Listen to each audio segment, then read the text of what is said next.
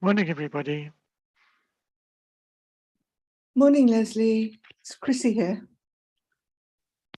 Hi, Chrissy. Nice to see your picture and to hear your voice. Yeah, I think I'm not sure if everyone on the can hear this or just the panelists, but looking forward anyway. Yeah.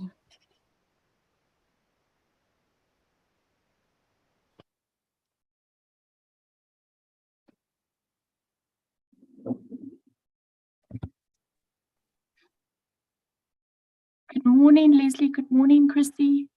Morning, Good Linda. morning, everyone. We have 240 participants who have joined us already. So I'd ask them just to bear with us while we just check our mics and cameras. We are live streaming and we are recording, so please be aware of that as well. Christy, Leslie, Nadia, do you want to double check anything on your side? I think everything looks Morning, okay. everyone. Hi, Morning. Nadia. Morning. Chrissy, do you want to check yours and your Well, I'm video? unable to start the video because the host has stopped it.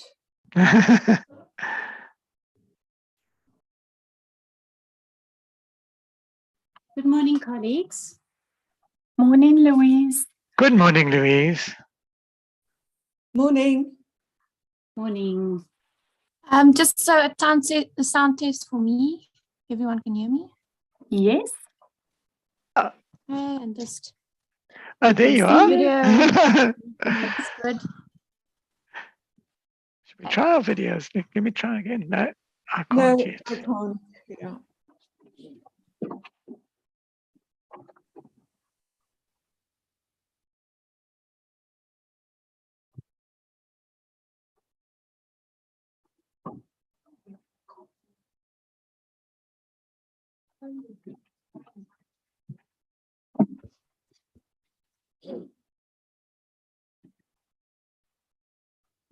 Sorry, we have had a few technical issues this morning, so we'll see if we can get the rest of us to share our videos.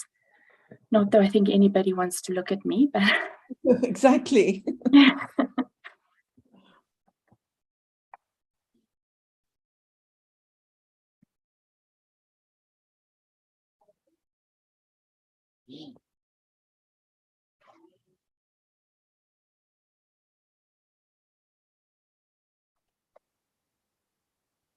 Okay, I've ticked a box, so everyone should be able to have their videos open now. There you go.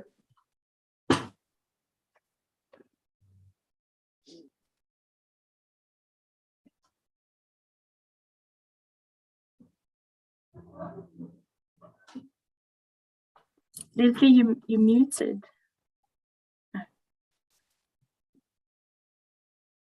Yeah, my background doesn't seem to be working. I mean, you can see my background, but you can't see me. Where am I? There I am, sort of as I look like the blob from a science fiction film. Maybe I'll take the background off. I think, yeah, I'm going to do that. Yes. Okay. We'd rather see your face than the background. It doesn't matter how many times you do this, each time something different goes wrong. We have a few minutes before we start. Thank you to everyone who's popping their hellos and where you're from in the chat.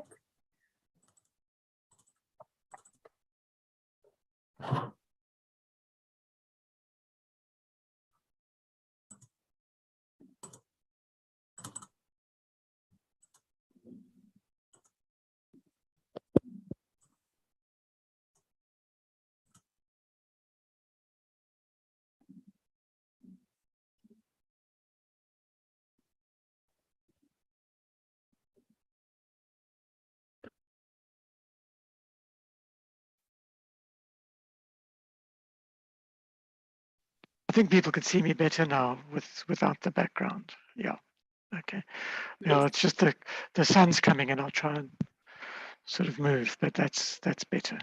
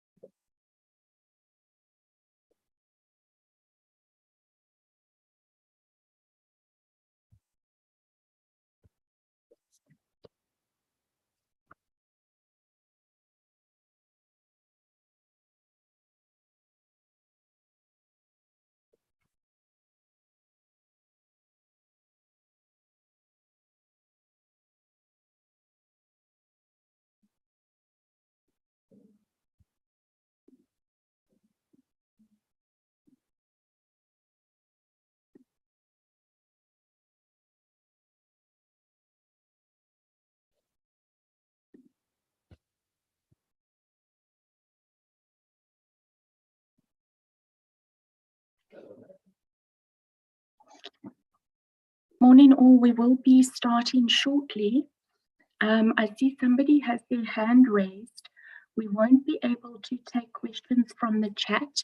Once the presenters have presented, please put your questions for the presenters in the Q&A and keep your general comments in the chat, but we will not be able to take questions if you raise your hand.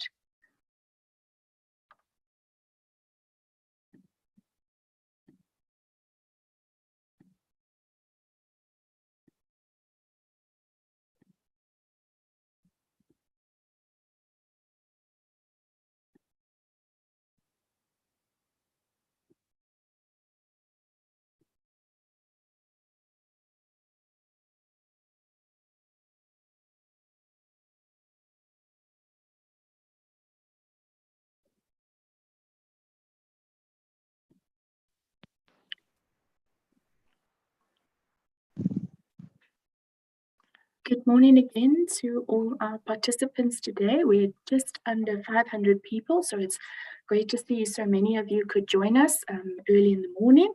Well, I know we're all on different time zones. And welcome to our presenters. And it promises to be a very lively and busy day. We are grateful that you will be participating today in this workshop. I'm going to hand over to Leslie as the Editor-in-Chief of the South African Journal of Science, just to welcome us all.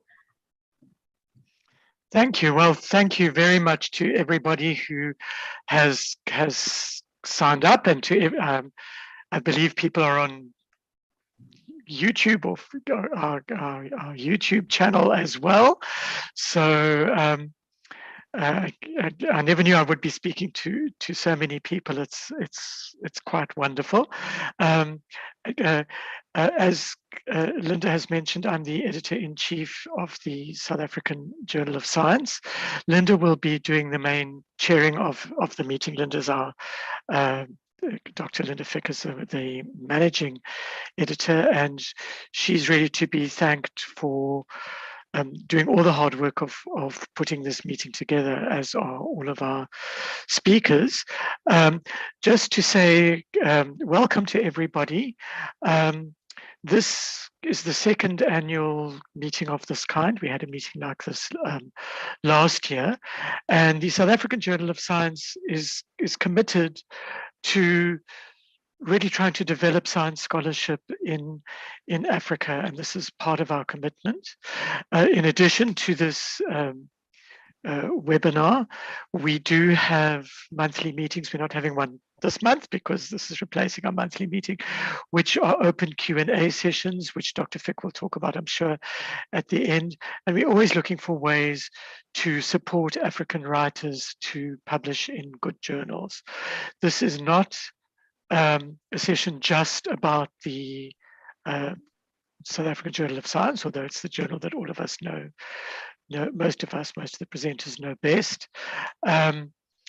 But it's a general kind of quick introduction to how to get published in scholarly text and journals. So hope you really enjoy the day. I'm not going to be, Linda will be introducing each of the speakers as we go, but thank you all. I'm really looking forward to the day. So thank you, and back to you, Linda. Thanks. Thank you, Leslie. Just some housekeeping before we begin. I have mentioned that we are live streaming and recording, and the recording will be shared with all registrants after the event. It is a webinar format, so please put your questions for the presenters in the Q&A, not in the chat.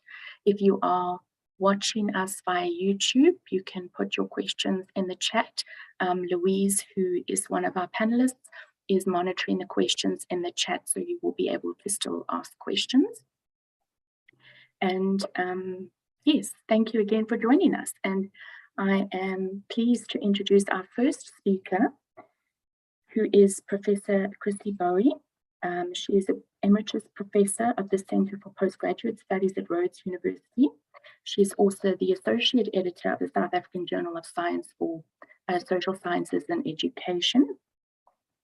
And she's involved in a number of initiatives directed at quality assurance and teaching improvement in higher education. Her research interests are in academic literacy, teaching and learning in higher education, critical realism, social realism, academic development, and educational development. Thank you, Christy, and over to you. Thank you very much, Linda, for that introduction. Good morning, everybody. It's a real pleasure to be doing this section of the workshop again. And I hope that you'll find it as useful as previous participants in workshops have found it. So I'm going to draw on my experience both as a researcher and as a teacher of writing. And although I no longer teach formal classes, as it were, and I haven't done that for a long, long time, many years, I've only supervised postgraduate students. I still consider myself a writing teacher as a supervisor. I think that helping students to develop their writing is a critical part of supervision, and I take on that role very, very seriously. So I'm going to stop my video, but I'm going to share my screen with you. There we go. Just give me a minute to find it. There we go. I hope you can all see that now. So there we go. Thanks, Liv. Yeah. As I said, I'm going to talk about the title for my talk on the program is Getting Over the Blank Page, something like that. But in scholarly tradition, I'm going to address that idea of beginning with a blank page and feeling, what on earth do I do? How do I start this thing? How do I start this article? I'm going to draw on the research. And there is a long history of research on writing. In fact, research on writing goes right back to the development of the printing press, when written script, written text became widely available. And once we had language widely available in a written form, then people could begin to analyze it. So the first grammars emerged after the development of the printing press. That was something that quite shocked me, I remember, when I first learned it, because I'd always thought that grammar was an integral part of language. But no, language came first, grammar came later. So research goes back over a long period, centuries. Most of it focuses on the products of writing. So researchers look at written texts.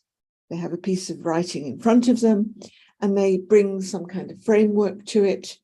It could be a grammatical framework, it could be some other kind of framework, and they analyze it. And what that research generally does is it identifies the salient features of particular kinds of texts. So it might identify the salient features of a journal article or a PhD thesis or a newspaper article or whatever. So the focus is on the product, what the ideal written text should look like. The problem is, of course, is that all that research doesn't tell us about how to produce those perfect texts. We need to know what they look like, but it doesn't stop that writer's block. It doesn't stop the feeling of where do I begin when you've got that blank page in front of you. And I'd also argue, and I'll go on to argue this in this workshop, is that I think focus on the end product too soon can also stop us, block us, halt us as writers. So all that research, long history of research, it doesn't tell us how to get to the actual writing of the text. Now, the other kind of writing research, it's more recent, it looks at writers as they write. So literally, it's involved researchers sitting beside people writing and watching what happens in order to identify what they do as the letters, the words, the sentences appear on the page or on the computer screen. I'll come back to the idea of the computer screen later because they no longer need to sit beside someone working at a computer. So the research began in the 1970s, and the person who is largely credited with beginning it all, this particular vein or tradition of research, is a woman called Janet Emig in the United States. And she looked at the composing processes of 12th graders, so people in their final year of high school. So she watched those high school learners write, and she produced an article, later book, and what she wrote was seminal. It was a seed for all other researchers to get going and looking at what writers did. So over time, the methods for looking at writers have become increasingly more sophisticated. So in the beginning, as I said, it involved Emig sitting beside the learners in her class and saying, I'm going to watch you write. And what I want you to do is try to speak your thoughts aloud as you write. And then obviously she made notes and so on and so on. The invention of the video camera was a huge step forward, because once researchers had a video camera, they could put the video camera behind the writer so it looked over their shoulder, and then they could record what was happening. And they had this then more permanent record they could go back and view again. And of course, the video also recorded what the writers were speaking. Nowadays, and you know, the research is saturated, the field is saturated. If a student came to me and said they wanted to do this work, I would say, oh, you know, think hard, because what people didn't bring up anything new in the end. It just, this insight, these insights into writing were so solid, so they were there, that it was hard to find anything new. So I would tell students, think somewhere else if you want to look at the cutting edge at producing new knowledge. What's really important is that the researchers looked at writers writing all kinds of different kinds of texts. So academic text, fiction, reports, advertisements, whatever. you name it. It's looked at the production of different kinds of texts. It's also looked at people writing in a wide range of languages, including those who use non-alphabetic writing systems. So English uses an alphabet, but years ago, many years ago, when I was doing a master's degree in applied linguistics at a British university, there was a PhD student who was using this kind of research to look at people writing in Chinese. And Chinese is not alphabetic. And this was on that course where I was really introduced to this vein of research. So all kinds of texts, all kinds of writing systems. And of course, once you get enough of this research, it became possible to identify what the so-called successful writers did and compare them to what the unsuccessful writers did. And I'd define a successful writer as a writer who silences their readers, a writer who manages to say, who gets their readers to say, I agree with you. Wow, yeah, what you're saying is right. What you're saying is really important. So and I'll come back to that idea of satisfying your reader as I go on. So successful writers, people who were satisfying their readers, whether those readers were newspaper readers or academics reading journal articles, whatever. Compare what they did and compare it with what the people whose readers ended up saying, no, but what about this? And you've forgotten that. And, oh, I don't agree with you there. So the successful with the unsuccessful, okay? Now think about a journal article. Your journal article will go to review. The journal will send it out to reviewers, and the reviewers will come back with comments. But you don't want so many comments, so many objections that the editors reject your article after the first review. You can have your reviewers come back with comments which indicate that your article is worthy of publication, but it could do with some refining. But you don't want that rejection. So as a writer of a journal article, you want largely to satisfy your readers with your submission. So they're not saying, absolute rubbish.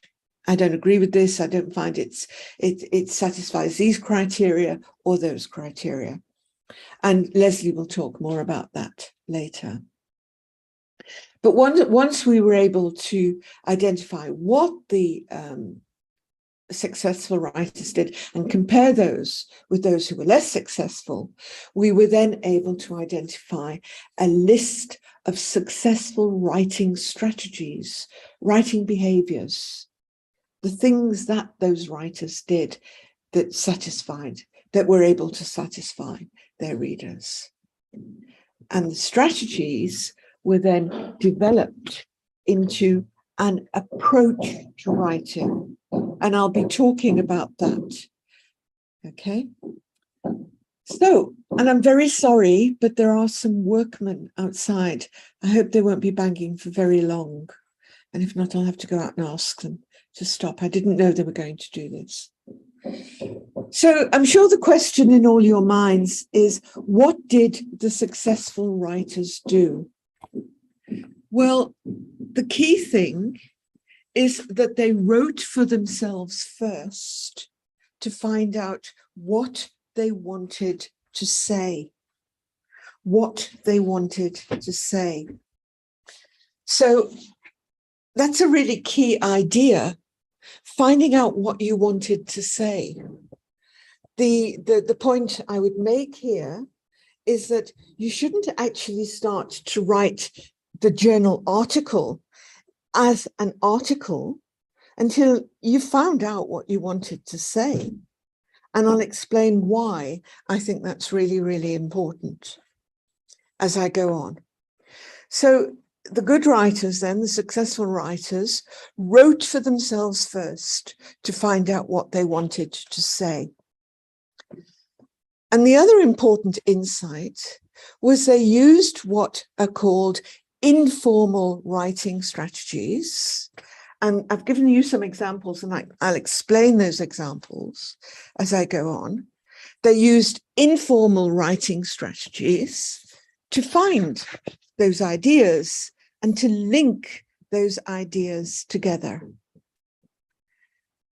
What was also really important was that they did not worry about what could be called the formalities of writing at this early stage. So they weren't worried about the spelling, the grammar, the punctuation. They weren't worried about that stuff. Their focus was on the ideas and on linking the ideas together. And they wrote in any language. Now, for many people in this workshop, English will be an additional language. And English is the language of many, many journals. So this early stage of finding out what you want to say and finding those ideas and linking them together, you can use your home language for that. It's absolutely fine. So no worries about the formal stuff, writing in any language.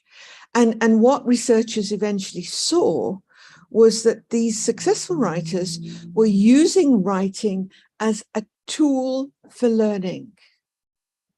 And the research now is able to make claims like writing is the premier tool for learning. It's not that you learn and then you write that learning down. It's that the writing only happens, the learning only happens as you write. The learning only happens as you write. And of course, that's why writing is difficult. It's because when we write, we're actually learning. And that makes it hard for us. So, you know, this idea, and I'll go back to supervision now and a thesis. Students will often set aside time at the end of a postgraduate journey for writing up their thesis. I've seen that many, many times in proposals. I don't allow my students to do that. I insist that my students write throughout the whole postgraduate journey, and as a supervisor, I'll guide them to do that. Because if they don't use writing as a tool for learning, then they're missing out. They're missing out, and they're only going to get to that stage right at the end of the doctoral journey or the master's journey or wherever. Now, my experience of using writing as a tool for learning is that I can no longer think without my fingers on the keyboard or a pencil in my hand, or if I'm in front of a group of people, writing on the whiteboard, even if I'm just jotting down words on the whiteboards. I draw diagrams a lot. So I very strongly have this sense within me of needing to use my fingers to move my hand in order to learn what it is that I'm trying to say. And sometimes, and I'll give you another example of my experience of this, is if I'm sitting with one of my postgraduate students in a supervision and the student asks me a question and I don't know the answer, I'll say, I'm not sure, or don't know. Let's do some writing.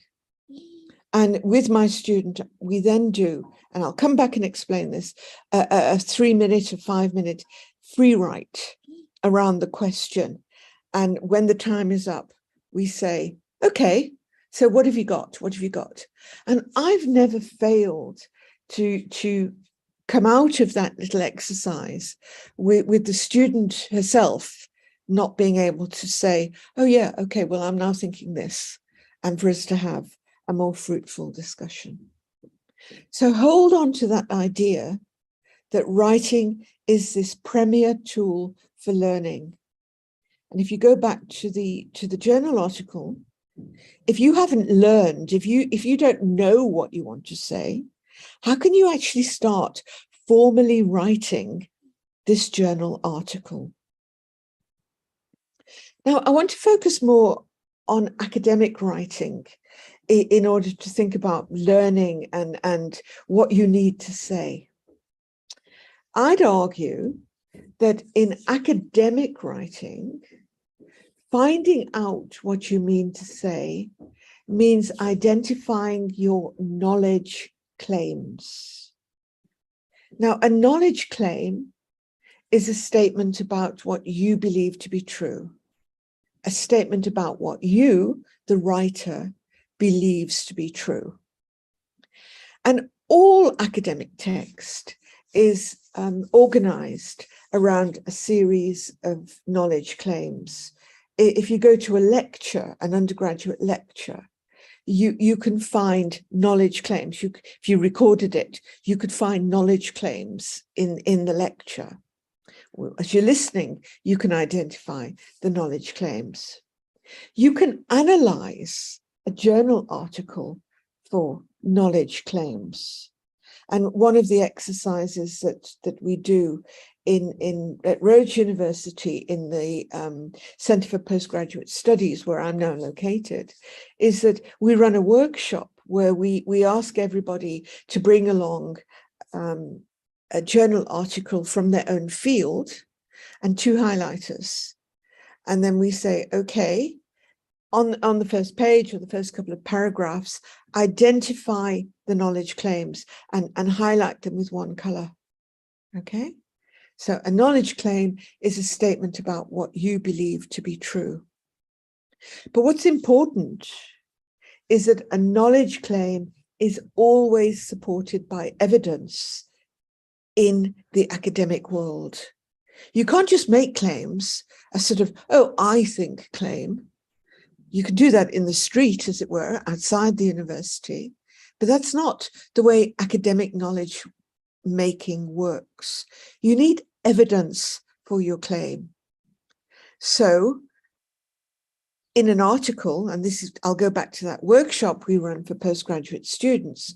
Once the students have got the claims, we say, okay, now find the evidence, use the other color and identify the evidence. So you find academic text organized around the claim, evidence, claim, evidence. Sometimes it's the other way. You can present the evidence and then say, therefore, and come into the claim, but they're always together. Okay? So finding out what you want to say in this journal article means identifying your claims, but also identifying the evidence for your claims.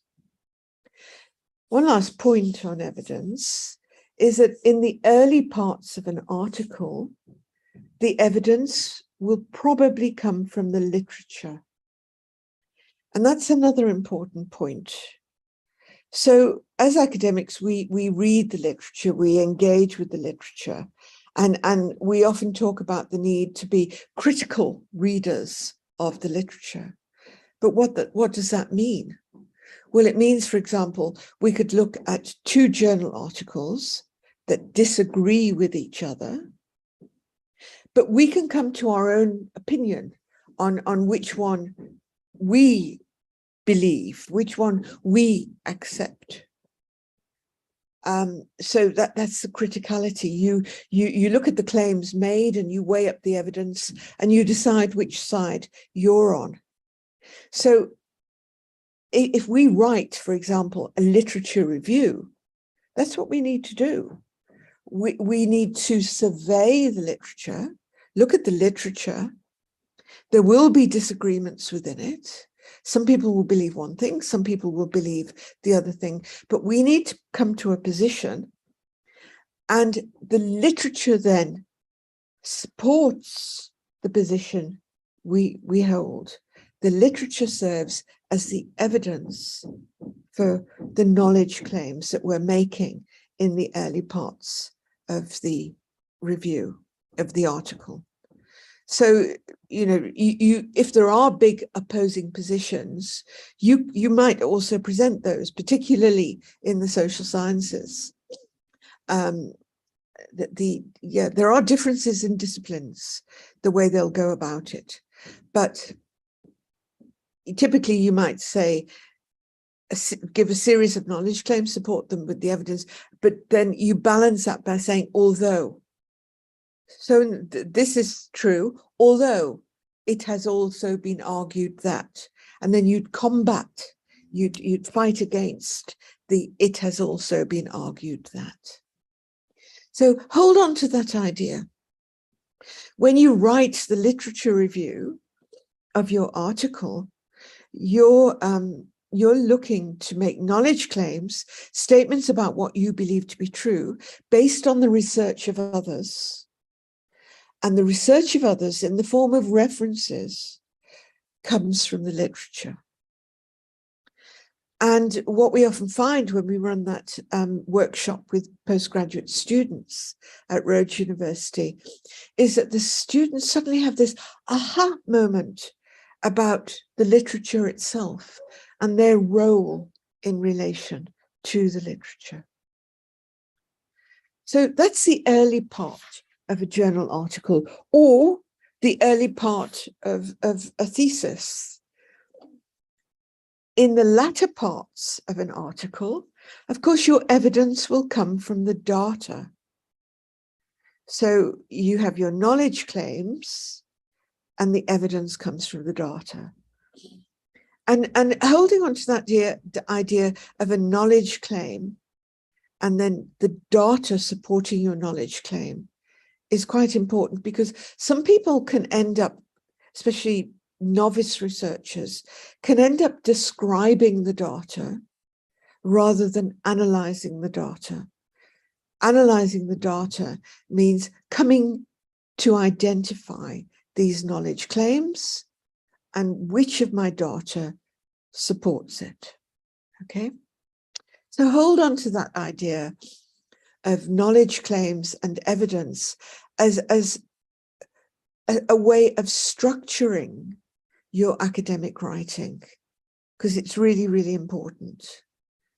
And if I go back to what I'm saying about the good writers, the successful writers, and the successful writers finding out what they wanted to say by using this informal writing, what they were doing was finding the knowledge claims and the evidence to support them. So over time, I'm going back to the successful writers now. So over time, the successful writers stopped writing for themselves. So remember, the first stage of the writing is about me. I'm trying to find out what I think. I'm trying to find out what I believe. I'm trying to find out what I think is the case. And I'm trying to identify the evidence for what I think is the case. Over time, the successful writers moved into writing for another, for their readers. So in the early stages of the writing, they weren't worried about, the format of the article. They weren't worried about fancy academic language. They weren't worried about getting the type of text that the journal expects. They were just focused on them, their ideas. And as I said, they might be writing in their home language. They certainly weren't worried about spelling, grammar, and punctuation. But eventually, when they thought they had the ideas, and in our case, it would be the knowledge claims and the evidence, they shifted and their focus moved to the person who would eventually read whatever they were writing. So the reader of a journal, the examiner of a thesis, somebody who likes reading novels, and so on and so on. And importantly, as they wrote, they imagined the reactions of their reader to what they were saying. So what we see over and over again in the data is a writer writing. So they'll write a sentence or parts of a paragraph or whatever, and then they'll stop and say, if I say this, they'll say that. So I can't say it. So delete, delete, delete, delete. And they'd cross out what they'd said and say something different, or they'd say it in a different way. So this imagining the response, the reaction of their intended reader to what they were writing, to what they were saying, was a really, really critical part of writing. And writing thus became a process of drafting and redrafting a text. Lots of crossing out, lots of deletions. And if you find it hard to delete, maybe, you know, you could try the strategy of cut and paste. So you cut the text that your inner voice is telling you is problematic, and you paste it into another document, and you just leave it there until you've redrafted. You've then got the option of bringing it back or looking at it again. But it's really important to be willing to delete, to rewrite, to draft and redraft in response to this conversation that's going on in your own head about what your intended reader would say. And I just want to say a word about this imaginary conversation to try to convince you about why it's important. Now, lots of my research has looked at undergraduate students writing, and what I've seen is that a lot of this writing, the unsuccessful writing, it's an uninterrupted conversation. It's like the student began on the first page and they started writing. And because nobody stopped them, nobody interrupted them and said, hey, what about this? Or you've forgotten that. Or don't forget, because nobody interrupted them. Or even nobody has said, I don't know what on earth you're saying. I don't understand what you're saying. They just carry on writing. Now think about why and why that conversation is important and where it comes from. Let's go back to being children and learning language in the first place. So we learn language, very small children, in interaction with the people around us, right? And we listen to other people having conversations, and we pick up the rules, if you like, for a conversation. Now, what are those rules? So a conversation rule with somebody I know would be that if I disagree with what the other person is saying, I'll interrupt them. I'll say, yeah, but what about? So I join in. If the other person isn't making sense, I don't understand what they're saying, I'll say, what do you mean? I can't understand. What are you saying? I'll interrupt them and say that.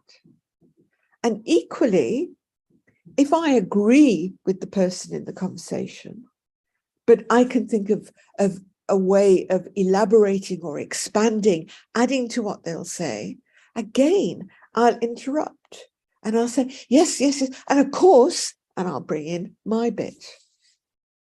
So a conversation is about joint meaning making. It's more than one person, all right? We help each other to make the meaning in a conversation. Now, think about writing. Writing comes after speaking. We learn to write after we've learned to speak.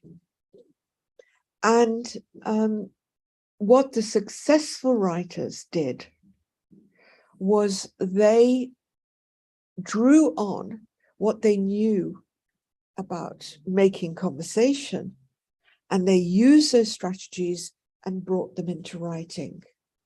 So there was no person actually there interrupting their writing, but they imagined that person. The person was in their head, the voice in their heads. So they write something, and then if I say this, they'll say that. So delete, delete, delete, delete. The writing is a process of drafting and redrafting in response to the imaginary conversation. And again, I want to digress a little bit, but I want to share my experience of writing with you, learning to write with you. I was taught to write at school, of course. And in high school, I was educated in Britain. I did my first degrees in Britain. I was taught the usual thing, you know, that you plan your essay. They were always called essays. So, and I was taught things like, whatever you write has got an introduction, a body, and a conclusion, okay? And I was taught to make notes, bullet points about what went in to the introduction, body, and conclusion.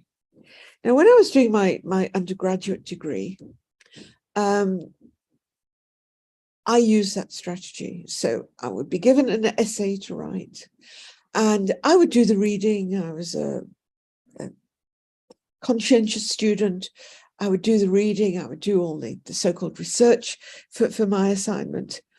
And when people would say to me, my friends would say to me, "Have you done your assignment?" I'd say, "Yes, I've only got to write it up." And then shortly before the due date, I'd sit down and try to write up from my notes or whatever. And I could never do it.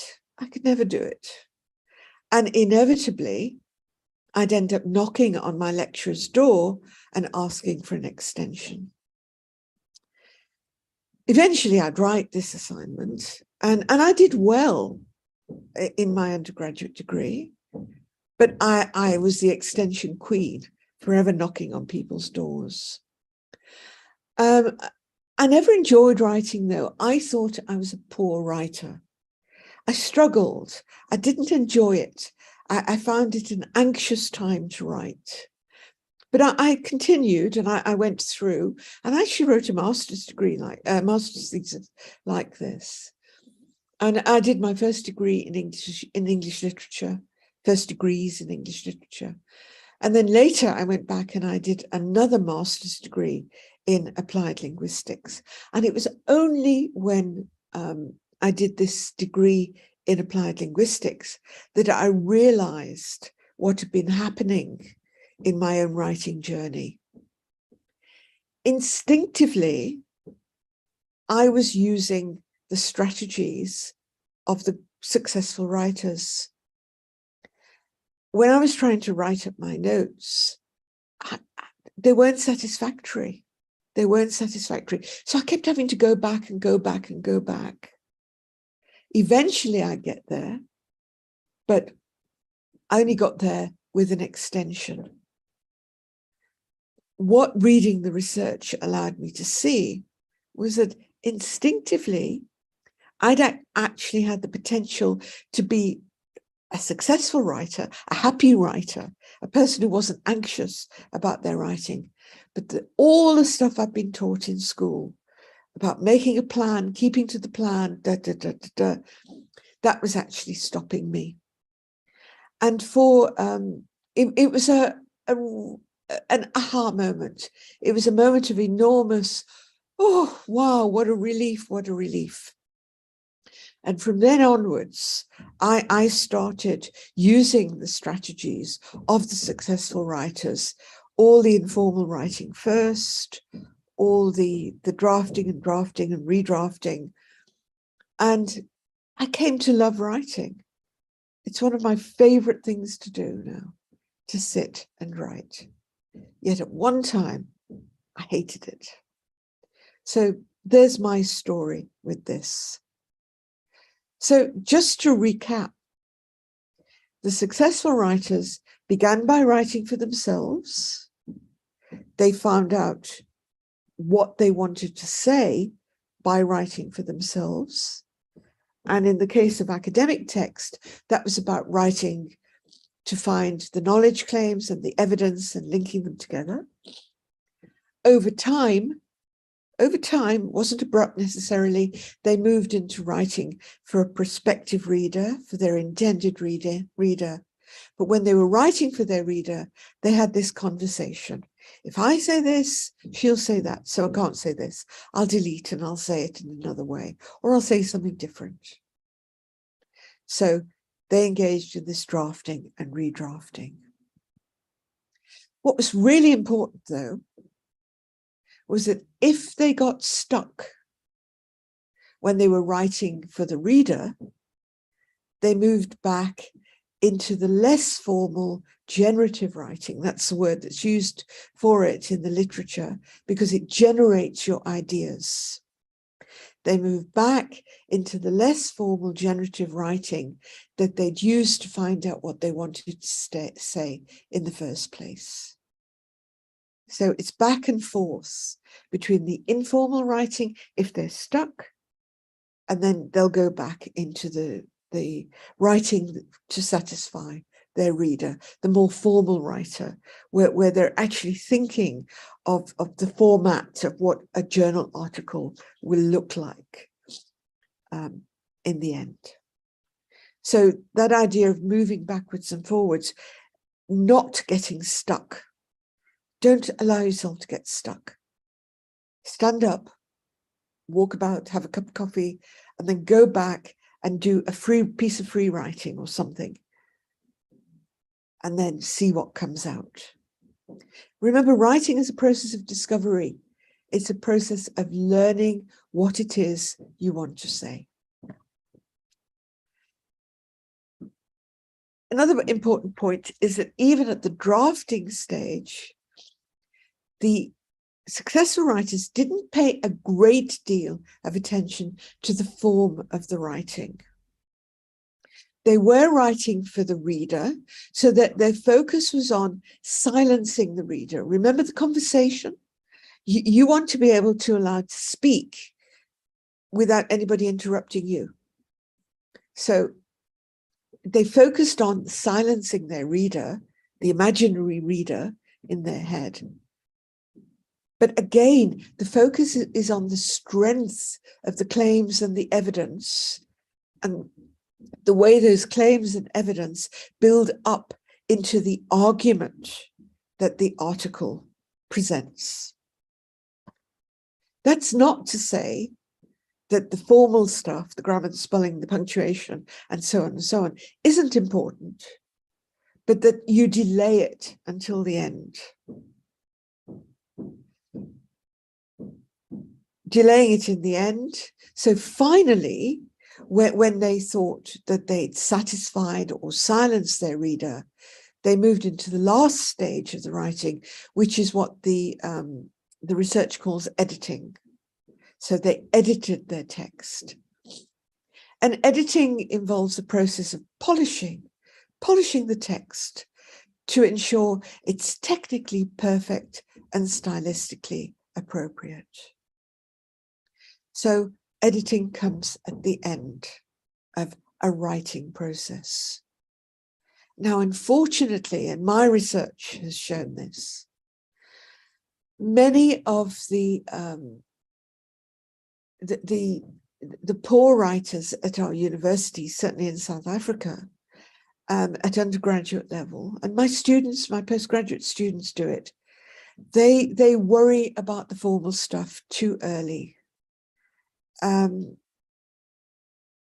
They focus on, oh, this word or that word, which word is better? Just get our word down on the page, any word down on the page. You can come back and you can find a better word later. And it doesn't matter if you spelled it wrong, because you can edit it later. You can put a spell checker on. You can put the grammar checker on as well to help you. But don't let your mind be occupied, be taken up by what is ultimately smaller stuff. Your job as the writer of this article is to find those claims, find that evidence, link them together into an argument, and silence your readers as you do so. The polishing comes later. So what you might be able to see by now is the success strategies used by successful writers allow us to identify 3 stages in a writing process. Excuse me, I'm just going to take a drink of water. So there you have the writing process, the 3 stages. So generative writing, the first stage, it's a focus on identifying ideas. For writers of a journal article, it's on identifying the knowledge claims and the evidence and the way they link together into an argument. Remember, it's informal writing, and it can be in any language, your home language, if you want. Don't worry about the small stuff, the grammar, the punctuation. That comes here in the editing stage. Get the ideas on the page, shape the ideas, make sure the ideas are strong, get them on the page. And you've got no concern for the reader. You move then into the second stage. So you are concerned then for the reader. You must meet your reader's expectations. So yes, you're concerned for your reader, but you imagine what your reader is going to say as objections or in the need for more information and so on and so on. You imagine what they're going to say, and in order to silence them, you draft and redraft. So in this second stage, your focus is on making meanings that stand up to critique. Okay? So the critique will come from your reader. The objections will come to your reader. So you're testing your ideas, your claims, your evidence, and your links between those claims and evidence. You're testing them against what your prospective reader will say. And then finally, the last stage is this focus on form, saying things better at a linguistic level. And the focus is on the technical aspects of writing. And of course, you can get somebody to help you here. If you're not a home language speaker of English, you can get somebody to help you. And the journal will also have editors. So obviously, you've got to get something submitted to the journal in a form that the journal wants. You need to follow the style sheet and so on and so on.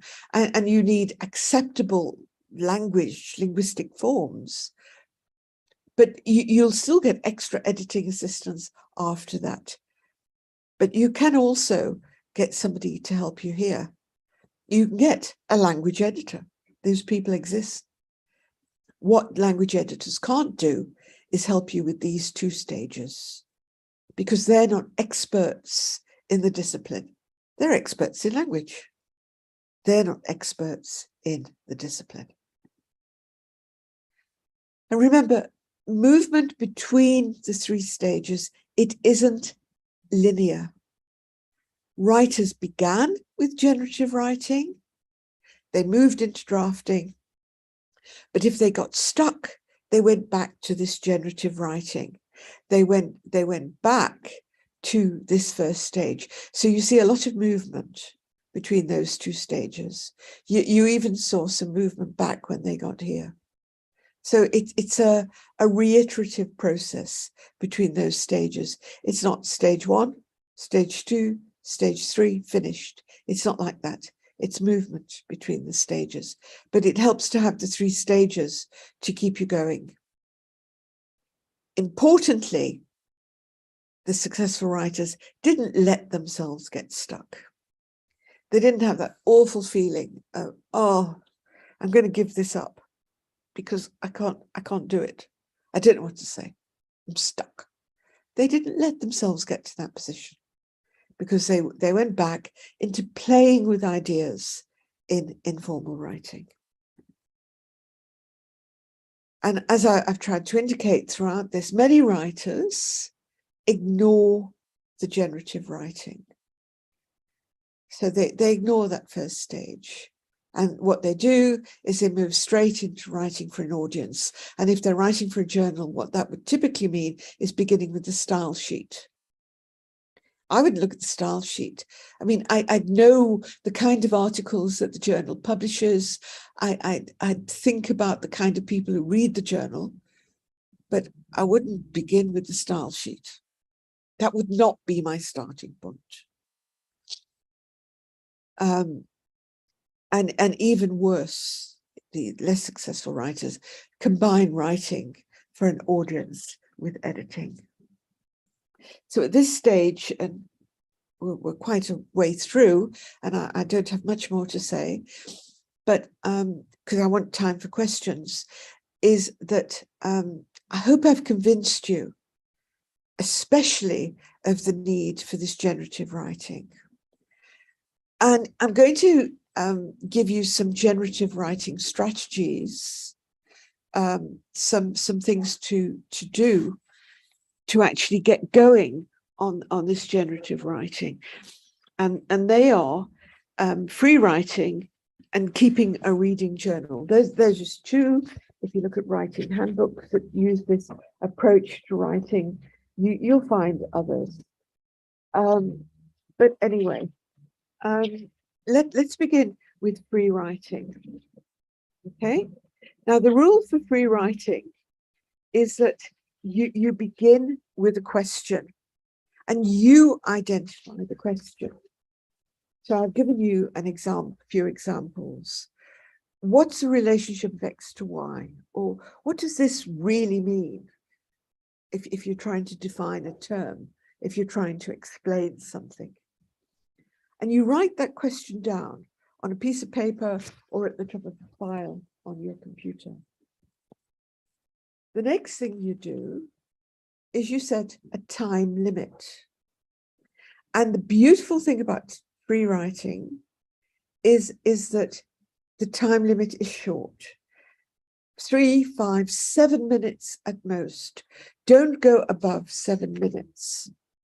And the reason for that is that you need to keep focused. And if you go on for too long, you lose your focus. So set a time limit. Set the stopwatch on your phone.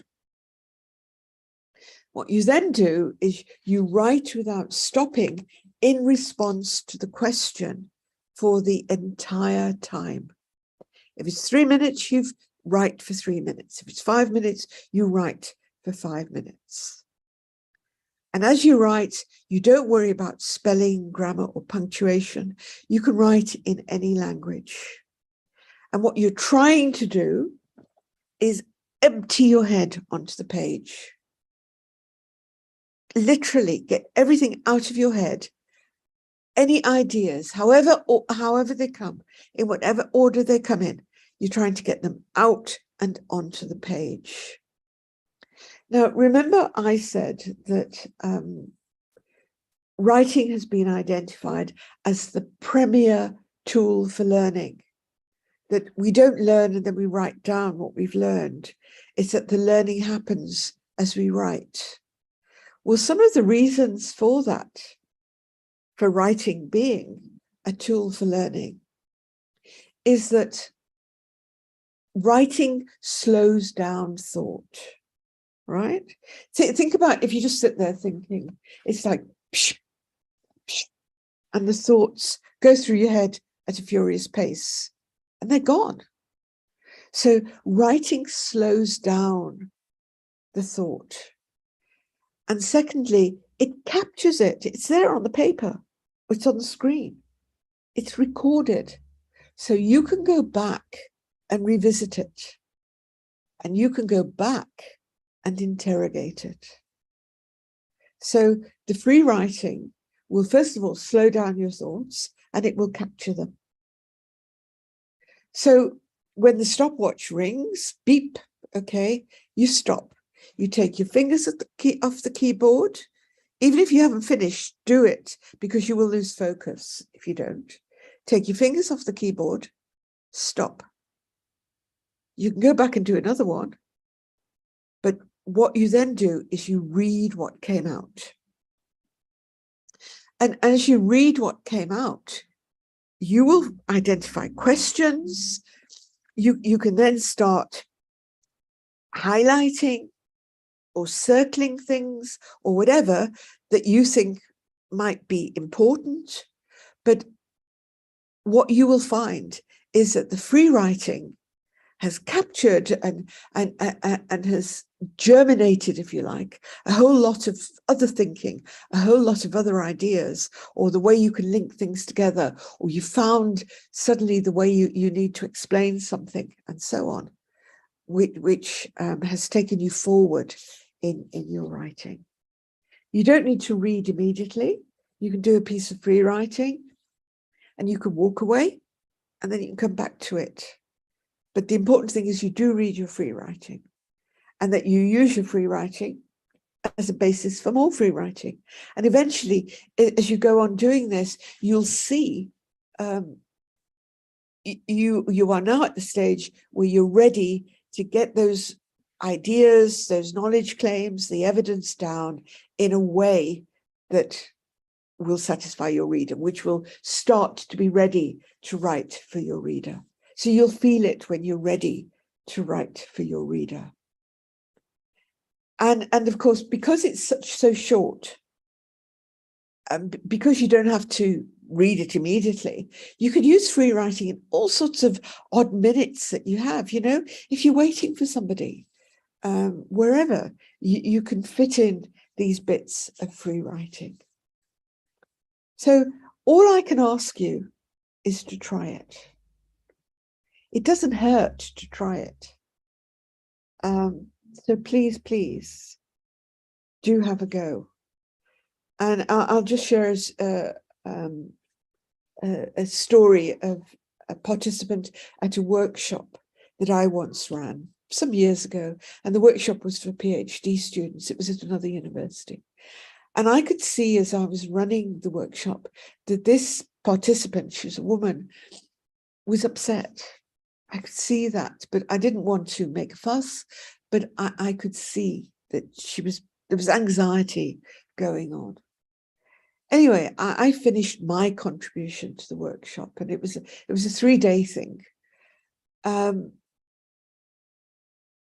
second day, the woman came back to me. She found me at tea time, and she thanked me.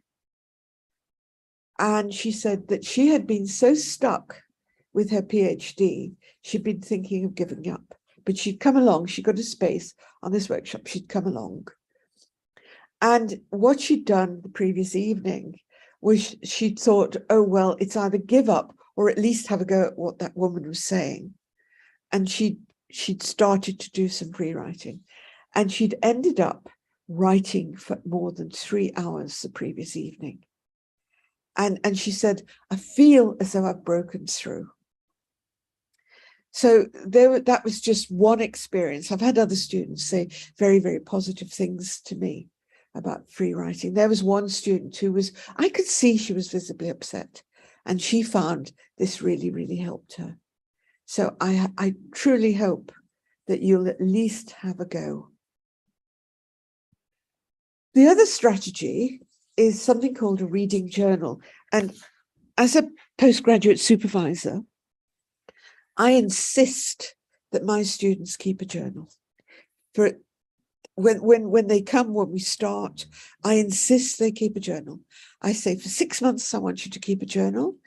If you don't want to do it after the 6 months, okay.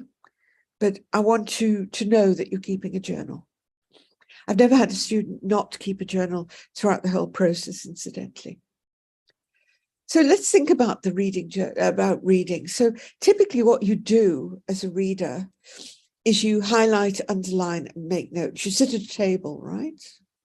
Think about what you're doing as you highlight, take notes, or underline. You're focusing on identifying the important points, on understanding and remembering. Understanding and remembering.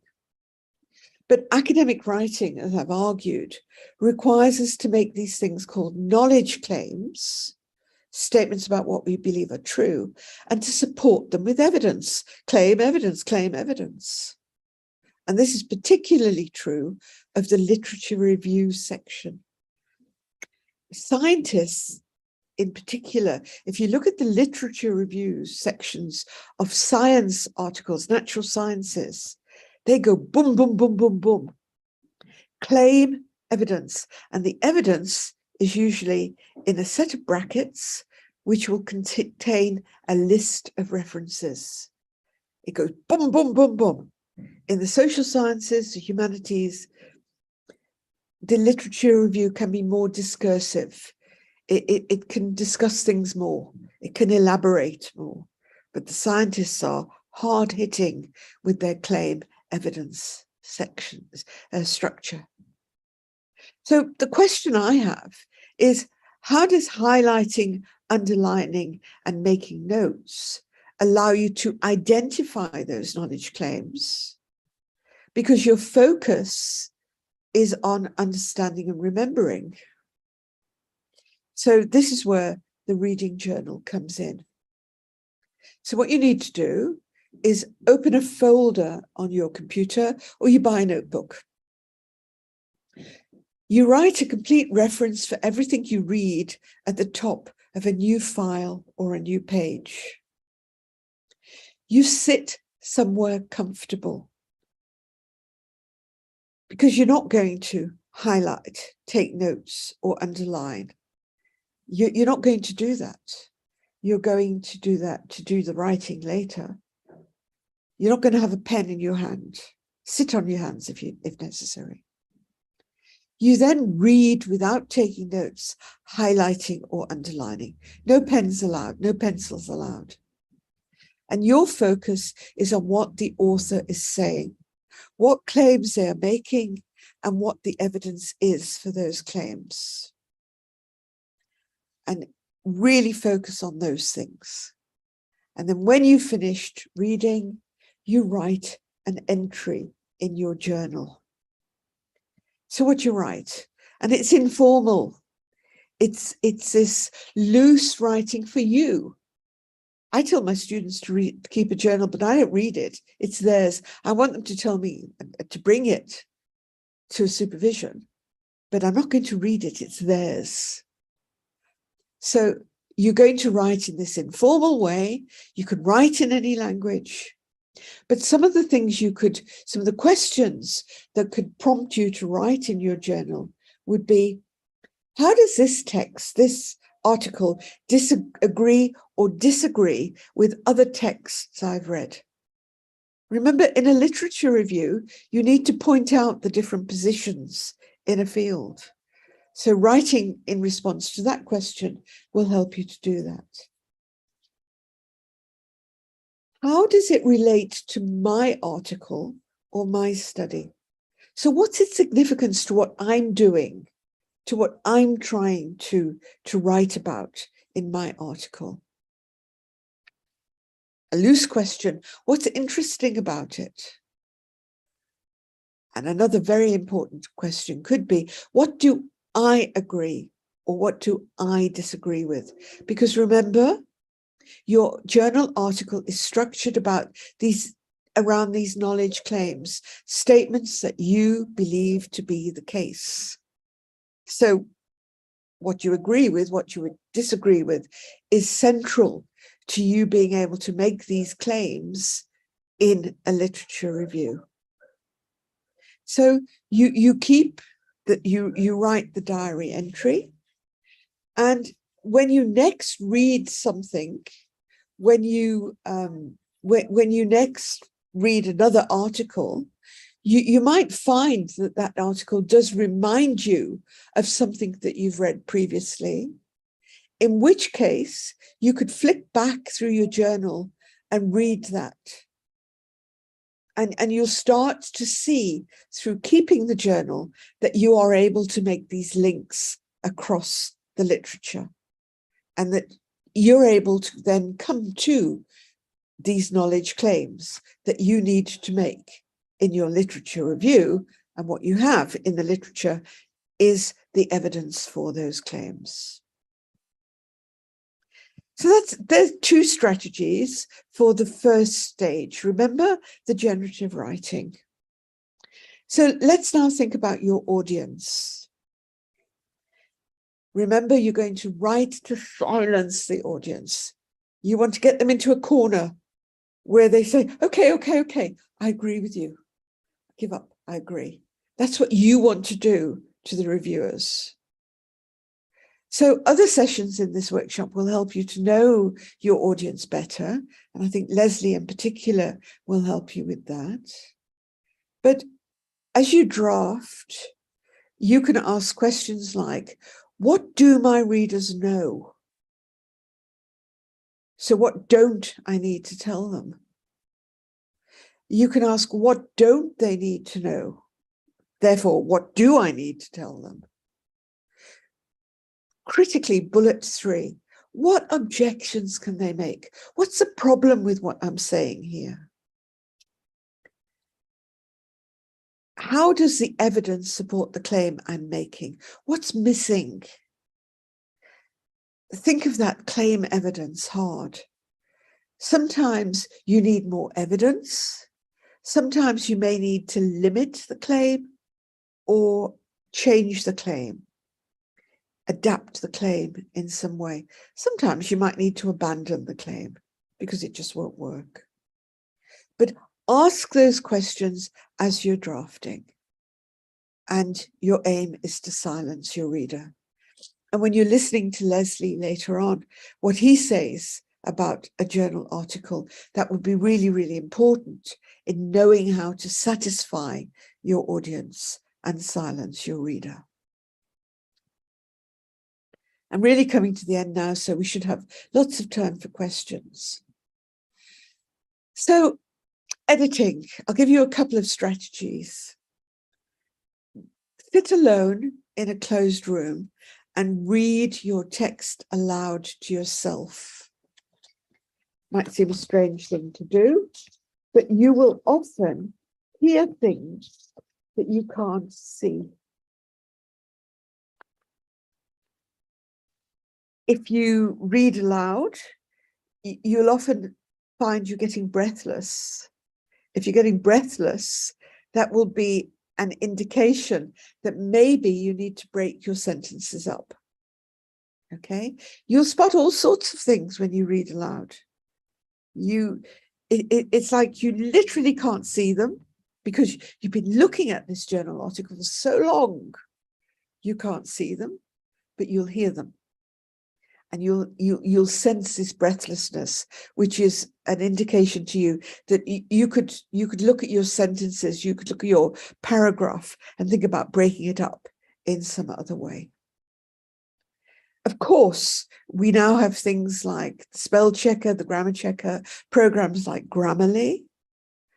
But there's nothing wrong in getting others to help you as editors.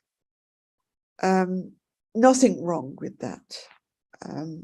I get somebody to edit my work, and I'm a home language speaker of English, but the people I ask me to help me edit my work, they will find things that I don't see or I haven't heard. They'll help me to do that. There's nothing wrong with that. What the editor can't do is help you with the claims, the evidence, the argument, the important stuff, the academic stuff. The editor can't do that. They shouldn't be asked to do that. So, in conclusion, remember, an article is about presenting new knowledge to your audience. If as you're about to press the submit button, you couldn't summarize the knowledge claims and the evidence for those claims in the article, if you couldn't summarize those, I'd say you're not ready to press submit. If you're not sure that the evidence really supports the claims, you're not ready to press submit. So to be sure, and if you get to that stage, you think, oh, hang on, Remember the writing process that I've worked with in this last hour or so, and go back, revisit your writing, and try to make it better. Anyway, that's the end of my presentation. And I'm now very happy to answer any questions. Thank you very much, Chrissy. That was to repeat what the chat has been echoing, very inspirational. I think you've given us a lot to think about in terms of the writing process, as well as a lot of practical advice. And there's been a lot of comments and thank yous in the chat. I'm going to repeat what Leanne said, because I think her comment was particularly sums it up well, and that is that you have been truly inspirational, and it gives the rest of us hope that we can also write a research article well. And Leanne, yes, of course, we all can write a research article well. So thank you, Chrissy. And there are lots of questions coming in. I'm going to start with a question from YouTube, and I apologize in advance if I mispronounce anybody's name. From Raisetse, they ask, in cases where you get stuck in the writing process, what strategies do you suggest to get unstuck? I would use free writing. If I was stuck, I'd go and use free writing. And remember the free writing? What's the question? Find the question that's stopping you going forward. Is it that you don't know what something means? Is it that you're not sure about the link between A and B, X and Y? What is it? What's the question that's making you stuck? Write the question on a piece of paper on the top of your computer screen, and then set a time limit, 3 minutes, 5 minutes, let your fingers flow, let the pen move, and see what comes out in response to the question. That's what I'd do. Go back to that generative writing. Yeah, and just one more point about that, bullets, people use mind maps, okay? They're very useful. Mind maps are really, really useful. But there's something about joined up writing. There's something about actually trying to write, even if they're poor sentences, but joined up writing.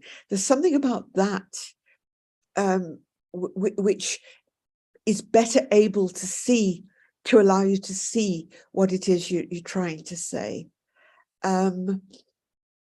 Remember, writing slows thinking down. Writing captures your thinking so you can go back and look at it again.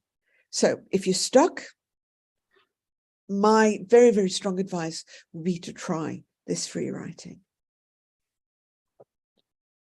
Thank you, Chrissy. I'm just going to go through the questions. There are quite a few of them, so I hope we will have time. If we don't get to all the questions, we do have a Q&A session later, and we will come back to them. Cyril Fatsu is a master's student, and they ask free writing. Well, I think you've explained what free writing is, but as a strategy, what guides it, and what is the aim, and how does it assist in dissertation or thesis and journal writing? Okay, so remember, free writing is a strategy which is about helping you to see what it is you want to say.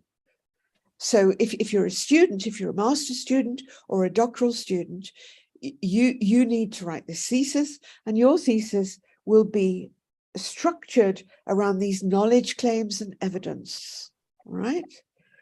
That's your job as the thesis writer or the writer of a journal article. So you have to find the knowledge claims. You have to identify them, you have to shape them, you have to find the evidence to support the claims. And you know, from the very first page of your thesis, you will have to make knowledge claims until you write the final full stop. Your whole thesis will be a series of claim evidence, structured into a series of arguments which build into a bigger thesis argument. And I'll just elaborate on that for a minute if I can. Linda, think about a thesis. You start off and you typically begin with the introduction, the problem. You're making claims about the problem. You're saying, this is the problem, not that over there. This is the problem. So your introductory sessions identify the problem as a series of knowledge claims. Why is this the problem and not that? Well, where's your evidence? Okay. If you think about the research design, the methodology, whatever you want to call it, that section of a thesis or an article, right? What you're doing is you're making claims that this was the way to go about answering those questions, your research questions, or testing the hypothesis. This was the way, not that way, not the other way, this way. So once again, in that section, you're making a series of knowledge claims. When you come to your data analysis section, it's exactly the same. You're a student or an article writer. You've got data. So what are the claims? What's your data telling you? What claims can I make on the basis of my data? And your data comes in to support them. And then finally, in your conclusion, you sum up again through the series of knowledge claims. So to go back to the question in the question and answer box, the free writing will help you to find the knowledge claims. If you try to move right into writing the thesis or right into writing the journal article, it's highly likely that the smaller, less important stuff will take up a lot of your brain power, where you want to devote 100% of your brain power to finding these claims and the evidence for them. So I hope that's an explanation for you. Thank you, Chrissy. There's some more questions regarding free writing. Paul asks, would you give yourself time to think before you start the 3 to 7 minutes, or do you go straight from the question to the writing? Another person asks, how do you deal with the critique in your head when free writing? And Joseph asks, what is the story behind 3, 5, or 7 minutes? Okay, so the first thing is, of course, you've already started thinking, haven't you, just by thinking about the question. Remember, you write a question to guide your free writing. So you have started thinking. But I wouldn't go beyond that. Once I've got a question, I would just start to write. And the key thing is to let your ideas flow. In free writing, and I'm now moving on to the second question, no idea is a bad idea. So ideally, you don't censor yourself. You don't criticize yourself as you free write. Put the ideas on the paper. Any idea is okay in free writing. Get them on the paper. You'll go back and revisit them later. Because if you censure an idea, if you eliminate it too early, you might find that that idea actually was the germ of something important. So you try not to self-censure as you free write. And the way to do that is you keep the pen moving.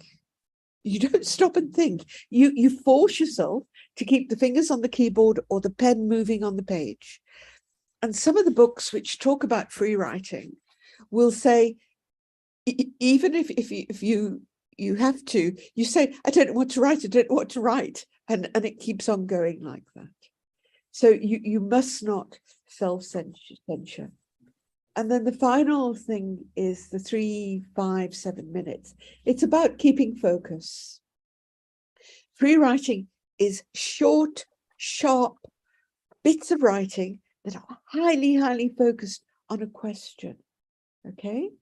So maybe you don't write a complete response to the question in the first piece of free writing, but that's fine. What you do is at the end of the 3 minutes, the 5 minutes, the 7 minutes, you stop, you look at what you've written, and then you try the question again. In fact, that's a very good way to go about it. So write in response to the question one time, right? Stop, read, use the same question for another piece of free writing. And I'm sure you'll see, if you look at the two pieces of writing, that your thinking has moved on.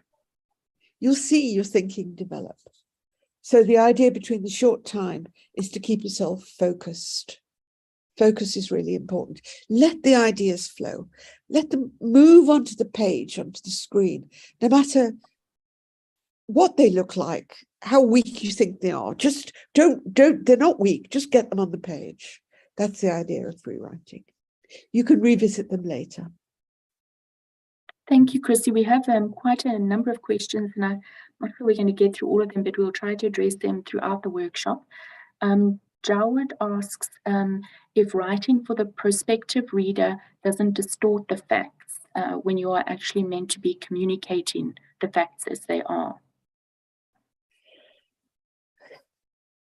You know, that's even you're speaking from a perspective in knowledge making as an objective researcher. Let me just say at the beginning that not all researchers will hold to that position, because there are different views on what knowledge is and how it can be known.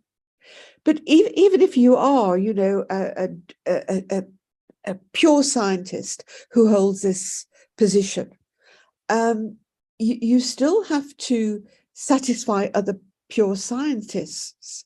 You still have to make those knowledge claims strong. And so imagining what the objections of other scientists are to your claim, I think, could only make your claim stronger. It's not about distorting it, because how do you know you have the truth? How do you know you have that pure knowledge? I mean, we find that knowledge by challenging each other, by asking each other questions, if you like, by knocking down other people's claims. That's the way science moves forward. So you, as a writer, imagining what your readers might say to the claims you make, is not distortion. It's about trying to make the claims stronger. So you're engaging, if you like, in a natural process of making knowledge, because that's how science proceeds. We contest each other's claims. And by contesting each other's claims, we find the weakness in those claims, and so science can move forward. But you're doing that before you let your reader do it. So that would be my answer to that one. Thank you, Chrissy. There's a few questions around knowledge claims and how one identifies the knowledge claim, and how wide should the search for the knowledge claim or a knowledge claim be? That's for you to find out. A knowledge claim has to stand. Nobody can knock it down. So you have to have enough evidence to support your claim. Okay?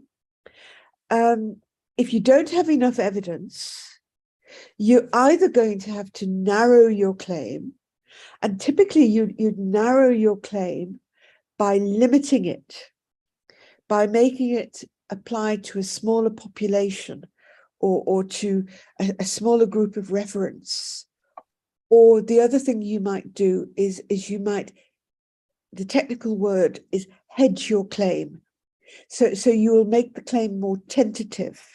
So you'll say, suggests that, or may possibly be, or arguably it is the case that. You put those little phrases in which indicates that there is a level of uncertainty in your claim.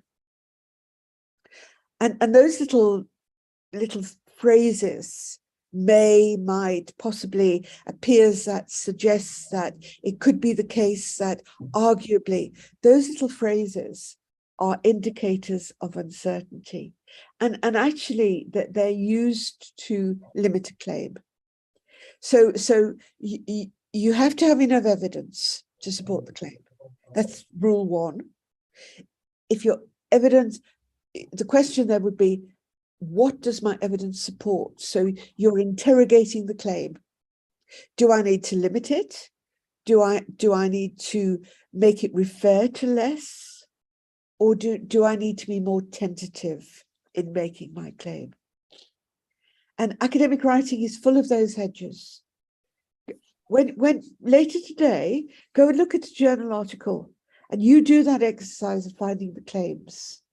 And as a step forward, once you find the claims and the evidence, look to see if you can find those little words which indicate that the writers are being tentative about the claims. You can still make a tentative claim because they also take science forward. Okay, I hope that helps. Thanks, Chrissy. I hope we have time for one more question. And I think also throughout the workshop, some of the questions will be answered. And if not, then we will come back to them during the Q&A this afternoon. One last question from Gemma. What are your thoughts on collaborative writing at the generative writing stage, like using Google Docs to write simultaneously as a group? Do you think it can be achieved effectively, or only if the writing is divided into separate sections for different individuals? I personally wouldn't use Google Docs for generative writing collaboratively. What I would say, if it's collaborative writing, I'd say let everybody individually do the generative writing. And then on the basis of the generative writing, I'd start to try to put the claims down and see where we go. And then the beauty of collaborative writing, of course, is that you're not alone and you can help each other challenge the claims and the evidence. But I don't think I'd use generative writing on Google Docs. I do it for myself and then move into the drafting on Google Docs. And I think Google Docs is an excellent way of using the drafting, where what the contributors to the Google document are trying to do are essentially engage in a conversation. All right, engage in a conversation. And incidentally, one last point. If you're asked to give comment on somebody's writing, what I would always advise you to do, because I think this is the most useful, and this is also true for supervisors, where the problem is in the writing, just indicate where the problem is, but write a question at the side of the text, in the margin. So you say, I'm not sure what you're saying here. Are you saying this or are you saying that? Or you write, what about this? Didn't so-and-so say this? So you put the questions in the text. If you're on Google Docs, of course, you could do that with the comment feature. So that would be the beauty there. But no, I wouldn't use Google Docs for the generative. I'd use it for the drafting. Okay. Thanks, Chrissy. I think there's time for one last one, which is from Areika, which also has to do with the generative writing stage. And they comment that using Grammarly can sometimes be distracting during that process. And the question is, how can we manage some of the noise that clamors for our attention in the generative writing phase and even later drafting phases? Switch off spell checker, switch off the grammar checker, switch off Grammarly. Do it in the end stage. Very simple answer to that. There's a place for them, but there's a time and a place.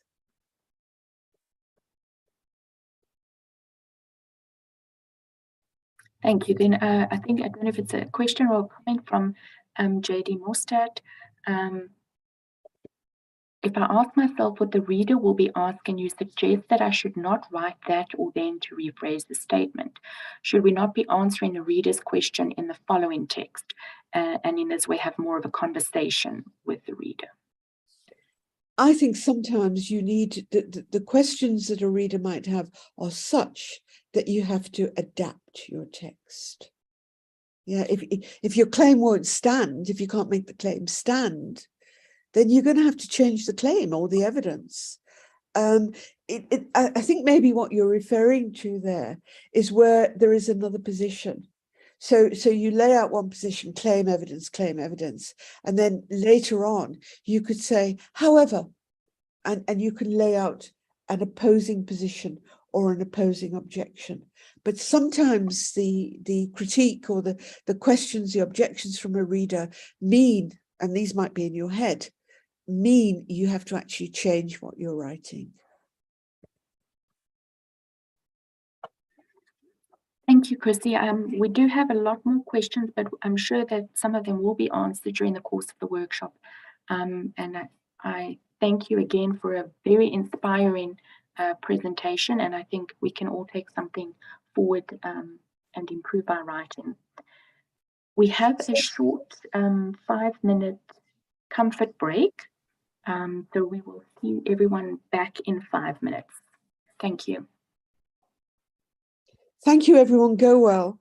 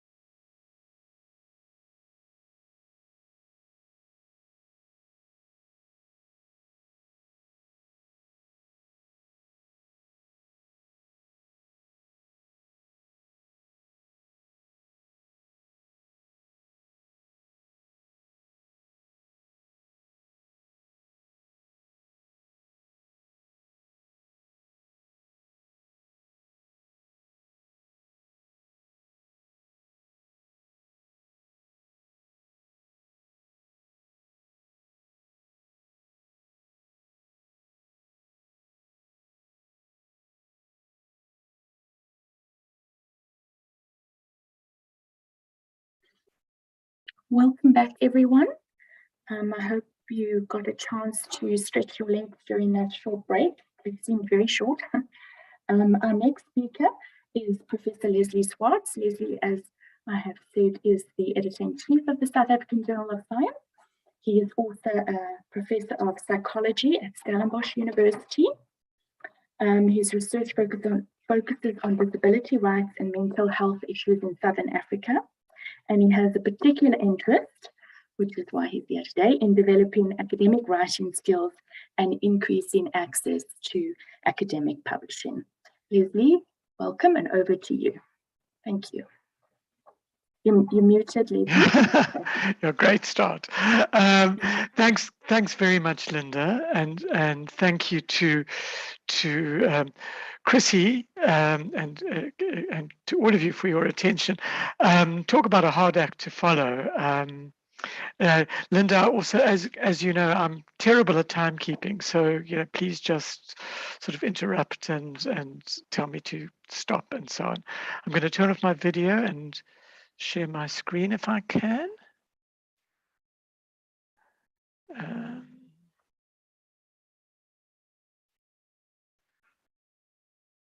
Okay, can you see my screen? Yes. Okay, so I can see my screen and nothing else, so I won't be able to see the chats and so on. But I'm going to be talking. I agree with absolutely everything that Chrissy has said, and some of what you're going to hear from me is similar things said in slightly different ways. So there is going to be a little bit of overlap, but I'm going to focus on some of the processes that are involved in writing specifically for journals. Just before we start, and we've got literally thousands of people on the line, so I'm unable to do this exercise and ask for your responses, but I just want you to write down when you read the last journal article you read, why did you read it?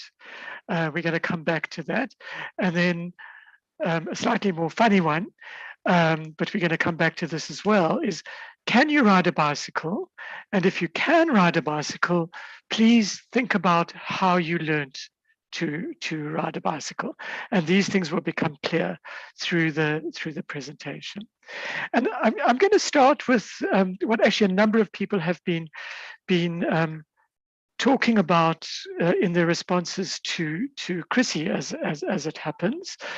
And this is the anxiety that we feel, the worry that we feel about publishing in journals. And I'm going to start off with some real examples. Every example that I use in this presentation is a real example. And here's some feedback on that have been given to authors who have submitted articles for publication. So in summary, this article adds nothing to knowledge. I can't see why the author bothered. And a particular favorite of mine, which will become clear in a minute or two, the author is clearly not English speaking and needs remedial help in English before he or she should think of publishing in academic journals. Now, as Linda has mentioned, I'm a psychologist, so I'm always interested in people's feelings, and I'm sure you'll agree with me that nobody likes to hear these sorts of things. And in fact, this sort of response can be part of what stops you from writing for publication in the first place, because we are so worried about getting bad responses. A really important thing to know about academic publishing is that the most common response of with most credible journals to something that you send to them is an outright rejection. So most things that I send, I have a long history of publishing. Most things that I send in for publication get rejected the first time. That is the most common response. It is extremely rare for the editor of a journal to get reviews in and to say, we're going to publish this without any changes. And then there's that space in the middle, which we should all hope for, which is that we have to make some changes and to revise and resubmit. But the most common response is rejection. And that's important to know, so that when you get a rejection, everybody's getting rejections. It's not something about you. It's nothing particular to you. This is just part of the process of academic publishing, because there just isn't the space in journals to take everything. There are criteria which get applied, and the most common response is rejection. Why do I keep mentioning this? Because it's often with the first rejection, and particularly I think most of the people on this call are inexperienced, with the first rejection or the fear of rejection, that people stop writing, because I've heard people say things to me like, the journals don't like me, or this journal doesn't like me, or I'm not cut out for this, I'm no good at this. When in fact, I can tell you, I'll be 67 years old this year. I have over 400 publications, and I get rejections every week. And part of why I get published actually is that I send things to other journals. I pick myself up, dust myself off, and I try again. And all of these statements over here, this article adds nothing to knowledge. I can't see why the author bothered, and the one about the author not being English speaking were responses to things that I had written and sent to journals. And my particular favorite is the last one, because I am first language English. I have a PhD in English, and I train people on how to write in English. But that was a response, and often responses like this come quite commonly to people who are writing from Africa. I see there are people on the call from India, and so on, because even though it's anonymous, the peer review people make assumptions about who we are. The thing to do, and what I did in each of these cases, this was an outright rejection. I just tried the next journal. I sent the same thing off to the next journal, and all of these articles were eventually published. So part of what you have to do right in the beginning is to develop a thick skin, and we're going to come back to dealing with revise and resubmit at the end. Now, I want you to think about why you read the last journal article that you read, and it unfortunately we don't have time with these sorts of numbers to get responses from you, but I know, having done workshops like this, face to face in a whole range of African countries, that almost nobody says, in fact I've never heard anybody saying, that the reason they read the most recent journal article that they read was to find out how clever the author was. That's almost never. And in fact, if you think about this yourself, if you think about the last journal article that you read, many of you, if not most of you, won't even know the name of the author. You probably don't know what university they're at. You know nothing about the author. And this is really, really important as we get into strategic issues in publishing. Inexperienced people often believe that their main task in publishing in academic journals is to show their audience how clever they are. The fact of the matter is, nobody cares who you are or how clever they are, how clever you are. What they care about is something that Chrissy's spoken about a lot. They care about the claims that you make and the relationship between these claims and what they themselves are writing. Now, if you think about why you read the last journal article that you read, I would imagine that none of you said, you know, I'm working on a PhD and I'm nearly finished.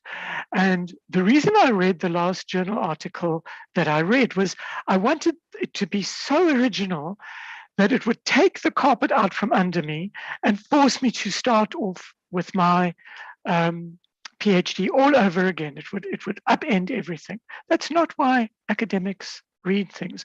We read partly to buttress the kind of knowledge claims and that Chrissy has spoken about, but actually we read in order to support our own writing. So in terms of thinking about the audience, often what blocks people, number one, I have to show how clever I am. And actually, nobody cares how clever you are. They're interested in what you're saying. And nobody, in fact, cares who you are usually. The second thing is I have to be original with this very grand idea of being original. And the first quote that I have there is the line from a song written by Stephen Sondheim, who wrote West Side Story, etc., etc. I'm not going to try and sing for you because I'd scare you away.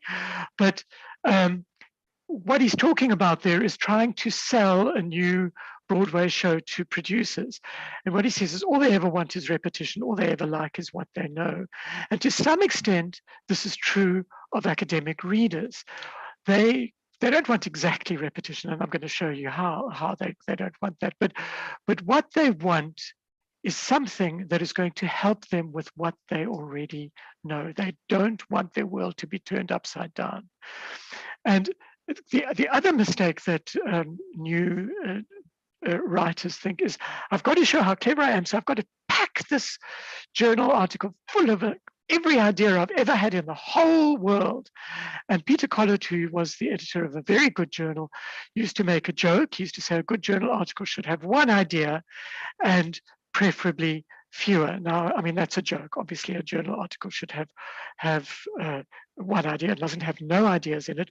But what you should always be able to do with a journal article is to be able to say very succinctly, what is the point of this particular article? What is the one idea that this whole article is about? What is the claim being made here?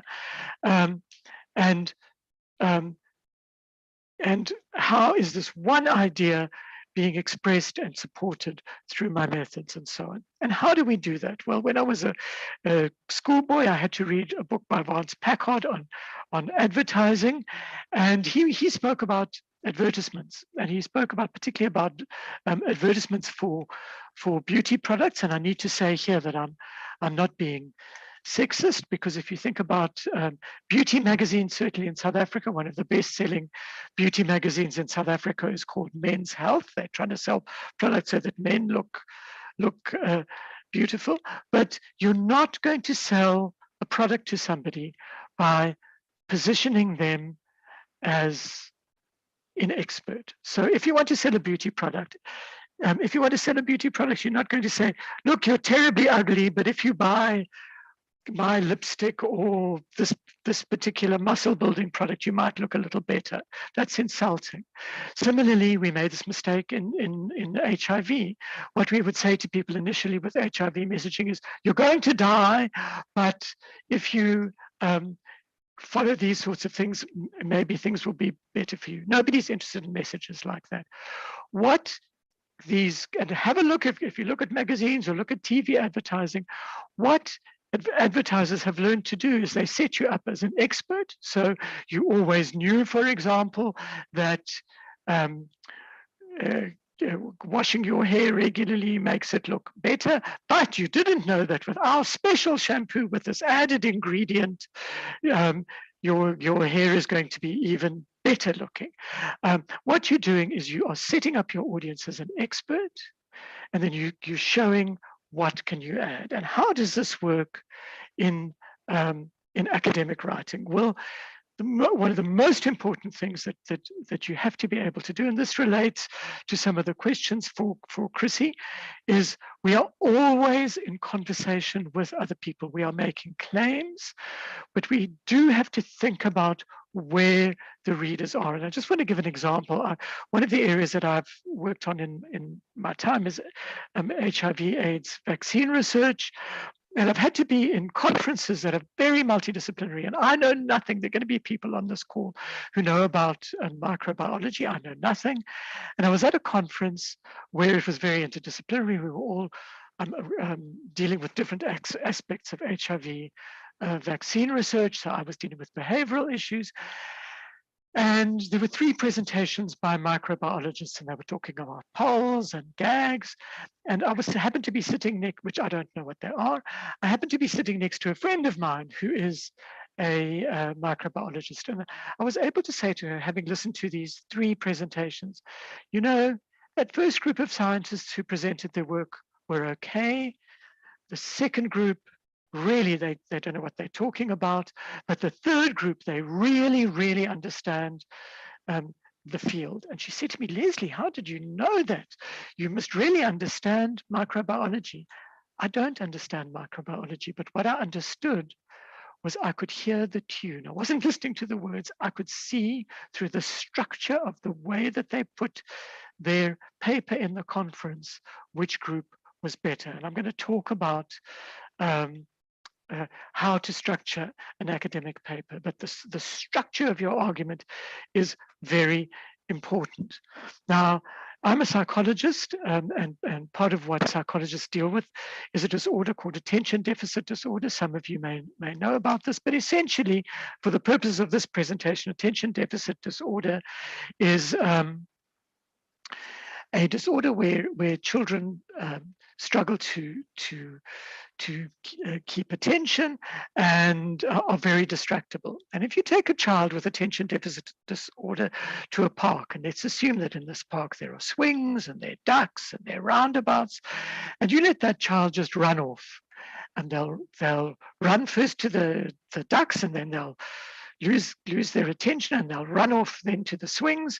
And actually what will happen is that the day will end in tears. And what we as psychologists tell parents to do, or caregivers of children with attention deficit disorder, is you have to structure the experience for them. You take the child by the hand and you say to the child, okay, there are 3 places we could go today. Are we going to go?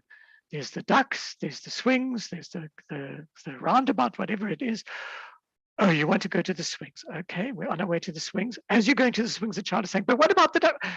Today we are going to the swings. And you take the child and you help the child focus and attend to going to one place at a time. And the thing about academic writers is that we have to do exactly the same thing, because all of you, I'm sure, are aware that as you're reading something, I open a journal on my laptop or physically, and my first question is this article useful for me? Because there are 100 other articles I should be writing. All academics have a form of attention deficit disorder. So part of how we help them as writers, how do we help our readers, is by having a very structured articles, and I think that the double funnel is a good design for this. So we start where we think the authors, the readers are, and we're going to talk more about that. And through a process of narrowing down, you can see that the funnel is getting narrower and narrower. We go through our reading through the research to through our literature review to the particular question that we're going to ask. So this is at the thin part of the funnel, the way in which we're going to ask that question, the answer to that question. Then we take the reader by the hand and we help the reader in our discussion and conclusions to understand what the meaning of all of this is for them, for the reader of that journal. And the easiest way that I can explain how this works is to go through a friend of mine, this was actually before I had a PhD, was writing a PhD on aging. And she wrote, her first chapter was 10,000 words on the biology of aging, all very well written. Her second chapter was 10,000 words on the psychology of aging, what happens to the brain, and so on and so forth. 10,000 words on the sociology of aging. how we treat the elders in society, how this is changing, issues about care, and so on. All extremely well written, but all written in big kind of blocks. Now, if I were to ask you, if you just think, having read those first, having known what those first 3 chapters are about, can you guess what the key central question of her PhD was? And I'm sure that you can't, because how would you know that? Because what she has done is she has not taken you through a funnel, but she has presented a whole lot of information. She has not made a story. And in fact, it's not a mistake. We all want to be authors. And in order to be an author, you have to take authority over what you're reading, how you're reading the literature, and so on. Now, if I tell you that her question, her research question, was actually about the kind of care that we give to people with dementia, and it's a very important question in the African context because it's a huge, big African pandemic, actually, dementia, as people live longer. But she had a particular question about the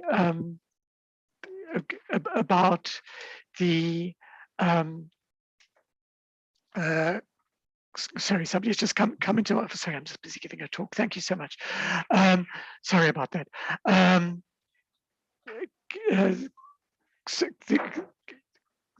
Sorry, I lost my train of thought a bit, but I need to be author of my talk. What she needed to do was to organize. All of those issues are relevant, but she needed to review the literature, leading the reader as the authority on her question through those questions, through those that research to her particular questions. So of course she had to talk about the biology of aging. Of course she had to talk about the sociology of aging, and the psychology of aging, but she had to do it in such a way that she was leading to her research question. So with a good journal article, by the time you have read the literature review, you should be able to anticipate what the research question is, because the author will have taken you through that process. A literature review is not just saying this is in the literature. It is taking on actively, through the process of writing that Chrissy has spoken about, taking on your role actively as an authority. So that leads me to, again, one of the things that Chrissy has mentioned is, let's forget about, we learn at university all these fancy words, and those are on the right-hand side, for how we put an article together, and it differs by discipline. So some people will say, what is a rationale? And there's a difference between a rationale and a justification, and there's a difference between an aim and an objective, etc., etc. And I say, forget about all of that. I've managed to publish over 400 articles. I still don't know what the difference is between an aim and an objective. We might have to use those words, but the important thing is to understand the concepts behind those words. And really, what does your reader want to know? My reader wants to know, why did I do my study? How I did my study and the steps I went through in collecting my information or developing my argument, what I found and what it means for them. And we use different terms for that, but remember that that's really what we are communicating, regardless of our discipline. That's what we are communicating, and we are communicating always to a particular audience. So how do you know who you're talking to? Well, you don't know who you're talking to, because you're sending something in generally anonymously to a journal. You don't know who your reviewers are going to be, but you do have to enter into a conversation. So how do we make a guess at who our reader is? Well, when you're sending something to a journal, there are a couple of very important things to know. Always look at the instructions for authors for that journal very, very carefully. So that's the first thing. Look at the kinds of things. So there was a question somebody asked in the chat, can I publish case reports? Some journals will publish case reports. Some journals won't publish case reports. And that'll usually be in the instructions for authors. So have a look at that.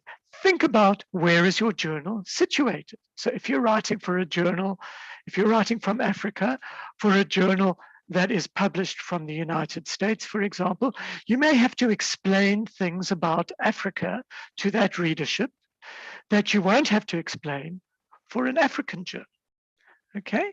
The other really good thing to do is, when you are looking at a journal, look at the most recently accepted articles in that journal.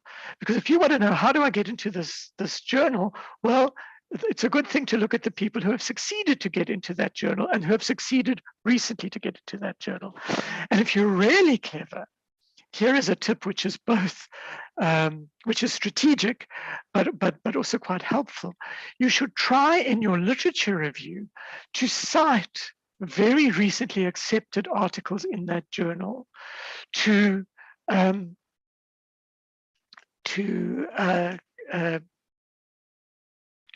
introduce your article. Remember, we spoke about the you always knew but you didn't know. If you can show directly from an article in that journal, well, very recently this person was writing about social issues in teaching in the Netherlands, but the context where I'm writing from in Uganda is quite different. So I am going to now be adding to your knowledge by showing what is similar to the Netherlands, but also different in my context of Uganda. What you are doing is you're indicating what little gap in this conversation you are taking up. The other reason this is so strategic is that I know, as a journal editor, what the person that I will often appoint to be one of your reviewers, or to be your reviewers, is somebody who's written recently in my journal on a similar topic. So it's a good idea to address the people who've written in that journal on your topic, because they are likely to be your readers. You will never know that, but they're likely to be your reviewers. A big issue, particularly for African authors, is you think, what right have I got to write? And nobody's interested in me. And I often find that part of what I have to do is convince African authors that if you don't believe that, by definition, the country in the world which has the highest per capita number of people who publish in journals is the United States. I do not believe that people in the United States are necessarily more clever, more articulate than people in Africa. Part of what happens is they're confident. And I constantly see African writers saying, oh, I can't send to this journal because I'm just an African writer. I can't send to that journal. You mustn't be a smart aleck, as I say. So, not everything is going to get into Nature or Science, but look in your particular field for your particular kind of article, what do you think the best journal is? And don't be shy in terms of sending it there. The good thing about higher ranked journals is that they will often reject very quickly. Now, we know from what I said before, we're going to be rejected, and they will often reject very quickly. People also have a fantasy that if I send something to a very poor journal, people are going to be less critical, and it's often the opposite. I mean, I know as a PhD supervisor that the more experienced the examiner is, the kinder they are to my student, and generally it's the same with reviewers as well.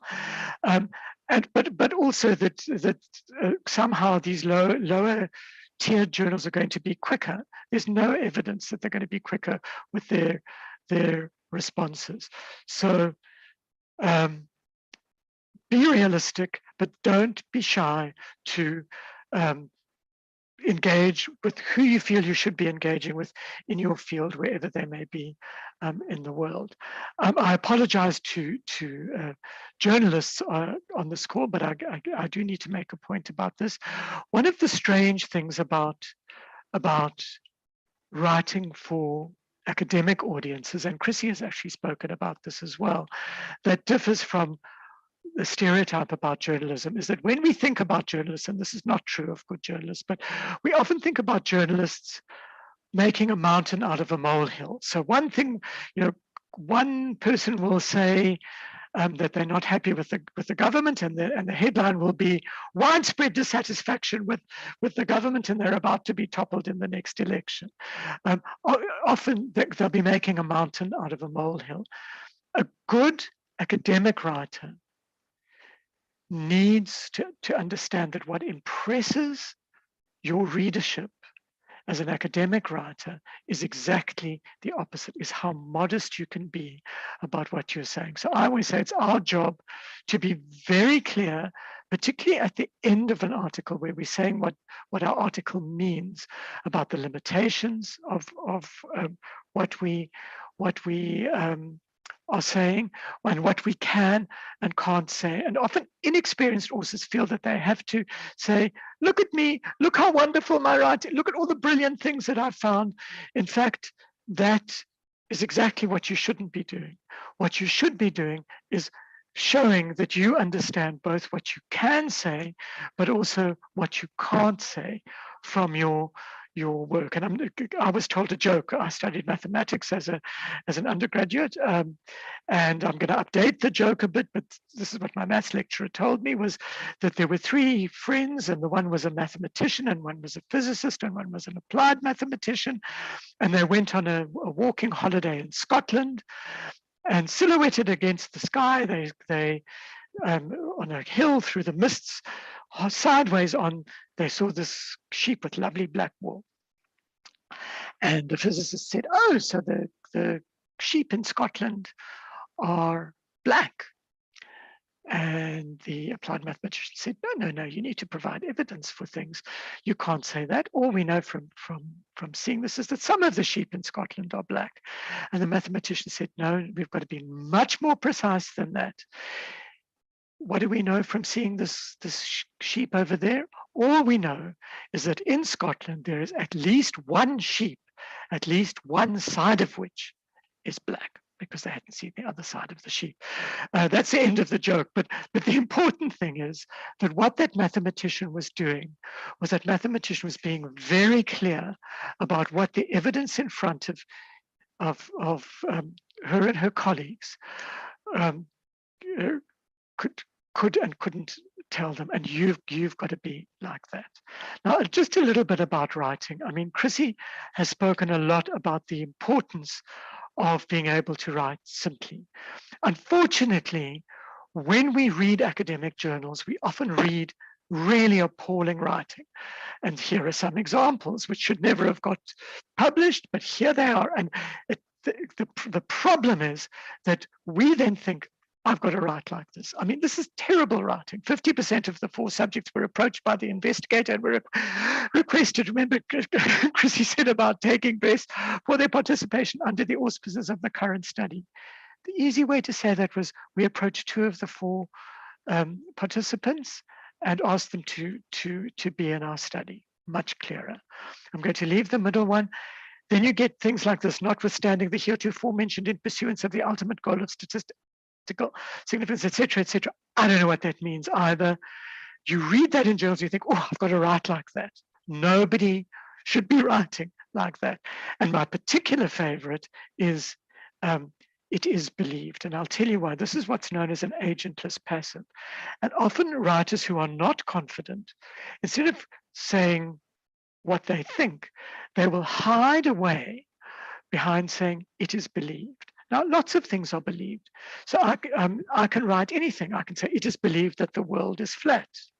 Well, there are people who believe that. Or it is believed that Donald Trump is a very stable genius. I think there's certainly at least one person who believes that. What in academic writing, people are not interested in generally in it is believed. You have to take responsibility. You cannot hide behind these agentless passives. So how should we be writing? If you just look at the sentence on the right, it's extremely simply written.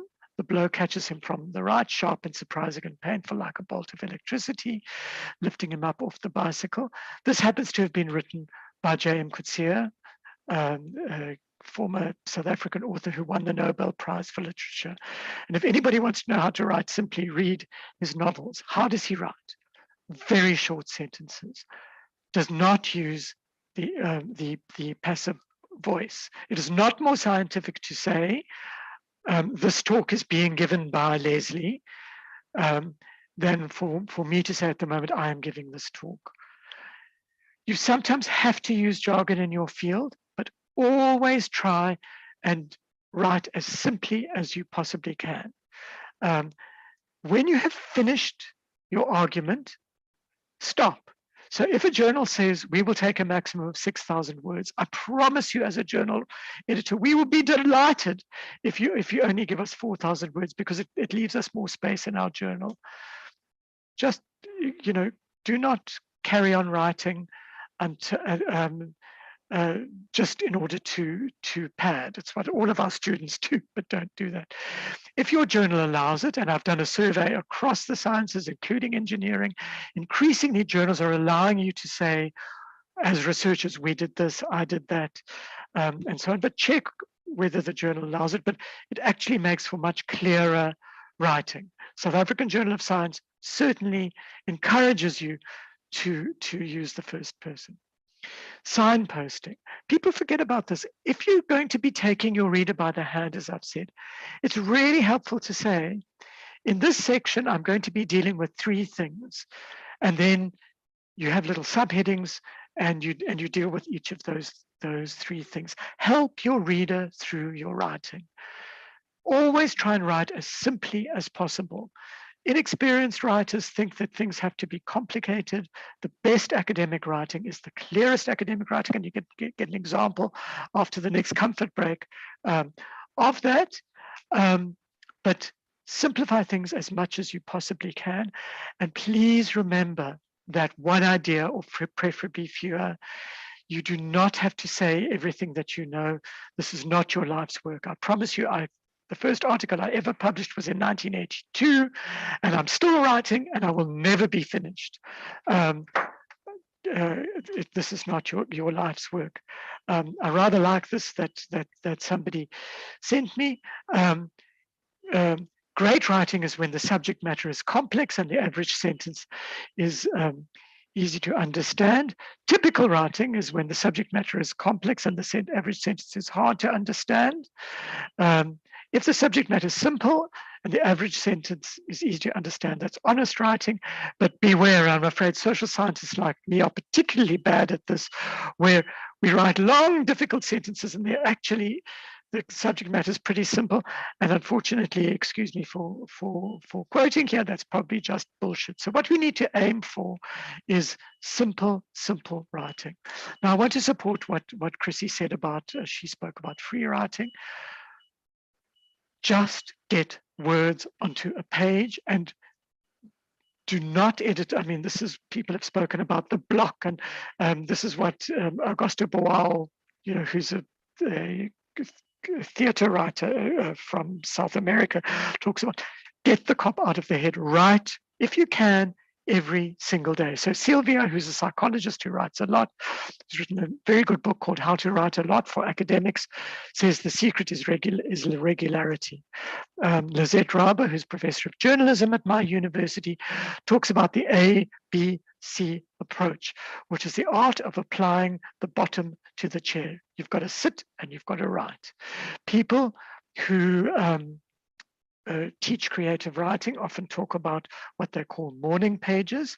Morning pages are essentially getting up 10 minutes earlier every morning and doing free writing. Writing is a habit. Remember about how did you learn to ride a bicycle? Nobody learns to ride a bicycle by going to a workshop. even a workshop that's online and hosted by the South African Journal of Science. How did you learn to ride a bicycle? You got on the bicycle, you rode, you fell off. You learned to ride a bicycle by riding. You learn to write by writing. You can go to 100 of these workshops. If you are not writing regularly, you are never going to learn how to write. And writing and editing are not the same. Try not to edit too soon. Once you have words on a page, I'm just supporting what Chrissy said, then you can start editing and keep and save. It's lucky we now have computers. You can save different versions and that you can find easily. So never throw anything out, because the other thing that happens is you're going to hate something, and then a year later you're going to think, oh my goodness, I wrote something a year ago, and I need to get back to it. You need to be able to find it. If you look on the internet, another important thing about writing, is that starting to write an article is often the hardest place. The introduction is often the hardest place. I often find that writing the first few sentences of an article can take as long, in fact, as the rest of the article. So start anywhere. I like to start often either with my methods or with my results. And don't worry about formal language. The key thing is getting your ideas out there in a story which is easy for your reader to understand. If you just after this, plug in peer review and look for images on the internet. There are lots and lots of them, because we all hate being peer reviewed. But actually, peer reviews are people like you and me. That's all. They don't have, it's peer review. So when we're now going to talk about just remember, if something is rejected by a journal outright, before I change it, I will send it to another journal without changing a word. And it's only when I start getting a pattern of rejections that I will start changing the text. But if I get a revise and resubmit, I will always revise and resubmit. You will often get from the journals big pieces of text which say, it's going to be terribly difficult for you to revise, and so on and so forth. Those pieces of writing are often quite standard. We put them there so that people do not assume that if you resubmit that you're definitely going to get accepted. So if you get a revise and resubmit, always revise and resubmit. But remember, you're first going to feel terrible and you're going to feel humiliated, but the review it's by peers. It's people who are fallible. Everybody gets rejected. But the key thing is to get up and start writing again. And it's really a good idea to show your reviews to somebody else, and to remember that reviewers, generally speaking, are trying to do their best. Given that, you may decide that if you look at the car picture on the left, that as you started, that was your best version, but you have to do what the peer reviewers want. So you have to satisfy your peer reviewers. And how do we do this? We do it bit by bit. What do reviewers want to know? They're doing this generally for nothing on their own time. So they want to know that you have responded to each and every comment. It is generally speaking not a good idea to fight with your peer reviewers or with your editor, because we have to reject so many things. We're looking for reasons for rejection. And of course, the main reason you may feel that your work is being rejected is that people can't understand how clever you are. But what you have to try and find out is, how have I put things which has enabled my readers to misunderstand their work? Always try to understand what readers say, however hurtful. So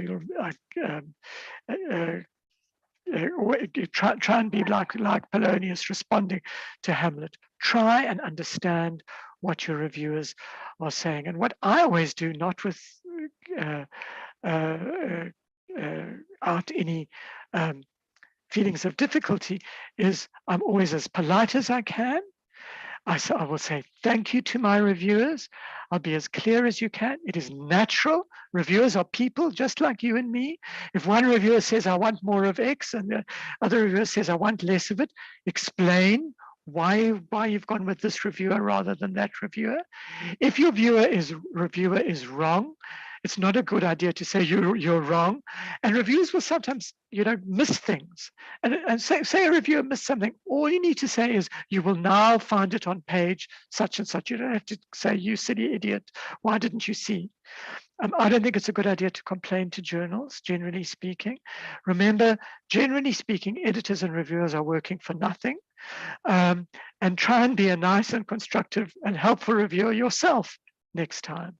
One of the things that I find very helpful, both as an editor and as a writer, is to take every single bit of feedback you get from the reviewer and from the editor, and to break it up idea by idea. Well, I obviously won't do it with all of these colors, but I make a little table.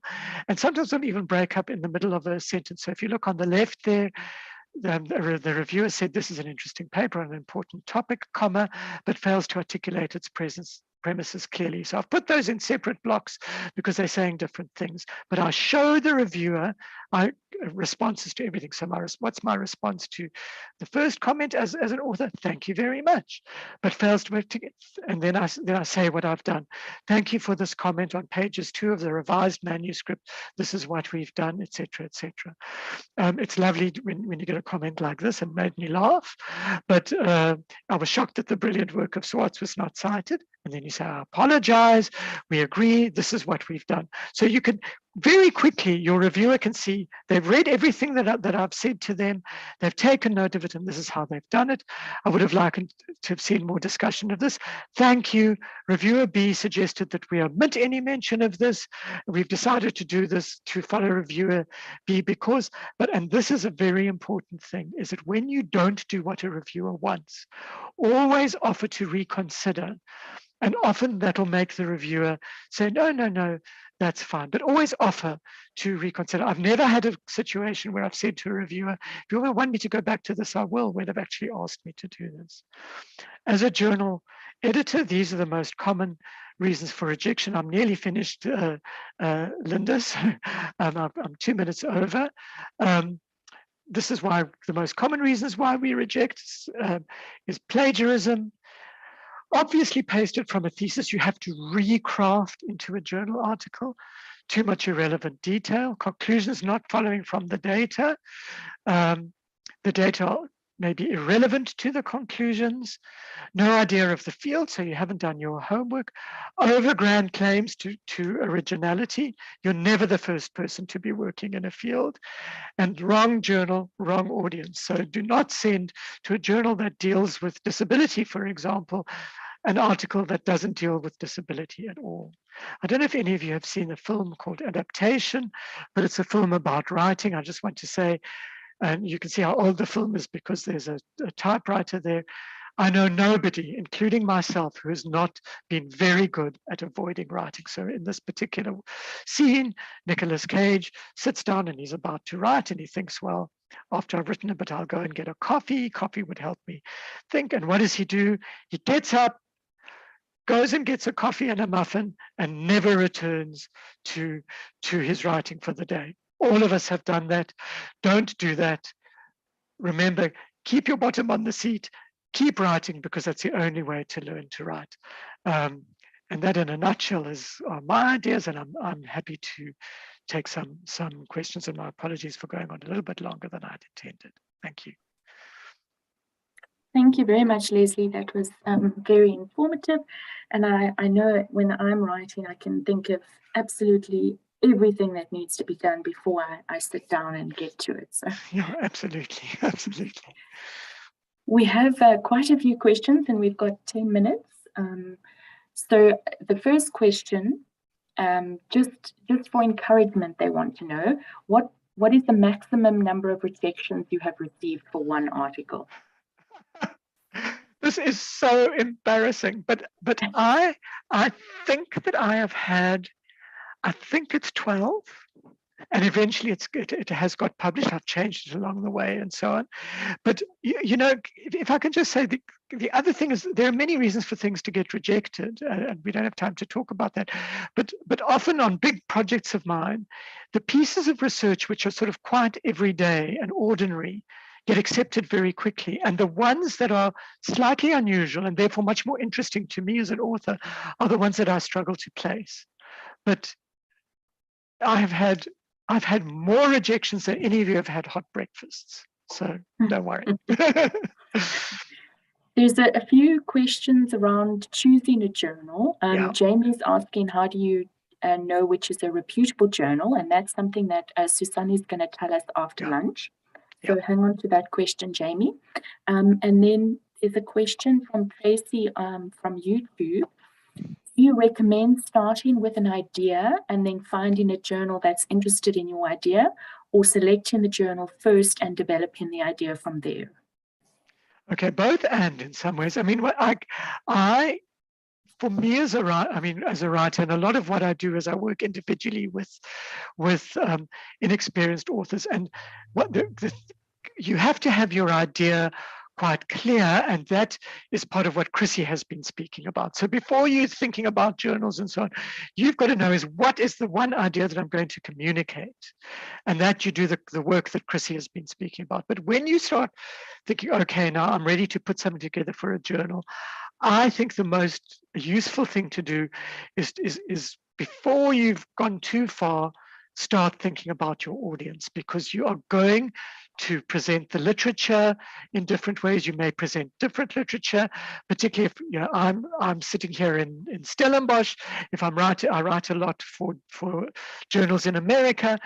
I don't have to explain, where Africa is if I'm writing for the African Journal of Disability, but I do if I'm writing for the Scandinavian Journal of Disability Research and so on. So I will often do quite a lot of market research before I write too much, but I have to have my idea clear, get my idea, then my audience, then I start finalizing my writing, if that makes sense. Yes. There's a few questions about choosing the next journal if you are rejected. Yes. And can you, after a review, send to successive journals? Yes. And so there was another question about choosing a journal, which I'll come back to. Okay. I mean, just now I'm speaking as a journal editor. You may not submit to more than one journal at the same time. And the reason for this is that we use, generally speaking, the free labor of people like you and people like Chrissy and everybody on this call to be reviewers. And it's not fair for our reviewers to be reviewing something which is being considered elsewhere and so on. So do not submit simultaneously. So slightly different thing with books, but we're not talking about book publishing here. And anyway, you would always tell the different publishers that where you are submitting. You will generally find that you will want to submit to the journal where your references come from. That's where your audience is going to be. And it's useful to have in mind when you submit to the first journal, to have in mind, oh, now where else? Where's, just to think, okay, I've just sent that off. What are my chances? My chances are it's going to get sent back. Where else might I send it? To actually be thinking about that, before you've even had your rejection. And by looking at something like Web of Science, for example, you can see which are cognate journals. But you should always be thinking about your audiences and working your way down. This is my favorite one, where I really want my, this is my second favorite, and so on. So it's quite a good idea to get a list of those in your head in advance. Have I answered the question, Linda? Yes, I think so. Simone and Mahunan sorry if I'm mispronouncing that, have questions about writing in the first person and writing in the active voice. Right, yeah. Okay, historically, many of us have been taught that in order to be scientific, you must write in the passive voice. That means instead of saying, for example, I am giving this talk, I should be saying this talk is being given by me, and that I must never ever say I. So you'll get this in the opinion of the researcher or in the opinion of the author, and so on. Historically, that was the case, and I don't have time to go into why that was the case. And there are some journals. So look at the writing in the journal where you're aiming to publish, and look at their policies. Increasingly, and I mean, there's literature on this, on scholarly writing and so on. It has become much more acceptable to write in the active voice. So I am doing this. We approached the participants rather than the participants were approached by this, and there are a whole lot of reasons for that. But absolutely key is it's easier to write and it's easier to read. And most people, just like most people on this call, most people who are reading in English are not first language English, and most people who are writing in English for academic journals are not first language. It is easier to write in the active voice first person, and it's easier to read that way. So write as simply as you can, and write as closely as to how we speak. Try and do that. Look at the particular journal, look at articles that have recently been accepted by that journal, and see if they all write in the passive voice in the third person, then you have to do that, but you'll be surprised. And people say, oh, this isn't scientific. Well, Science, Nature, all of these big science journals, the most prestigious in the world, take active voice and first person because it's actually better writing. But check with the journal in case the journal doesn't like it. Thank you, Leslie. I think there's time for one last quick question. Can you expand on the ABC approach? Yeah, the ABC approach it's a joke. So it's the art of applying your bottom to the chair. I mean, basically, what Lisette is saying is that just like with riding a bicycle, the way to ride a bicycle is to ride a bicycle. What you have to do is for that 3 minutes or 5 minutes or however it is long, doing your morning pages, whatever it is, you have to sit down, or you might have a standing desk, so you stand. But the important thing is you have to sit down and write. Keep writing. So, Chrissy spoke about having a journal. I don't care what if the one thing that you end up doing after listening to all of us is to write for 5 minutes a day, 5 days a week, you will start finding that you will get into the habit of writing. Writing is a habit.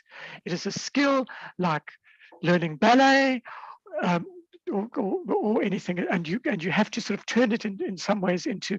You have to turn the habit into an addiction. Just write. Thanks, Linda. Thank you, Leslie. There's a quick question. I hope it's a quick question from Annette about tenses in the different sections.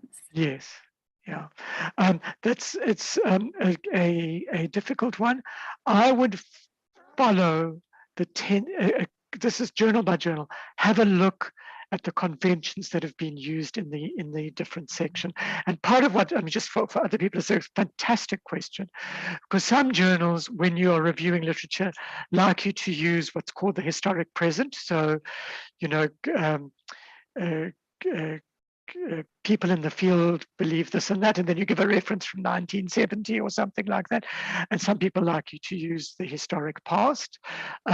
So have a look. One thing, though, about the issue of time in reviewing literature, which is very, very important, is you must always look at when something was written. So where people who send stuff to our journal get into trouble is somebody has written in an article that, nowadays, this and this and this is happening. And then our authors will quote that person and say, nowadays, this and this is happening. And that person wrote that in 1970. They wrote the nowadays in 1970. That's no longer the case because 1970 is no longer nowadays. So be careful when you are doing your literature review to think about where you are.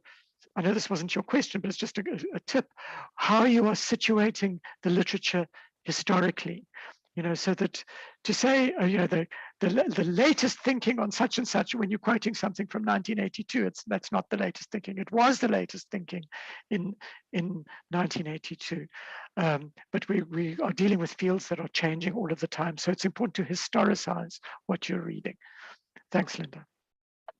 Thank you, Leslie. I think that's all the time we have for questions now, but we will have a Q&A session this afternoon for any remaining questions. So please don't worry if your question wasn't answered yet. We have a 5-minute comfort break, and we will resume with the program at 11:45. Thank you, everyone. Thanks, everyone.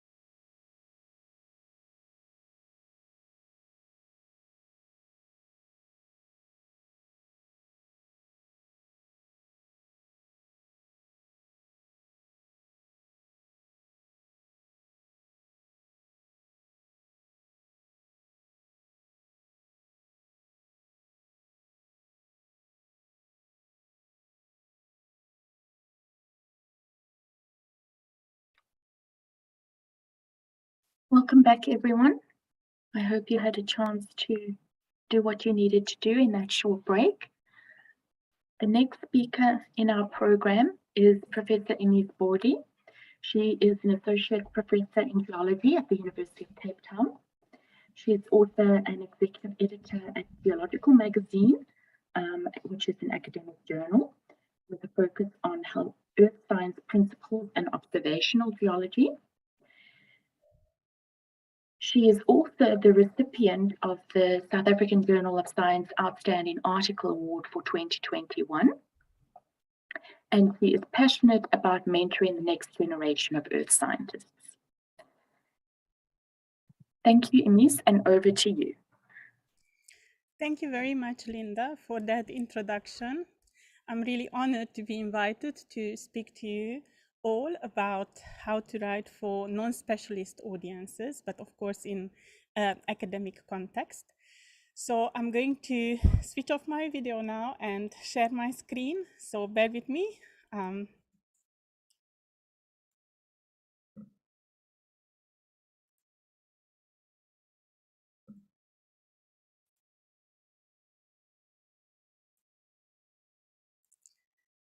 Can you see my screen? Not yet.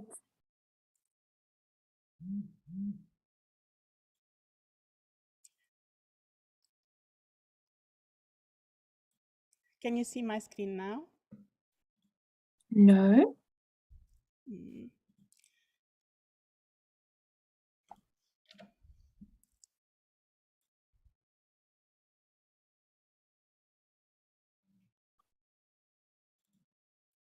It's starting.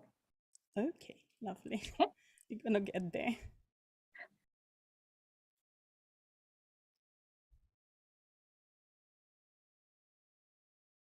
How about now?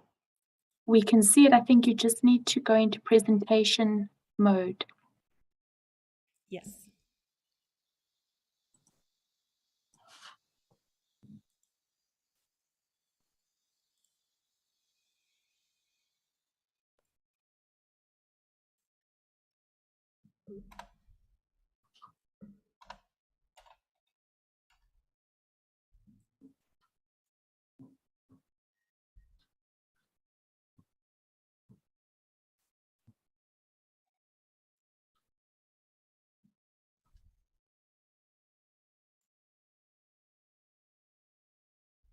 Is it fine now? We've lost the presentation. We're on your home screen.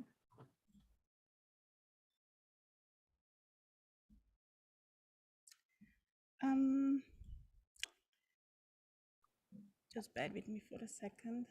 I tried this out and it was working, but of course now it's not. Okay, we can see the presentation again. Yes, just can you see the first slide? Is that what you're seeing? We can see the first slide. It's still in presenter view. Oh, in presenter view. Okay, just a second.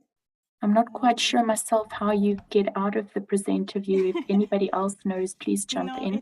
It's okay. I think I'll have it. There is a button that says switch views. It's just that it kind of disappeared. Okay. We've had a series of problems this morning, so don't worry. Yeah. It's still Ines, are you by any chance making use of two screens? I am. Should I stop doing that? Yeah, so when if maybe just unshare your screen, and then if you click on share screen, that looks better. Okay, just yes, you should just select. You should just select the other screen option to share, because you were just sharing the wrong screen. Okay. Yes, it should be.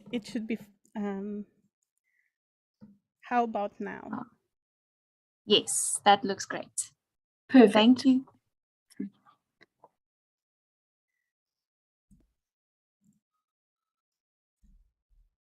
Okay, so here we go.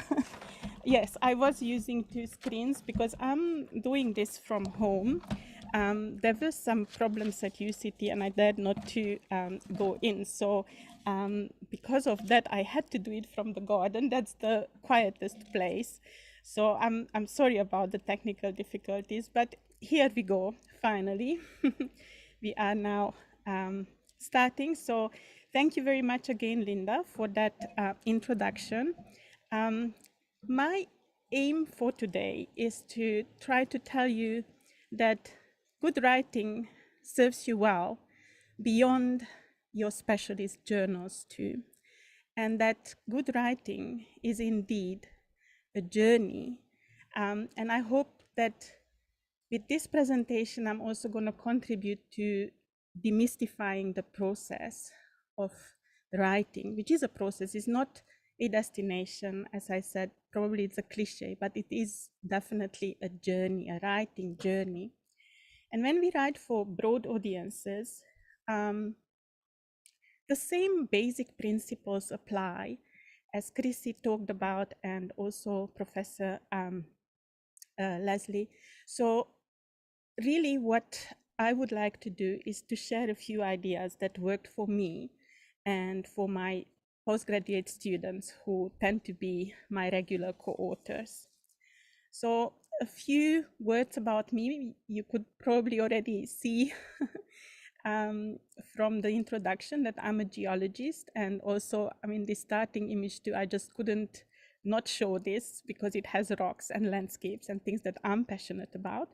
So yes, I am a geologist, and I was born in Transylvania, that is now the western part of Romania. And I learned English at university level for the first time. So English is my third language, and probably it was the hardest to learn. But nonetheless, here I am. And for the past 25 years, since I live in South Africa, I mostly use English to communicate.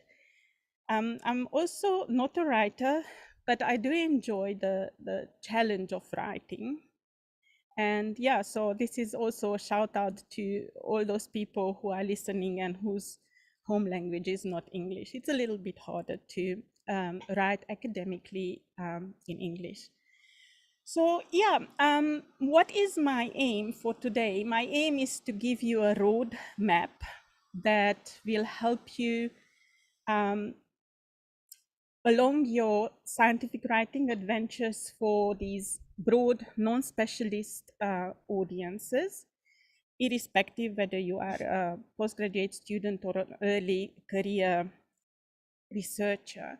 And I just want to state a few assumptions that I made about you, because as you heard before, it is really important that we always think carefully who our audiences are. So first and foremost, this talk is not about absolute rules or a lot of writing tips, which we were blessed to receive in the previous talks this morning. So these are not absolute rules. These are just reflection that I hope you will find relevant. The assumptions that I made are about 3 or 4. I made the assumption that in science, we all need to write, and that we are all passionate about sharing what we have discovered or sharing our thoughts and ideas, that none of us are born writers, and that all of us can improve. I also assume that you have gathered or you are busy gathering data for a cool story to tell, because at the end of the day, good writing is indeed grounded in robust data, and good writing is simple but not simplistic. And I think, you know, these are probably the 2 main messages that I want to talk a little bit more about as we go along, especially the last point. So you will hear me repeat this idea in different ways, and I believe that repetition is mother of knowledge. So bear with me for that. So what else I assumed is that you all have a huge motivation to do well, you are curious, and you are also capable of doing hard work. And that's really necessary when it comes to writing. So my talk is structured in the following way. I cover a few topics. I'm going to talk about what good writing is in general, who your audiences are, especially when it comes to writing for non-specialist audiences, why it is important to write for non-specialist audiences. I give you a few tips that worked for me. Again, these are not absolute rules. And then I'm going to sum it up, and hopefully I'll be able to summarize why all of this is important. Okay, so, well, good writing, as we heard this morning and probably many times before, is clear.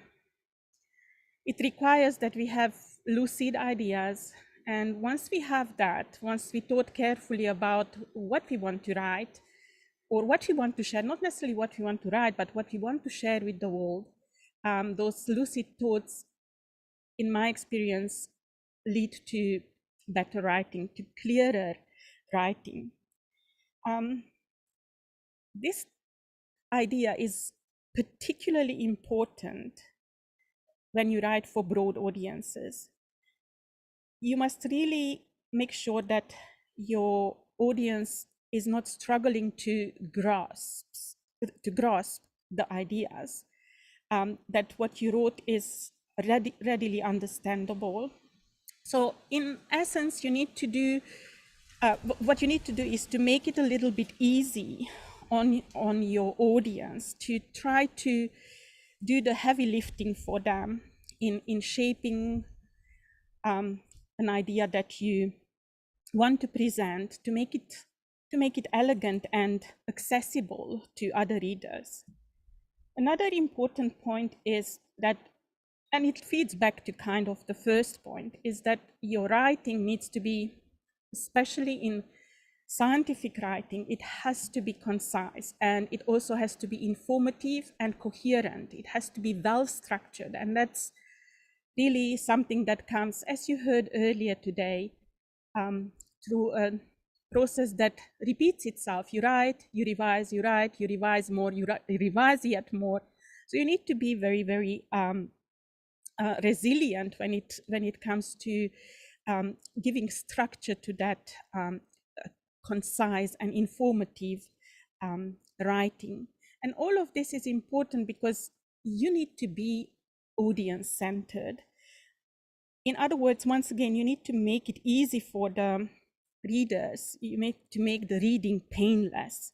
So you have to tell your readers what all those ideas mean, and even more so when you do it for broad audiences, and why all those things matter. So you need to highlight why people should care about this idea.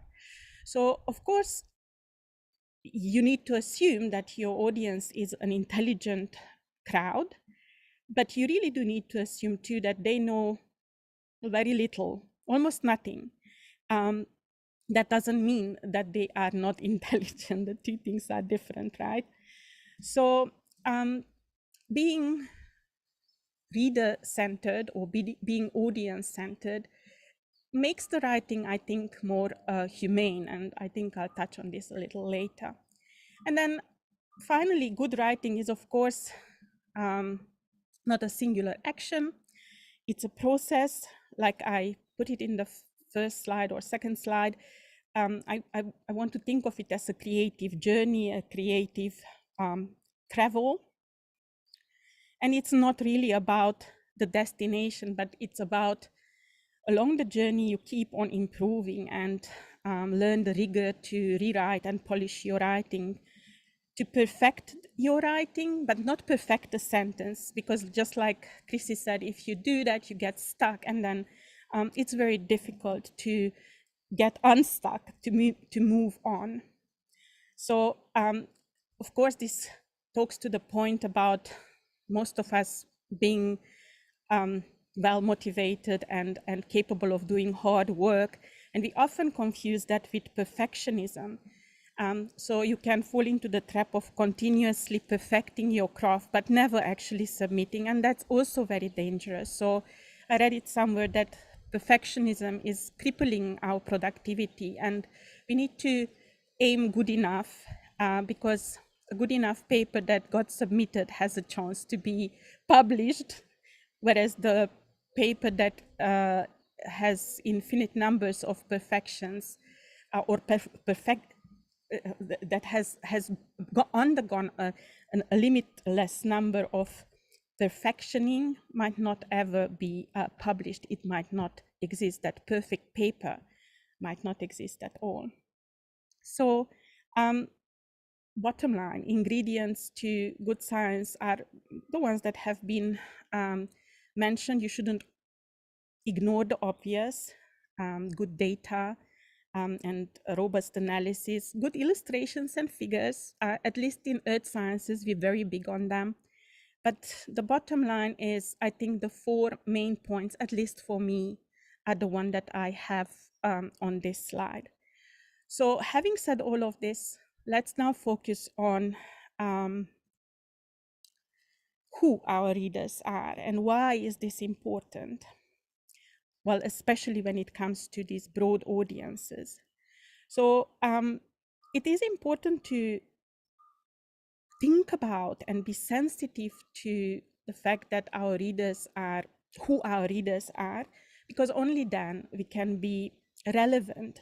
Only then we know how to paint that picture for them that is going to be accessible. So it is very important that you canvass carefully who your readers are, and that allows you to relate to them, and that allows you to know what would tick, what would make these readers excited and, well, read your work. So first and foremost, when it comes to writing for broad audiences, in my list of who they are, I thought really broad and wide. And I realized I'm playing with the idea of going for promotion. So I just realized, that audience is a really broad audience, falls into the category that I'm actually talking about. Committees that award funding, committees that award awards, or that hire you, your interview panel hardly ever consists of non-academics and hardly ever consists of specialists in your field. These are not monolithic committees. So these are our judges in a way, right? They assess whether we are at the level where that committee set out its standards to be. And well, you need to be able to write to them and talk to them in a way that you are, of course, accessible. And another big category, especially for those of us who work in areas of science that has relevance for the broader society, our readers will be the policymakers. These would be, of course, politicians, public servants, journalists, business people. So especially in cases where your work has societal relevance that promises to solve some big questions that humankind faces, these would be it would be very important to be able to write to these people in a way that, again, is clear, concise, well-structured, and convincing. Then the third point is your ability to write well and clear and for a broad audience will come and play a significant role if you end up as a collaborator in trans or interdisciplinary teams, where it's a critical, you would play a critical role in facilitating the communication among the various colleagues. So what has been found that especially in research that aims to solve global problems, big picture problems, integrative research is very important. So the generalist on that team, or the person who's able to talk clearly or write clearly, is a key figure in solving these problems or helping solve these problems that mankind is now facing. Right, so where else can you speak to broad, intelligent audiences? Well, you can speak about your research among your family members. You can speak to your friends and to the general public. And this is not a trivial point, because really, as engaged scholars across the world, we are expected to disseminate our work, to share our discoveries. And it's very important that we obviously do that in a way that, again, is understandable and then that is engaging. And then, surprisingly, well, at least for me, I wasn't aware of this for a long time, because I never aimed to publish in very, very high impact journals, which I kind of regret. I had a misconception about this, and I'll talk about it later on if I have time. But really, another place where our ability to summarize the essence of our work, the why is this so important, is the elite journals. So it's fellow scientists across disciplines. And the reason why elite journals are actually requiring this kind of writing is because of that, because they are so broadly read and considered as reputable. They are characterized, of course, by robust peer review. So they help you reach out, they help you truly amplify the importance and the merits of your work in our global village. So I was, like I said, hesitant or not, kind of oblivious to the importance of publishing in high-ranking journals. But with time, I learned a hard lesson, and I think I'm more open to the idea of writing in this way, so that I get my findings amplified if they are important enough. And obviously, if the paper gets accepted, you can assume that at least a couple of peers considered your work good enough. So yes, it is very important to disseminate our research beyond academia. And these would be, when you talk to broad audiences, you really are talking to across the spectrum, to a whole variety of people who are intelligent, but they're not necessarily specialists in your field. So how is writing for such audiences or communicating to such audiences different? And there are just 2 points that I want to mention here. First and foremost, this kind of writing needs to be as jargon free as possible. You can't really use a lot of terminology unless you explain the terms. But then if you explain the terms, you can be concise, because as you can see, being jargon free and concise and informative are equally important. So there is this huge tension between being light on terminology and not ending up verbose. So it's not easy, but it is achievable, especially if one puts in a lot of effort to cut down on all the extra words that might just pepper the text, but they're not really relevant. So I have here a quotation that is attributed to Mark Twain. Maybe it wasn't him who said it, but I really love it. It says, if I had more time, I would write a shorter letter. And this applies, of course, to emails too. I'll talk about emails just now. So yes, it's not technical, but it has to be understandable and engaging. And it has to be truly accessible. So you can assume a basic shared knowledge, but nothing really more.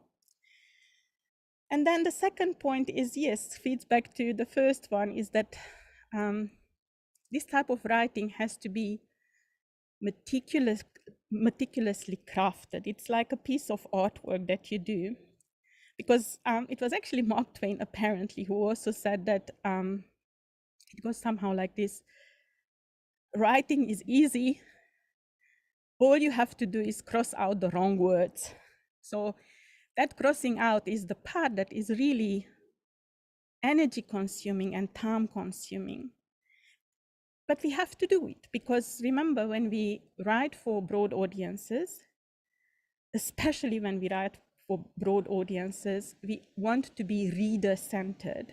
So just like everyone else, readers, reviewers, editors have limited time and energy. And therefore, the more concise, the better structured, the more meticulously crafted your work is, the better. But again, you need to remember that perfection is not the objective. Shipping the work is. So very few people speak like this or write like this, obviously, especially among those of us for whom English is being the second, the third, or the fourth language. So this very demanding type of writing is even harder. So what can we do to practice this? And these are really the tips that worked for me. So practicing is absolutely pivotal. And yes, you need to push yourself, but push yourself kindly and take every opportunity to perfect your skill. Not to perfect the writing, but perfect your skill, meaning polish your skill. And yes, it's a cliche again, it's baby steps, but really we need to learn to walk before we fly, right? And for that reason, you need to grab every opportunity you have for these, what I refer to as low risk, high frequency challenges to improve your communication efficiency, be that in writing or speaking. So I use, when I write an email, I'm not saying all my emails are well crafted, but I'm making an effort. Or your WhatsApp messages, your Instagram captions. I'm talking to the younger generation here. Or if you have an assignment from your supervisor, you can just ask, so how many words you think I should have for this chapter? And then you could just voluntarily slash the word count to try to be even more concise, to put little pressures on yourself to try to be as polished and as structured and as concise as possible. Then another tip would be the obvious. We need to read a lot and we need to read very critically. And I would say reading broadly is important. We need to read the good and the bad work of others too, for being able to draw the lessons. And when we read critically, we need to engage with their arguments, how they structure their arguments, what's the flow, what's the fluency in their writing style, and try to emulate that. So it's not just about gaining, you don't read just to gain adequate understanding of your topic, but really you should also read to improve the fluency of your own writing style and ability to compose better structured sentences and paragraphs and so on. Then another point is what I mentioned already, and like it sounds like I'm hung up on this, but really in science writing, this is absolutely critical, that we try to be as concise as possible and try to trim and structure our writing. And if you do that, you are, like I said, achieving the aim of being author-centered. You bring a sense of calm to your reader, and that makes your reading enjoyable. And bringing a sense of calm to your reader, of course, means bringing a sense of calm to your supervisor too. And then they can give you more meaningful feedback on the actual ideas that you put forward, rather than having to stress and try to make sense of what you are actually saying. So it is really important that you don't give your you don't give prematurely your first draft to your peers or your supervisor, but eventually you have to do it, because remember, again, perfection is not the objective. Shipping the work, meaning making steps forward to seeing it submitted, is what's important. So keep on asking questions like, what word will express this better and shorter when you do those revisions?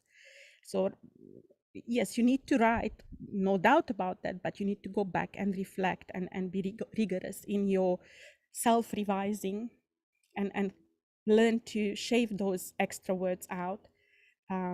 But once again, of course, after you have done some substantial writing and you got some really wonderful tips from the previous speakers. And then, of course, you need to remember that you need to let your writing rest. You need to set it aside and let it cool, because while that happens, you also gain perspective. And exactly because it needs to be set aside to cool, making writing a regular process, a regular engagement, is very important. So just go for it and just do it, as the Nike slogan says it. What else can you do to improve or practice this type of writing?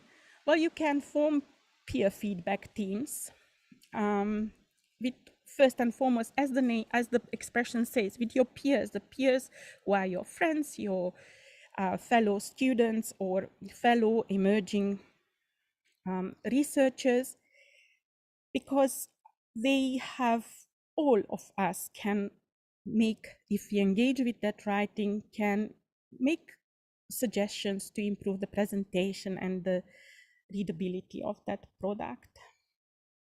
And of course, you know, as Prof. Leslie mentioned, you need to consider these revisions openly. Don't be defensive. So you need to act without defensiveness and humbly. Usually the comments are there to improve the product. And that's our common aim. So take the comments seriously and do address them. And then finally, well, this has worked for me. I don't know if it's something that many people do or not, but I keep on reminding myself of the fundamentals. So let me just say this, I'm very grateful for this opportunity to talk about what good writing is, because yet again, I was able to remind myself of how I should be doing it. So I have a folder that I share with my students, on what good writing is in our discipline and broadly across disciplines. And I mentioned here a few links. You could start your own collection of these hot tips.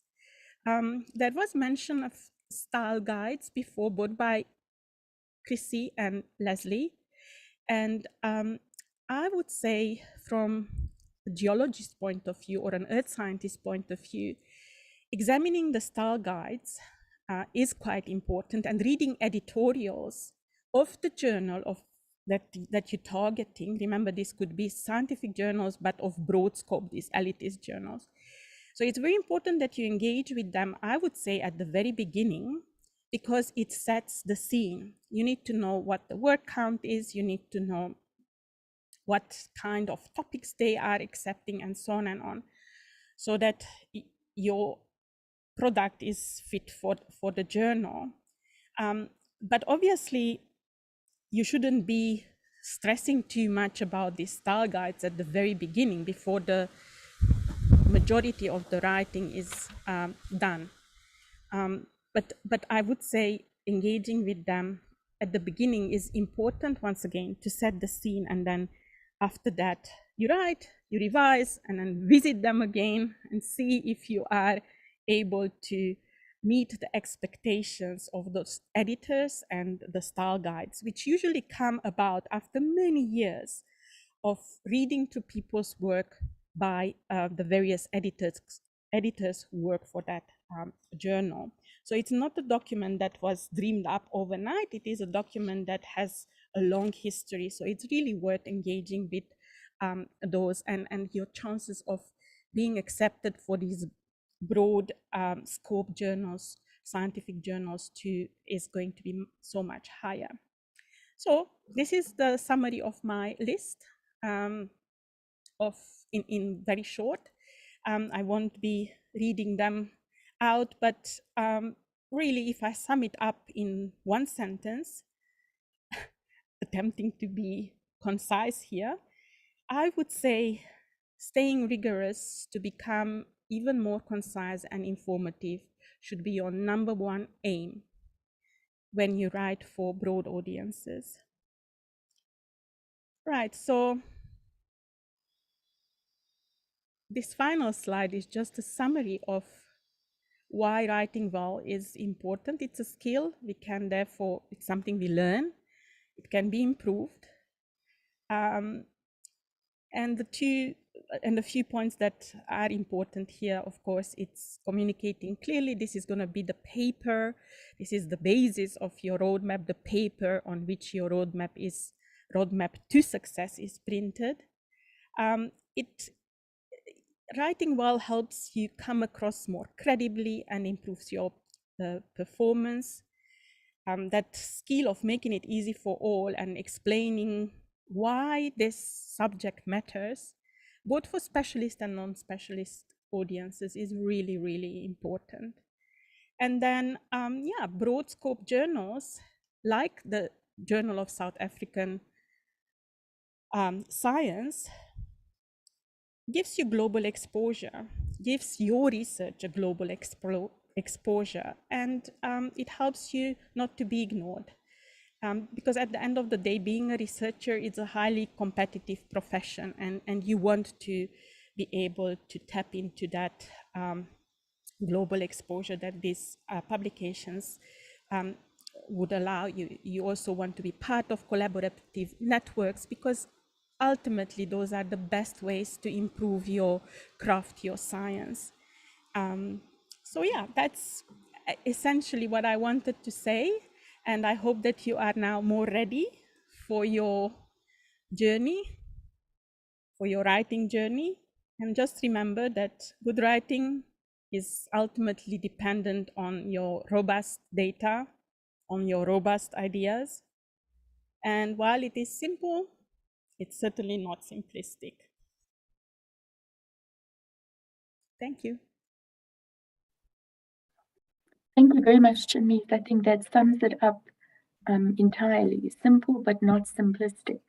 And I think you've also kind of encapsulated the dilemma we have at our journal, which is for a non-specialist audience, in that it's not easy, or it's certainly not easier writing for a non-specialist audience, and you have to balance being concise with being jargon-free and informative at the same time.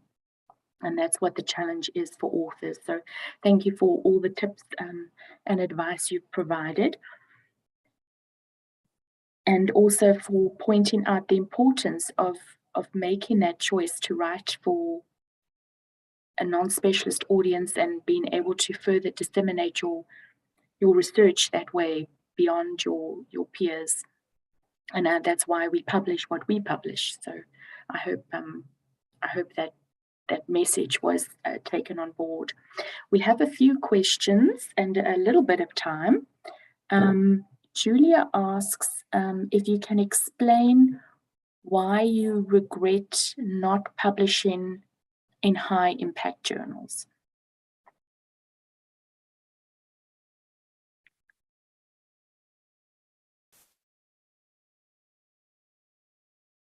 Hi, Amy. Sorry, I'm not sure if you can hear the question.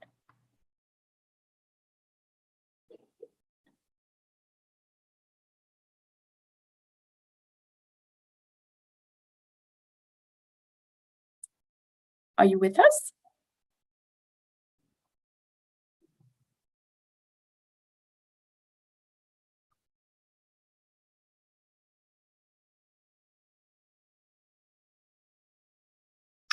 Amis, can you hear us?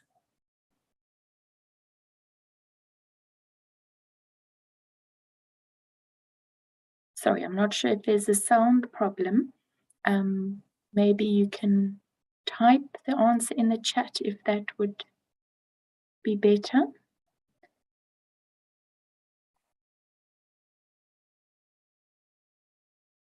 There's another question from Kieran, which perhaps some of the other panelists might be able to answer while we're waiting for Amis to connect. And that is, does a paper which has been presented in an international conference and published in the conference proceedings count as a paper for the award of a PhD degree? I don't know if... Should I take that one? Please, because yeah. In terms of what papers count for PhD degrees, there are different rules at different universities and even within different faculties at different universities. So it's not possible to answer this in the abstract. I mean, I don't see why not.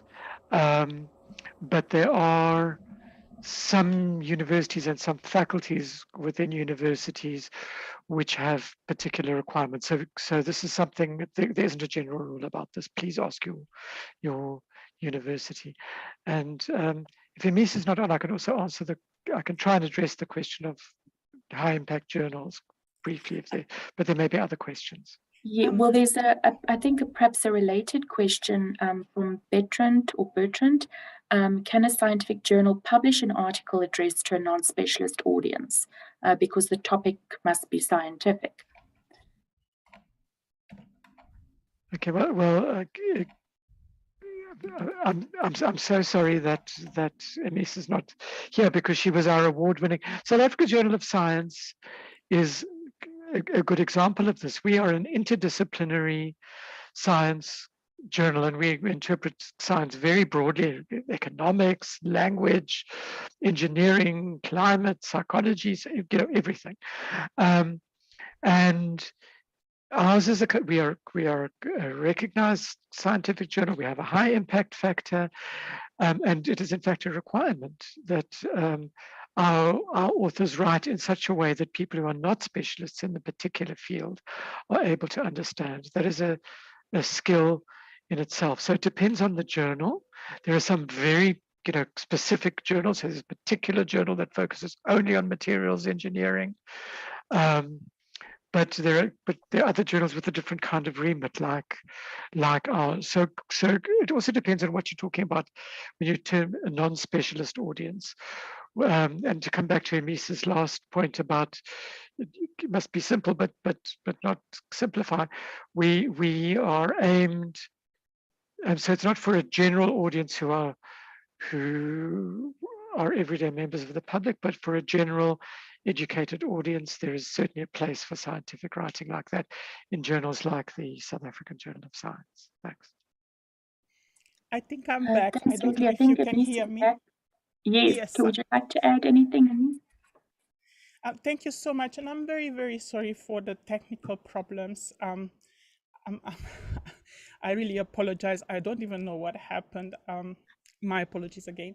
All right. So I heard the question. I could hear you most of the time, but I couldn't speak. Anyway. So the question on why I regret not going for the high impact journals. Well, because I realized that while specialist journals are really wonderful and usually give you extremely robust feedback in the peer review process, it doesn't give traction to your ideas. They're not well read.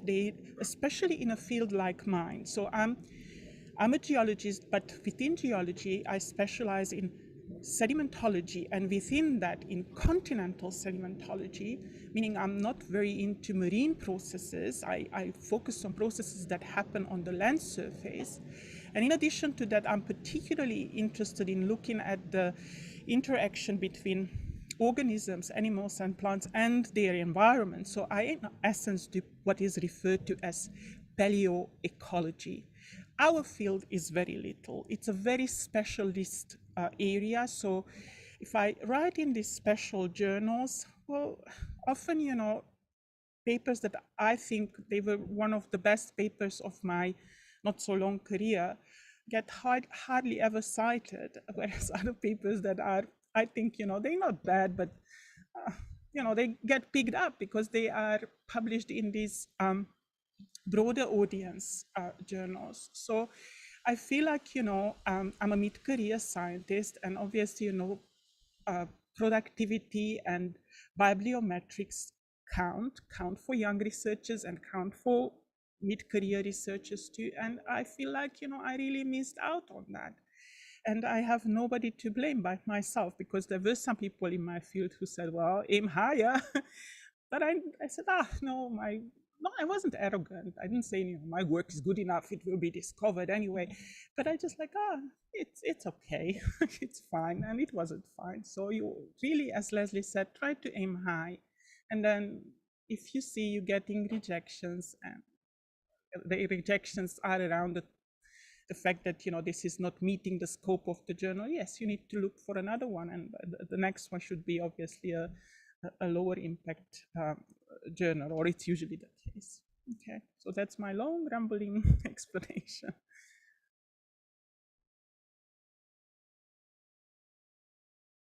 Any other question? We do have another questions, but we're a little bit over time, so I'm hoping we will be able to address the remaining questions in the Q&A this afternoon. We are going straight to our next presentation, so thank you, Emise. Our next presenter, thank you, is Nadia Grobler. She is the Online Publishing Systems Administrator for the South African Journal of Science. Her background is in information science, and she knows all about scholarly publishing systems, tools, and services. She is also the person who looks at the authenticate reports when papers are submitted to the SHAS. And so she has a lot of insight into what she will be presenting, which is how to avoid plagiarism. Thank you, Nadia.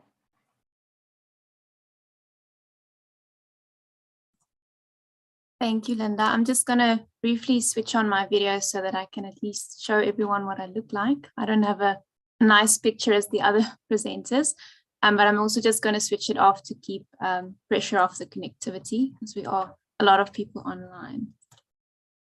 Okay, so yes, welcome to this session on plagiarism, and more specifically, how to avoid plagiarism. I am sure that most people on the call today are familiar with plagiarism, or you've been exposed to it as part of your studies, you've received training. So hopefully most people on the call are aware of what plagiarism is. But I just want to start off the presentation with a, sorry, I'm just waiting for my slide to move. There we go. Just want to give a definition of what plagiarism is. So I found this definition from the University of Oxford, which I thought was quite applicable. So plagiarism is presenting someone else's work or ideas as your own, with or without their consent, by incorporating it into your work without full acknowledgement. All published and unpublished material, whether in manuscript, printed, or electronic form, is covered under this definition. So this is quite a mouthful, but I thought I would highlight the parts in blue just to give a little summary of the essence of what plagiarism actually is. And it just basically comes down to presenting someone else's work or ideas as your own. Okay, so you might be asking yourself, why are we discussing plagiarism at today's workshop for writing for a scholarly journal? Well, it's quite important because plagiarism has to do with ethical publishing practices, and that is at the core of what scholarly journals stand for.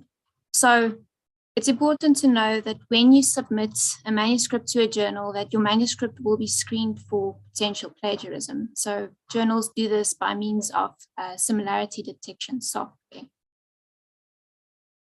Most journals also have a plagiarism policy in place. So if the journal does pick up a case of potential plagiarism, they will deal with it accordingly.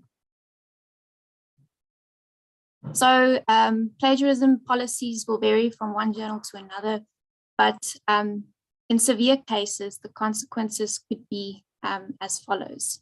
So if you've submitted a paper, that paper could be rejected.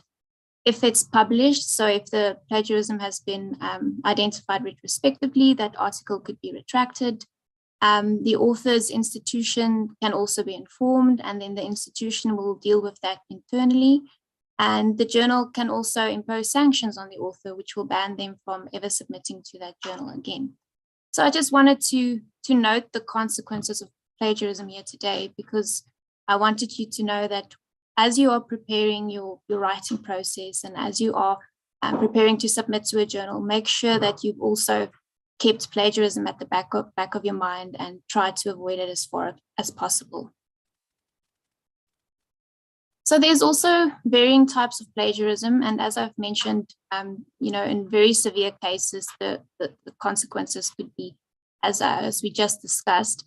But some of the cases are not as severe, and there will be some other process that will be followed. But first, we have what is referred to as global plagiarism. So this is quite literally when you plagiarize an entire piece of text or a paper, and you submit that work as being your own. Then we have verbatim plagiarism. So this is when you directly copy someone's words without using quotation marks or citing that source. There's also paraphrasing plagiarism. So this is when you rephrase someone else's ideas and present them as your own.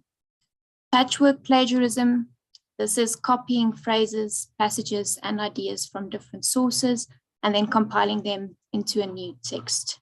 And then the last one, also very important, because not a lot of people are aware that you can commit self-plagiarism, but it is indeed possible.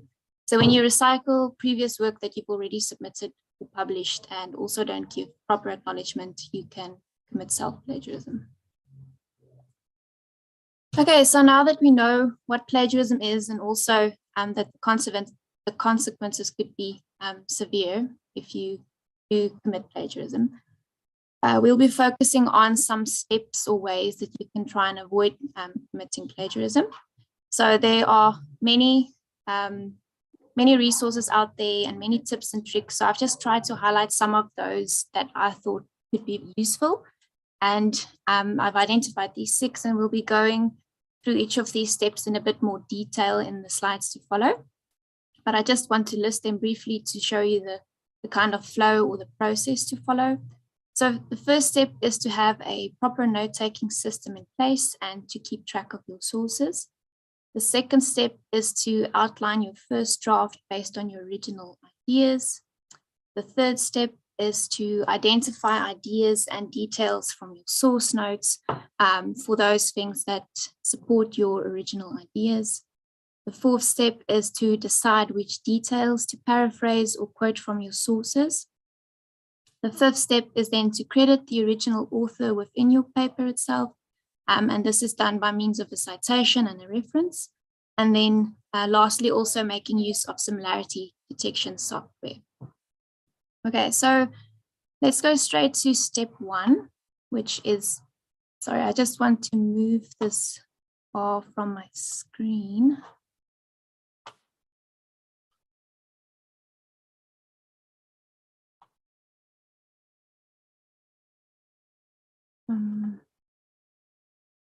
It's okay.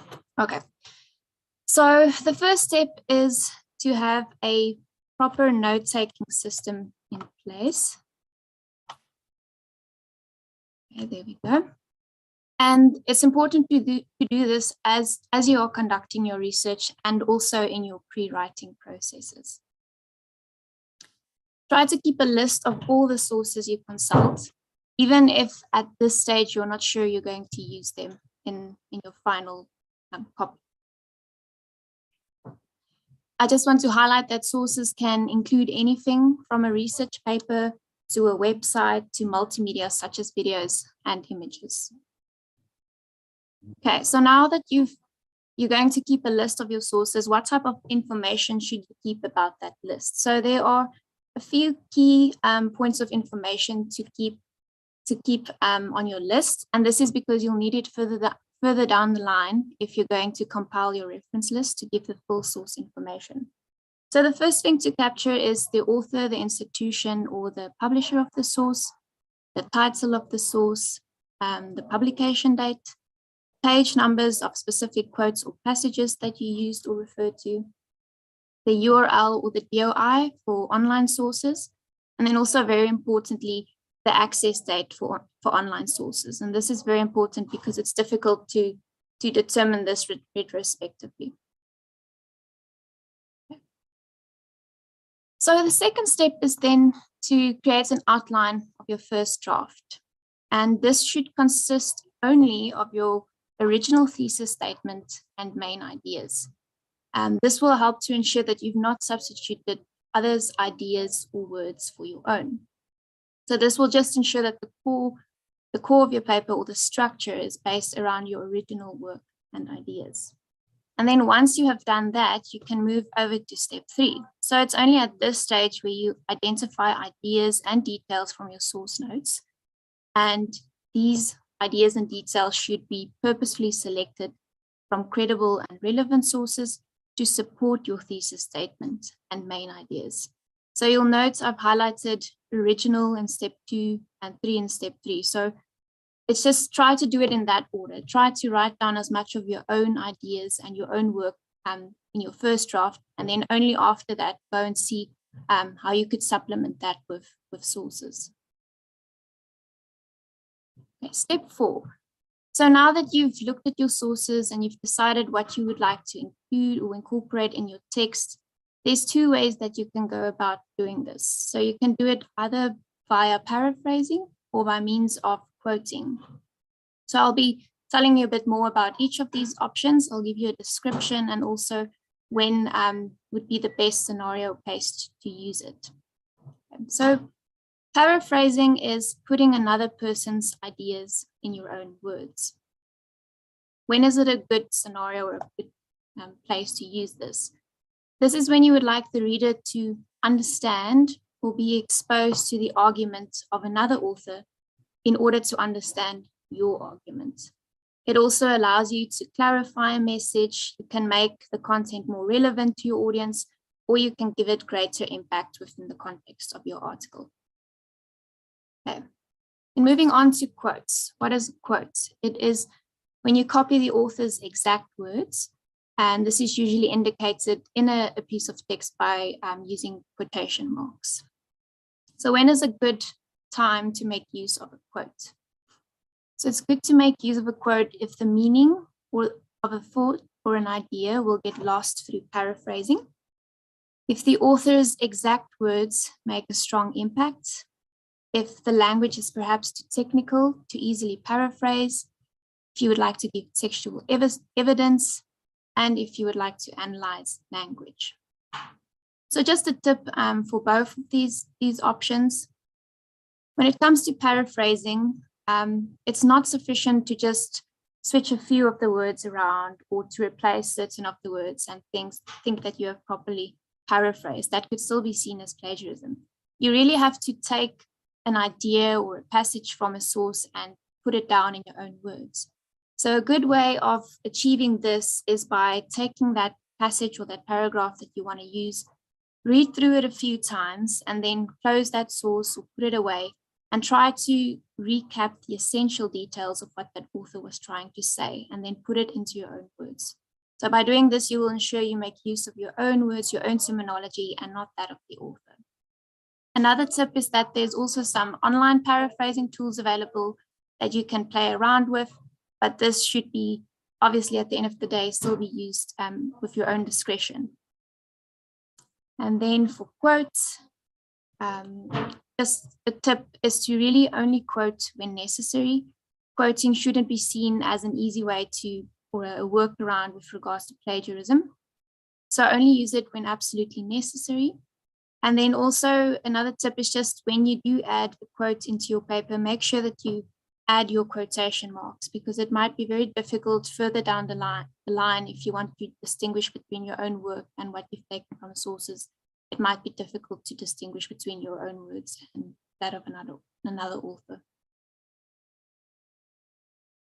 Step 5. So now that you've decided what you want to include in your paper and how you're going to include it, you need to be giving credit to that source within your text itself. So there's two ways of, or not two ways of doing it, but you have to do it with an in-text citation and a reference. So what is an in-text citation? An in-text citation briefly identifies the source within the text itself. So for example, Jones reported that, and as you can see, I've highlighted the 5 there, which is a citation to indicate that that is referring to source 5. When you are including in-text citations, it is important to add it directly after your quoted or paraphrased information and not at the end of each paragraph. You must make it easy for the reader to see exactly what words are your own or based on your own work compared to what you've taken from another author or used from another author. And then when you're making use of in-text citations, you can also make use of signal phrases or informative sentences. So for example, according to Jones, or Jones reported that. This will already make it easy for the reader to see that the content within that sentence or the content to follow is based on a source. So once you've added your in-text citation, you will have a reference list at the end of your paper in which you include the full information or the full details of those citations that you've added into your paper. It's important that you follow a consistent referencing style when you add your in-text citations and compile your reference list. So there are many different referencing styles available, APA, MLA, Vancouver, but it's important for you to know that journals have a preferred referencing style. And before you submit to a journal, it's good to go and read through the author guidelines carefully, because that will also show you what the preferred referencing style for that journal is. And I just also want to note that there are reference management software available, such as EndNote, and there is also a referencing tool within Word itself. So there's also software available that you can use to make this whole process of citing and keeping a reference list easier for yourself. Okay, so now that we've learned the theory basically behind what a phrase is, the quote is, and how to acknowledge it appropriately in your text, I just wanted to give some examples to show how it would look in practice. So I wanted to give you an example from our journal, but also just another example to show you how the different referencing and citation styles will look. So the first example, I'm just going to read it. This is an in-text citation. However, a similar comparative study conducted in South Africa by Chitaka et al. Found that paper straws had lower climate change emissions than plastic. So I've highlighted the 39 for you in blue, and this is to indicate that the specific source that is being referred to can be identified as source number 39. The reader can then go to the reference list, go to source 39, and there they will be able to see the full details of this source. So it will include the authors or the organization, the publisher, the title of the source, when it's been published, page numbers, and the URL or DOI to that source. And then just to show you another example, to show you the different referencing styles. So here we have recent research has shown that plagiarism is an increasingly widespread issue by Smith and Thomas, 2018, pages 34 to 36. So as you can see, this is also an in-text citation, although it looks different to the one above. But in this in-text citation, the referencing style asked for a bit more different way of representing it with the author's surname, the year, and the page numbers.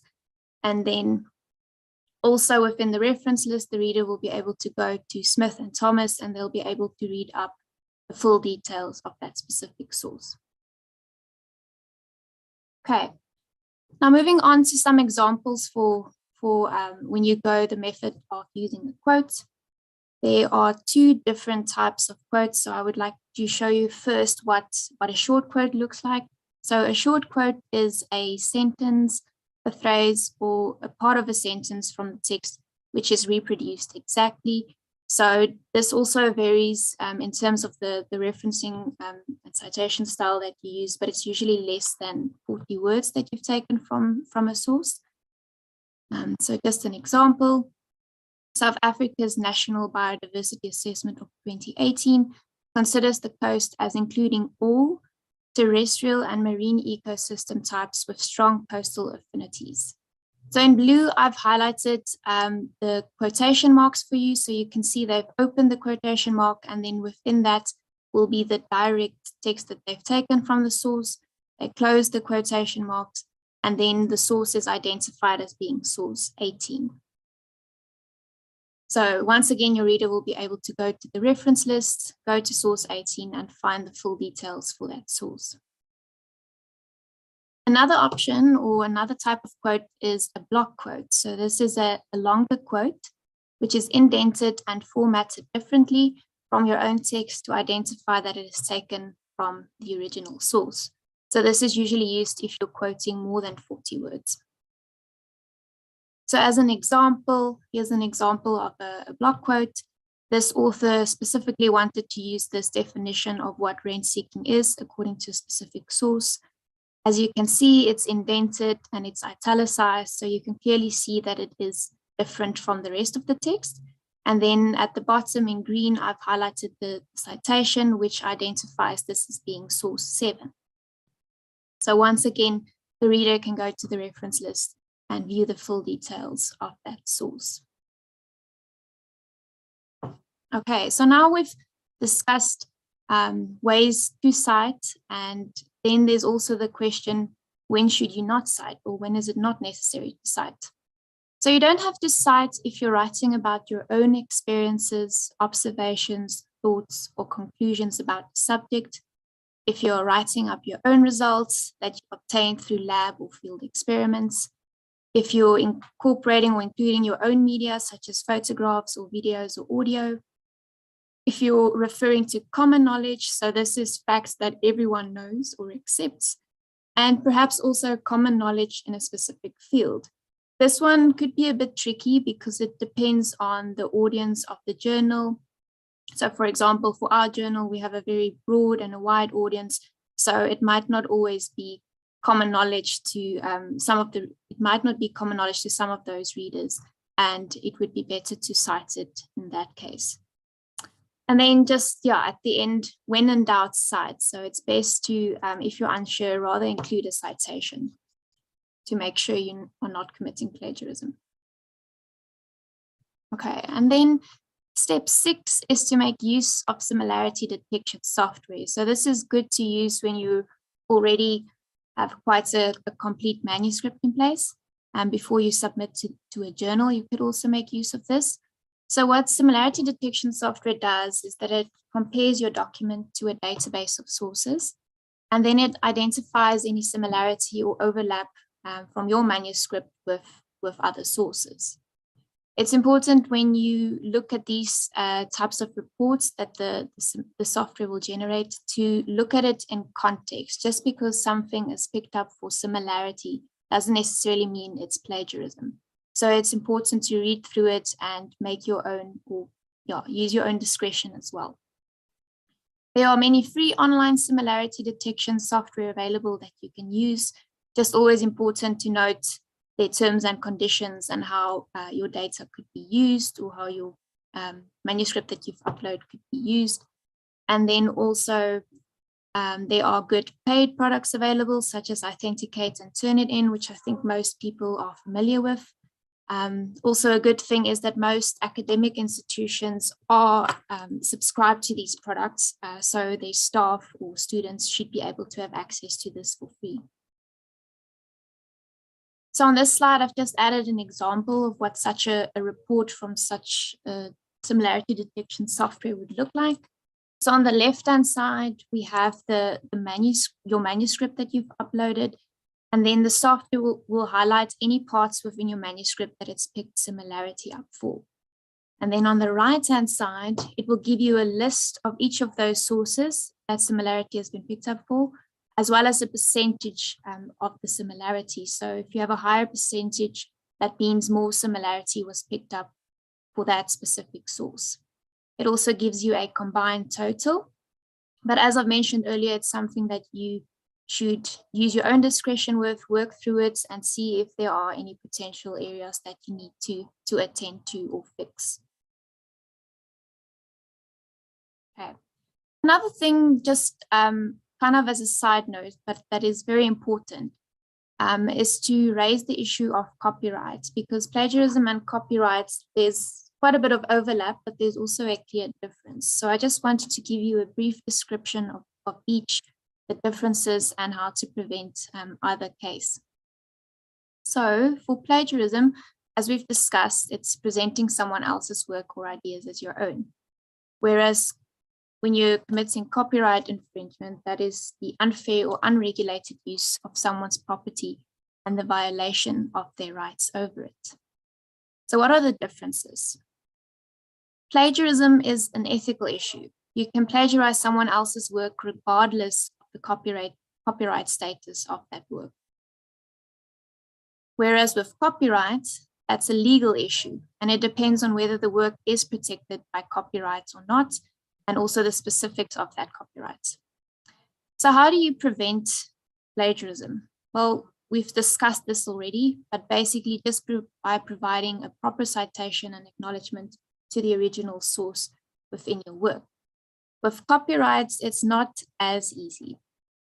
If you copy too much of a protected work, or you copy for an unauthorized purpose, simply acknowledging, as you would with plagiarism, will not be sufficient. The only way for you to prevent this is to make sure that you've obtained permission from the copyright holder beforehand. So just a tip to take away from this is to always ask for permission when you're making use of quotations, illustrations, tables, and other materials that are taken from previously published works that are not in the public domain. Okay, so before we get to kind of close this session off, I just wanted to do a poll with everyone on the meeting to see if at least you've taken something away from today. So I would like to launch this poll quickly and give everyone an opportunity, maybe a minute or so, to quickly answer these short 3 questions, and then I will give you the answers and some feedback on these. So please feel free to start answering them. I'll just give a moment.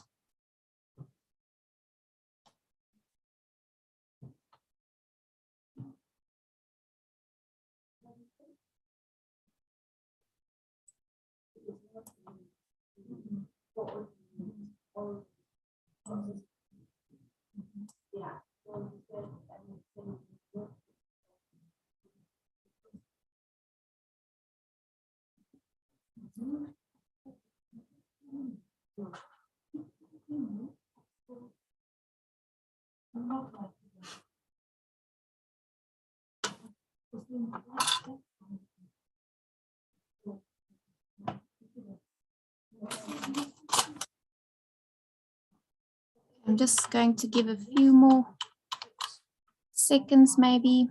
See, people are still busy responding.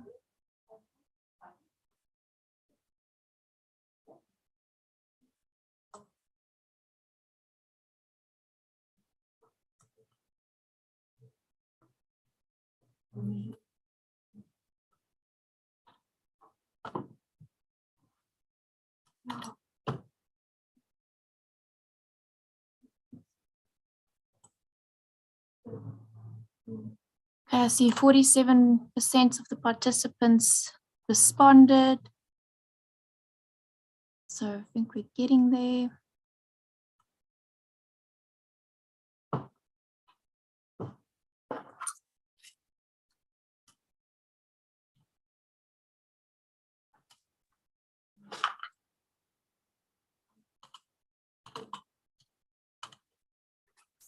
Perhaps while we're waiting for everyone to respond, for those on YouTube, I'm not sure. I don't think you can see the poll questions. So for you to answer for yourself, the first question is, do you need to cite your source even if you paraphrased? The second question is, when is it appropriate to quote?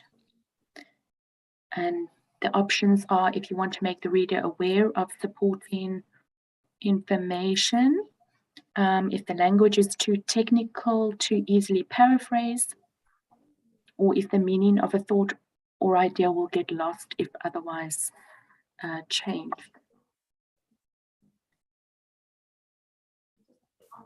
It can be options 2 and 3 or all of the above as well. Then the third question, for those who can't see the questions on YouTube, is what steps can help you to avoid plagiarism?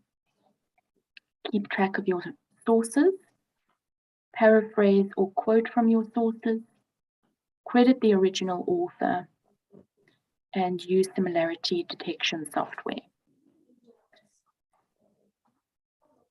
Or all of the above. Thank you, So Linda. we're just waiting for everyone in Zoom to complete the poll. The percentage is increasing. And then Nadia will share the results and the answer with us. Yes. I think 66% is at least, I think that's a good number. So I'm going to end the poll shortly. So if you have any final answers to give it now.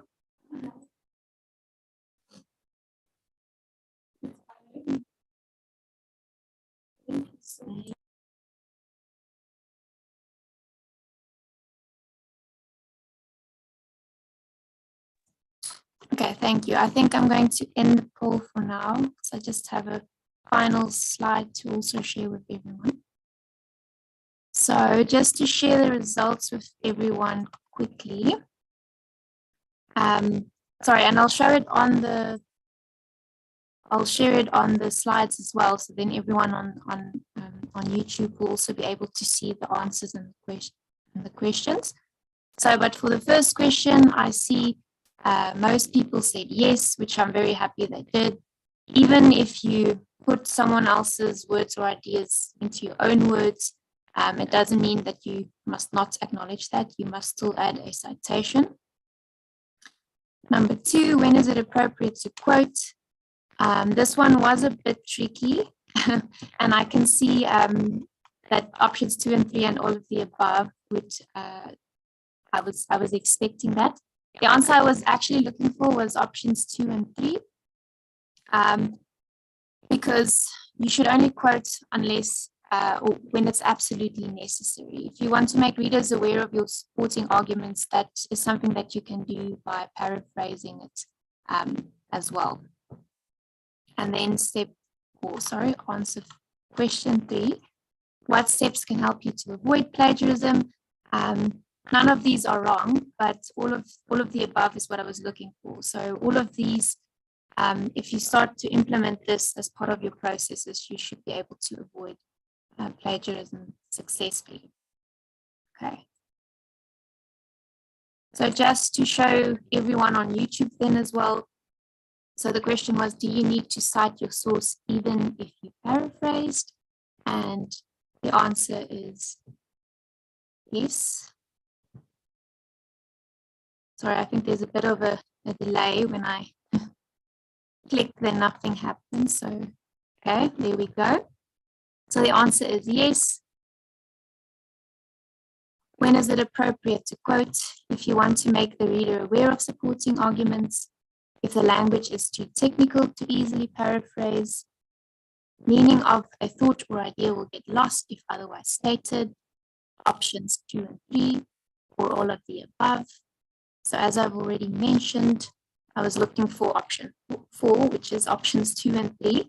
And as I mentioned, I saw people were it was very close between 4 and 5. I would suppose technically 5 isn't wrong, but yes, as I've mentioned earlier, only quote when absolutely necessary. Okay. And then what steps can help you to avoid plagiarism? Keep track of your sources, paraphrase or quote from your sources, credit the original author, use similarity detection software, or all of the above. I'm sorry, I apologize if my sound is a bit bad. Let me just see if I can do so.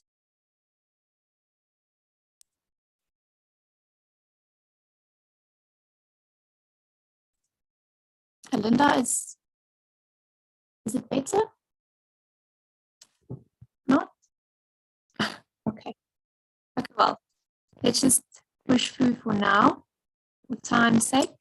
So the answer here was also 5. Oh, sorry, it was 5, all of the above. Sorry, there's a lag between me moving the slides.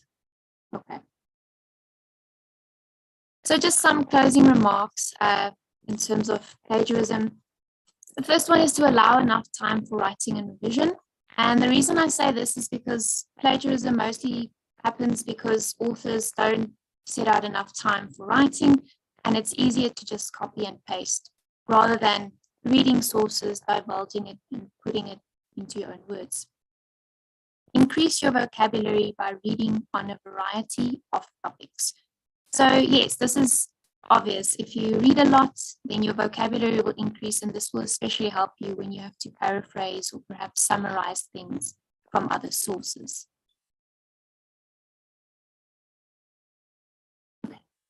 Okay, apologies. I'm literally going to scoot over to another computer to see if this.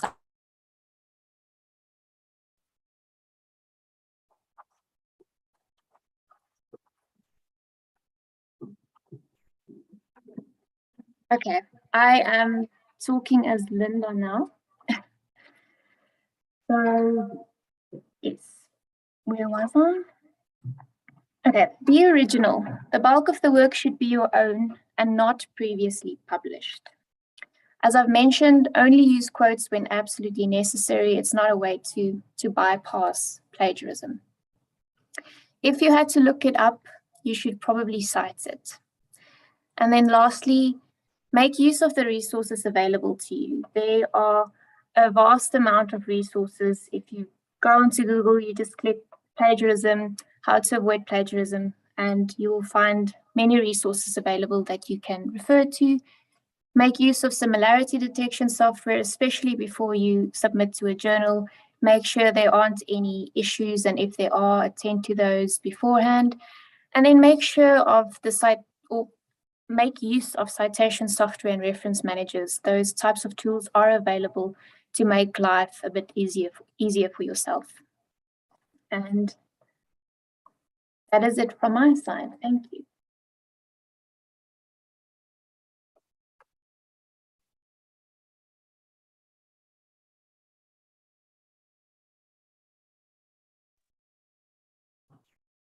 Thank you, Nadia. Sorry, I'm a bit perplexed now. I'm speaking as Nadia. Thank you for the very useful presentation. I know there are quite a few questions. Is the sound okay on this side now? Sounds perfect to me. Okay, then I'm going to let Nadia be Nadia again. Just give us a minute. Okay.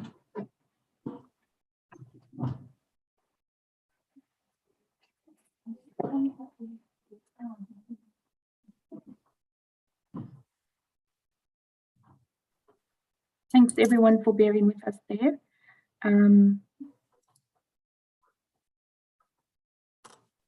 Lots of questions coming in about paraphrasing, about tools for paraphrasing. Just going to start at the top.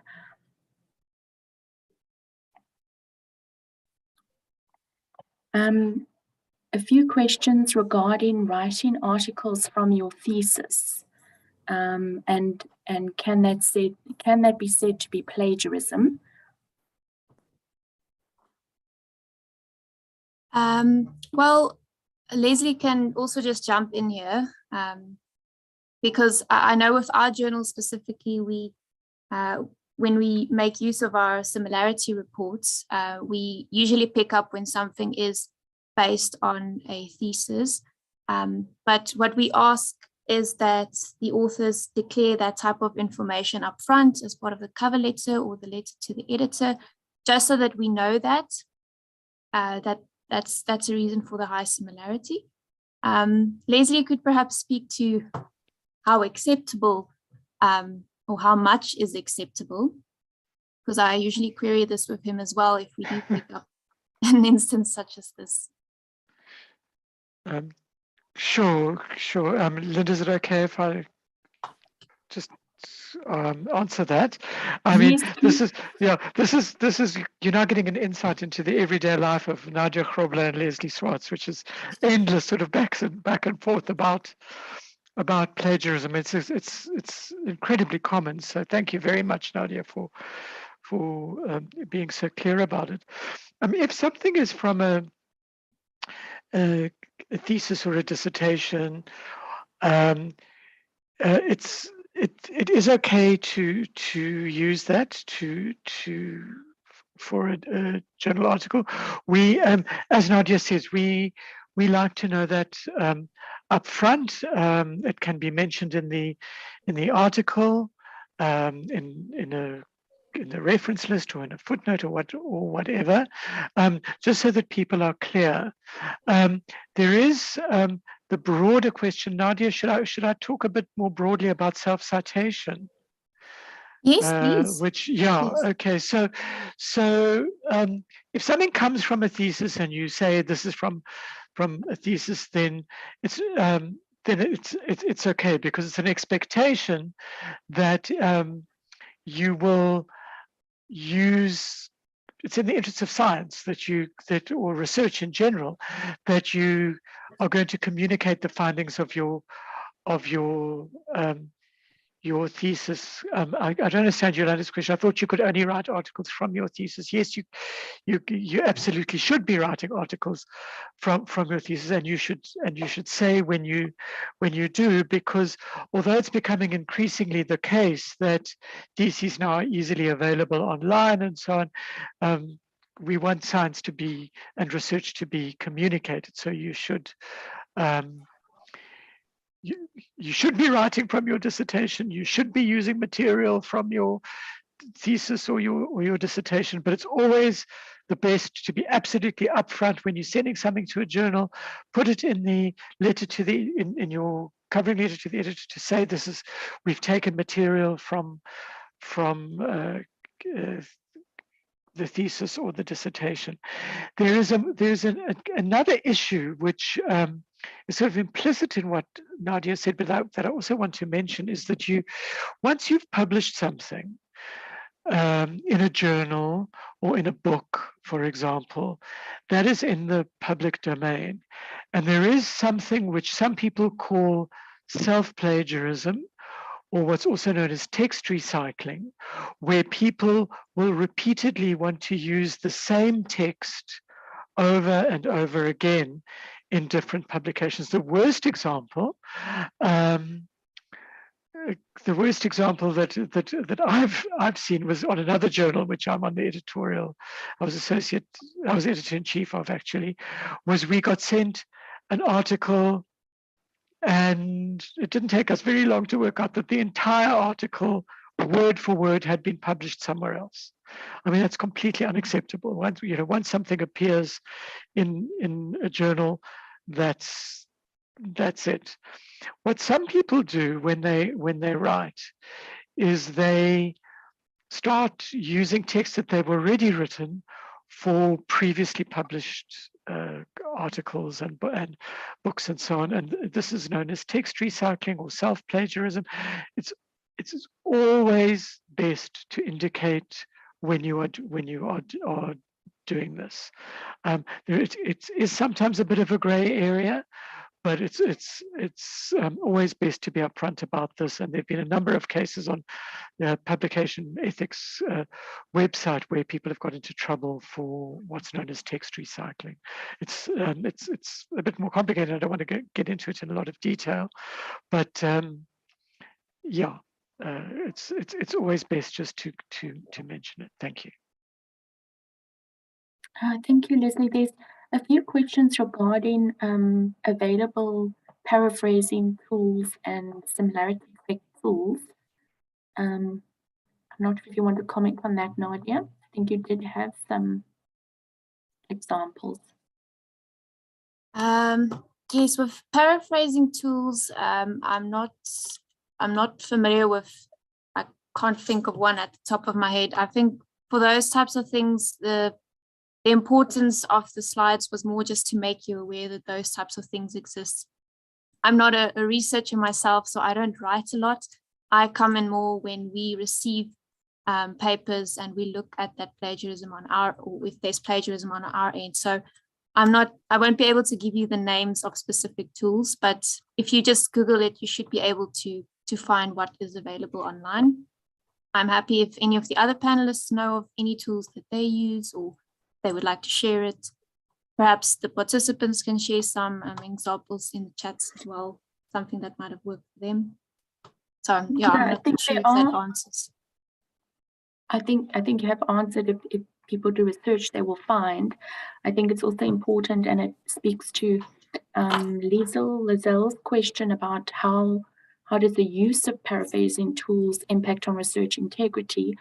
And with all tools in writing, it is a tool, so it shouldn't dictate what you write, but it's there just to, if perhaps you're getting started and you're unsure of how to paraphrase, it's a tool you can use to better understand or get some advice on paraphrasing. It's not to say that you should abandon your own abilities and just use the tool.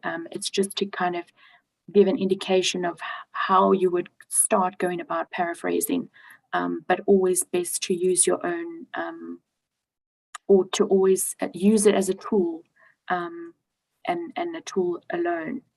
I don't know if that answers your question sufficiently, Lizelle, sorry, not sure. Linda, can I just support what you've said? Also, I think there's a question from Cecilia. No tool is perfect. So authenticate's not perfect. Some people have said it'll pick up your author's name and affiliation. That's absolutely true. That there is, all of these tools help us, whether it's similarity software or now there's plagiarism, paraphrasing software. There is always an element of judgment in terms of determining whether something is plagiarism. So, people will often say, what percentage is allowable? And a number of people have asked that. That's not an answerable question. If for example, you're writing an article in which you quote huge chunks of Shakespeare, and it's clear that you're quoting Shakespeare because your article is on Shakespeare's sonnets, all of that's going to come up on the software as text that's already been published, but that's not plagiarism. There is always a judgment to be made, and you always have to look at what you should include and not include in a decision about plagiarism. There's always a judgment to be made. Thank you. Yes, and the tools are to help you do the right thing, not to help you do the wrong thing. Absolutely, Linda. We have some remaining questions which we can hopefully get to. There does seem to be, we're a little bit over time, but hopefully we can I'm not sure who. There's some questions regarding in maths and symbols and equations. I don't know if any of our panelists, I don't think anyone's a mathematician, but yeah, I'm quite curious as to the answer, and how do you avoid or how do you manage plagiarism when using mathematical equations? I mean, what we do is it does come up in the similarity software, and it's sometimes you actually have to have somebody who understands the um, the mathematical tools and the history of them. So it's just like these tools are instruments to assist us, but you will sometimes need an educated opinion, whether it's mathematical symbols or text, to decide whether this is plagiarism or not. Thanks.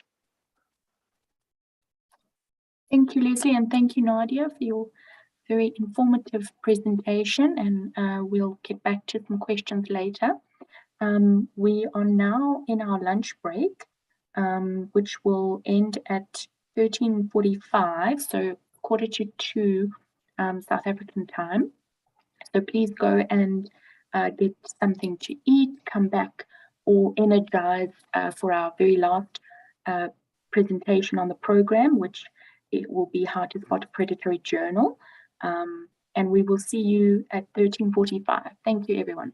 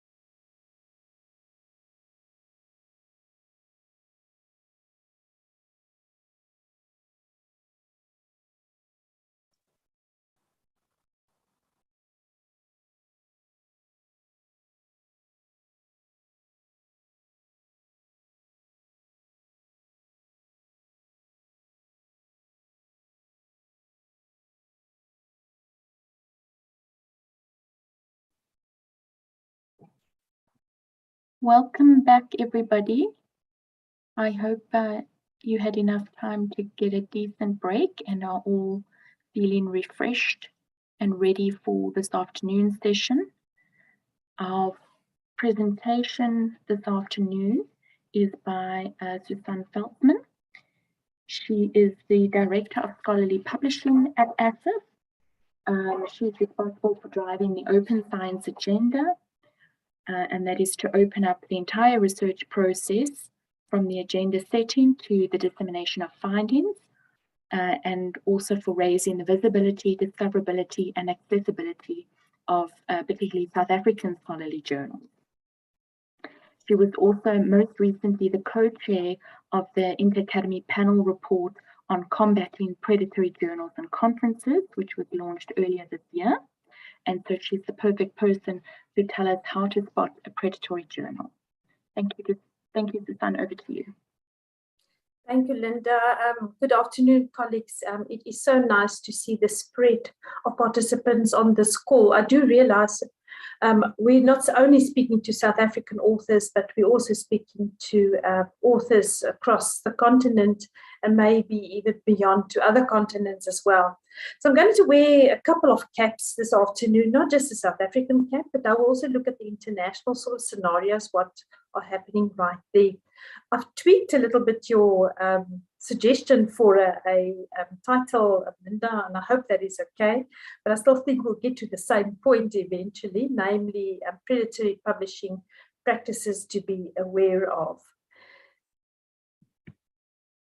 I just want to start a little bit with my South African cap, and now I'm specifically speaking to South African authors as such.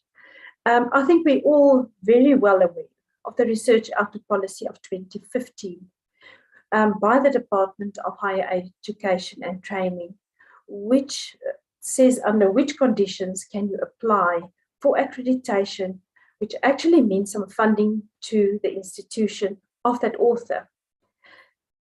There were two sort of objectives when this research output was published to achieve within South Africa. This policy in 2015 is not the first research output policy that was published in South Africa. 2009 was actually the first one that was published. And it was published at a time where the research outputs in South Africa were extremely low. It was of extremely low quality, and we know that because ASIF did some studies in this regard to show actually how journals are being managed, governed, where were they indexed, what was sort of the policies that they followed, etc. So we know back way in 2009, the scenarios were not that good.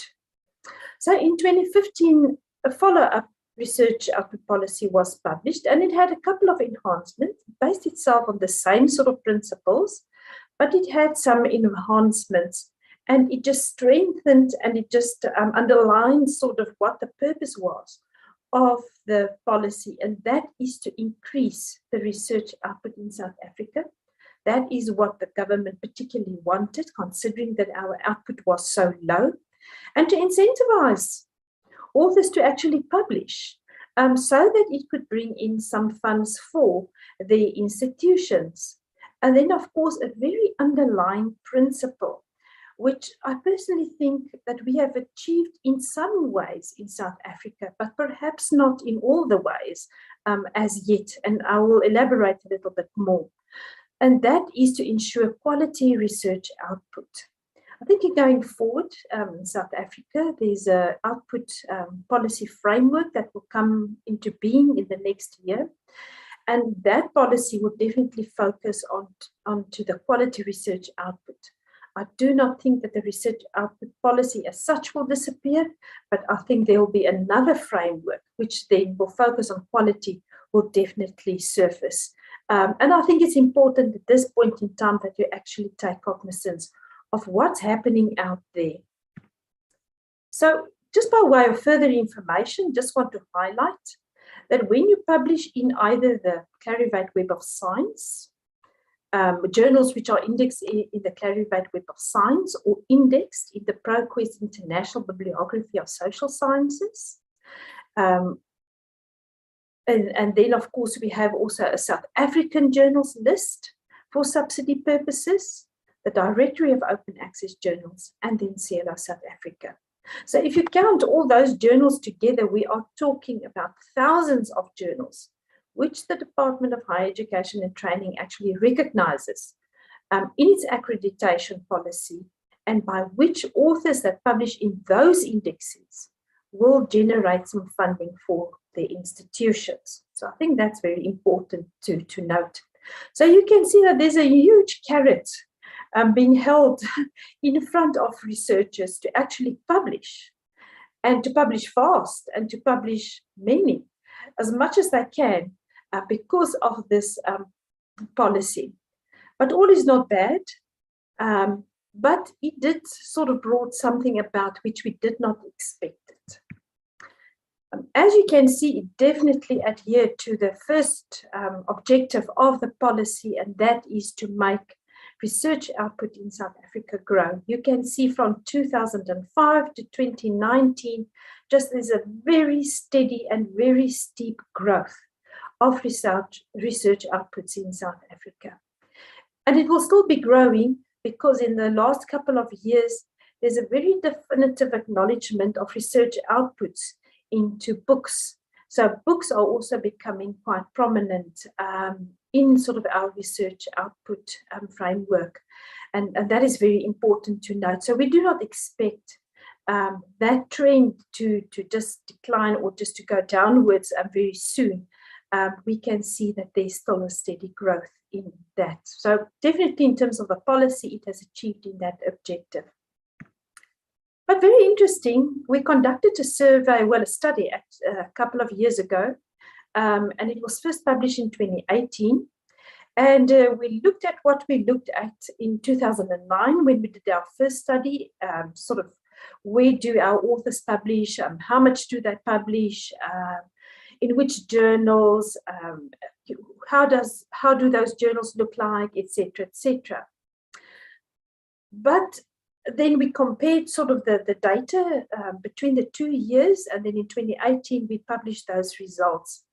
But then we came across something very interesting, and we did not expect to find that. And then within South Africa, it actually raised such a lot of awareness about predatory journals and predatory practices. So what I'm showing here to you is through this study, we actually discovered that over, well, almost a 7-8 year period, there was a 3.4% incidence of authors doing predatory journals. So there was a whole methodology, how we sieve through who publishes where to understand which is predatory, very weak, subjected to very weak evidence. So we cut that actually out. But there was still quite a high number of authors publishing in predatory journals. So that raised a lot of alarm in South Africa. And I must say, I think it created a huge amount of awareness amongst not only higher education institutions, but also research councils, funding the National Research Foundation, etc., where everybody were made aware of this activity and behavior starting to emerge, and that we must actually do something about that.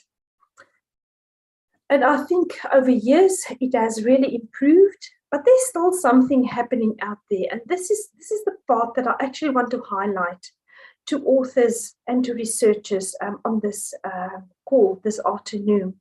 And that is questionable publishing practices.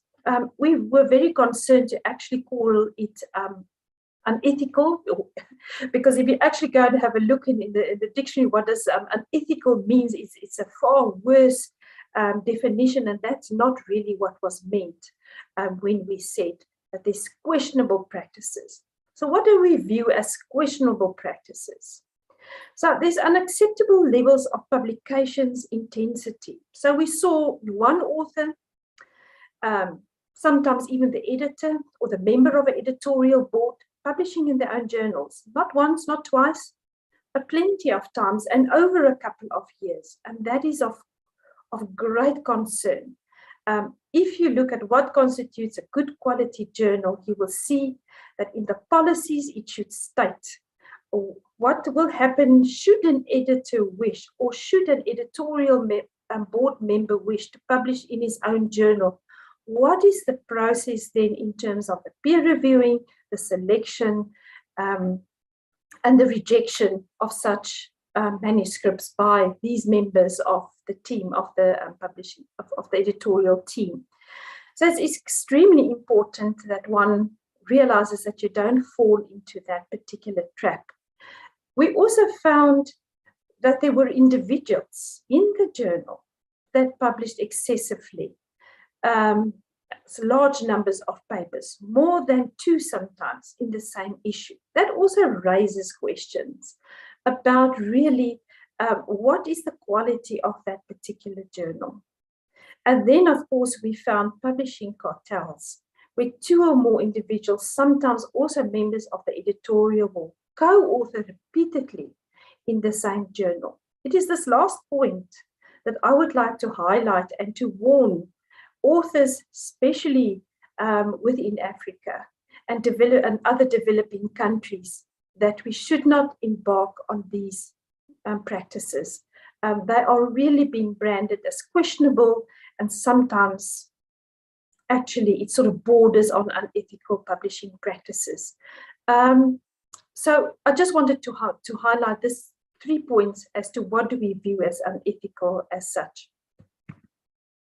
Then I just want to sort of say that I started out to say there were 2 objectives with the research output policy within South Africa. That is to get the production of research output up for researchers to publish much more, and then to look at the quality of the actual research output. And you can see, well, in the one we definitely achieved some good results, but secondly, it's starting to taint the quality of our research output within journals, books, and in the others as well. So whilst we have that, we really have perverse and sometimes unintended consequences of this whole, what we brand and what we all know as publish or perish imperative. So there's enormous pressure to publish and publish very fast, preferably the very best journals. But this philosophy and this lens influences both authors and editors. And I just would like to remark to say, as long as authors are mostly rewarded for publishing many articles, and editors are mostly rewarded for publishing them rapidly, new ways of gaming the traditional publication models will happen and will be invented. And we've seen that, and I will relate to that when I go and put on my international cap. We can just see once you've stopped the one particular practice, then a new practice starts. And I think this is the warning that I would like to put out to researchers, to be so aware of if the one practice is nipped in the bud, then be sure and ensure that there will be some other practices actually surfacing. And this is most concerning, and this actually calls for action as such. As I said, I was also involved in an international panel where we conducted surveys, etc., looking at what is the incidence of predatory journals, and interesting enough, conferences. We started in 2018, sort of profiling what we're going to do, etc. But you know, that was just before the COVID-19 pandemic. So especially in terms of the conferences, it will be very interesting to see what will be happening now that things are opening up, and there's hybrid models and that electronic ways of doing webinars and conferences, how that will influence this sort of practices, and what will the game players actually find out to do again in a predatory manner. So this study was funded by Gordon and Betty Moore Foundation. We all worked under the auspices of the International Academy Panel partnership, and we were a team of right across the globe: South Africa, up now north from our borders in Africa. It was from India, from Russia, it was from Europe, as well as North and South America. So you can see that we applied different lenses and brought quite a broad and a rich sort of expertise level to the study to see what's going on. So the study objectives were to define predatory and unethical practices in academic journals and conferences, to gauge the prevalence and the impact. I'm quite sure you might ask or wonder, how does this affect my country? Or what is it that we do? Are we involved? Are we vulnerable to this onslaught onto researchers? We'll find out in the future slides to come. And then understand the primary drivers or root causes. Why do we do this? Why do we do this gaming? And why do we let us into these practices that can actually means our career and jeopardize quite a lot of avenues for us in our career setting? And then we'll just look at how can we combat, what are the efforts up to date that we could perhaps consult when we choose a journal to publish our articles in, and then just to lastly look at some recommendations for a global strategy to address the problem that engages all key stakeholders. So we looked at many stakeholder groups, policymakers, how does it affect universities and research administrators, how does it affect public and private sector funders, publishers, libraries, museums, collections, research communities, and academies as such. So it was a very broad study, and it took us almost 3 years to complete. And just to say that we have actually published our results. So first of all, and I must say, the time that we started off with the study is that there were lots of information on predatory publishing and a lot of evidence of people who've been scooped and have walked into this trap of predatory and unethical practices. So really, it was very rich in what we discovered through the literature review. But I think a very interesting aspect that we did pursue was to actually send out a questionnaire to find out what do researchers and all these stakeholder groups actually think about predatory practices. So as you can see, there's the world map. We had responses far and wide from different countries. So those of you who did participate in this survey, thank you very much. There were 1,872 participants in total in 112 countries. So I think this is the first most comprehensive survey that has been done to establish how do countries perceive predatory practices, and do they perceive it as a serious problem or on the rise in the country of work? So that was quite an interesting exercise to cast the net over all these countries and to see what are the perceptions. So just to highlight a few headlines from the survey, very interesting. We normally used to say, or the perception is, that it's mainly young emerging researchers that falls into this trap. But what we found is that all career stages need to be on their guard. There was also the perception that that this only happens in low and middle income countries. We did not find that. We find that all is very vulnerable, but we had to add a proviso to say that low and middle income countries are more vulnerable. But this is not to say that in developed countries that this is not happening. Not at all. It happens across the globe.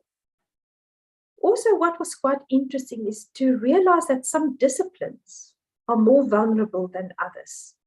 So the researchers in arts and humanities with predatory journals, we found that in that subject field and that discipline that there was quite a high prevalence thereof. But then researchers in transdisciplinary and engineering sciences was much more, that these activities were much more prevalent in conferences. So one have to be very careful that it's not just happening in journals, but it's happening on all levels of research output, even in conferences and the presentation thereof. What was most alarming is that we saw that this equates to 1.2 million researchers of the 8.8 million around the world. So can you imagine the billions of dollars of research costs that is wasted as a result of predatory practices and unethical practices? So it needs urgent attention. But again, what was adding to this alarming situation is that 14% of the respondents admit that they have used a predatory journal. And I think that is really what struck us in this whole survey that we did. And it really raised a lot of concerns. So 24% of the respondents have either published in a predatory journal or have participated in a predatory conference. And it was amazing at the time to realize, what even the conference organizers do is to prompt participants into unethical practices or in predatory practices.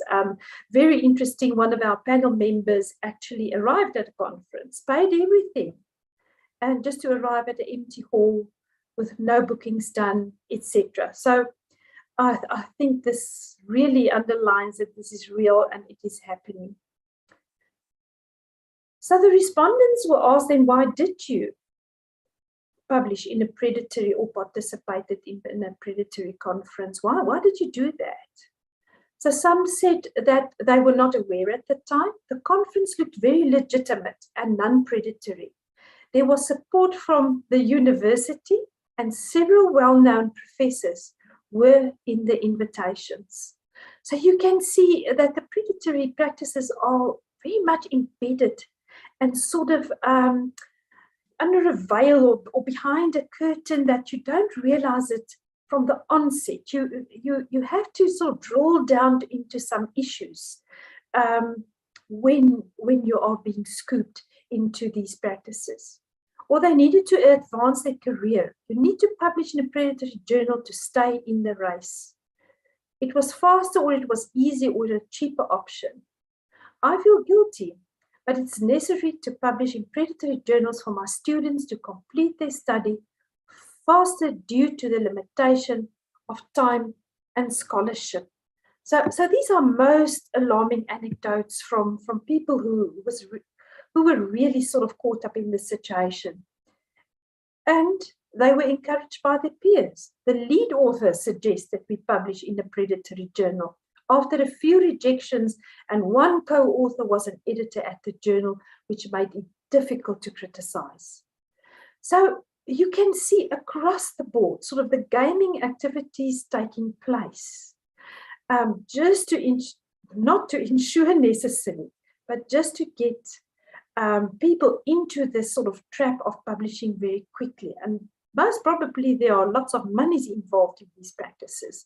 And that is why these things actually happen while soliciting articles for journals, etc.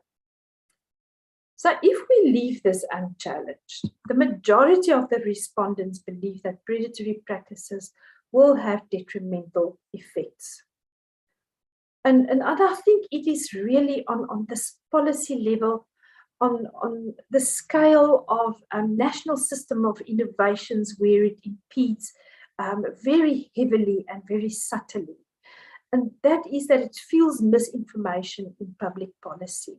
It infiltrates and undermines the research enterprise and widen the research gap between high income and low income countries. So these are three very serious and most prominent effects that have been highlighted by the study. So it's not just about the person, but one must look about sort of the chain of events that happens once one author actually engages into these practices. And then when an institution engages and when a system within a particular country actually engages, what it can actually bring about. So I hope this creates some awareness amongst yourselves.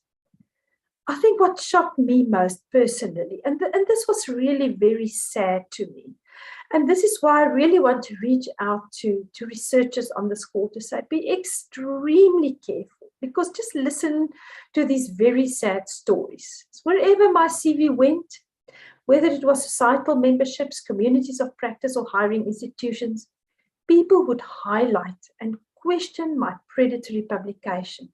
It has become a really obvious black dot in my career. The experience was bad. I had no option of omitting or removing my name from these journals. It has delayed my PhD completion by many years because discouragement set in. I disconnected and I'm now trying to pick up the pieces. It's very hard. I really regret it. Our reputations get tarnished and people start judging us for many years. Unfortunately, I had over 20 to 25 papers sacrificed in these journals. They can't be considered for promotion, and I become a questionable researcher everywhere my CV goes. Everyone looked down on me. I lost a few good friends and even broke into tears once in the public because I was ashamed. It was a truly painful experience.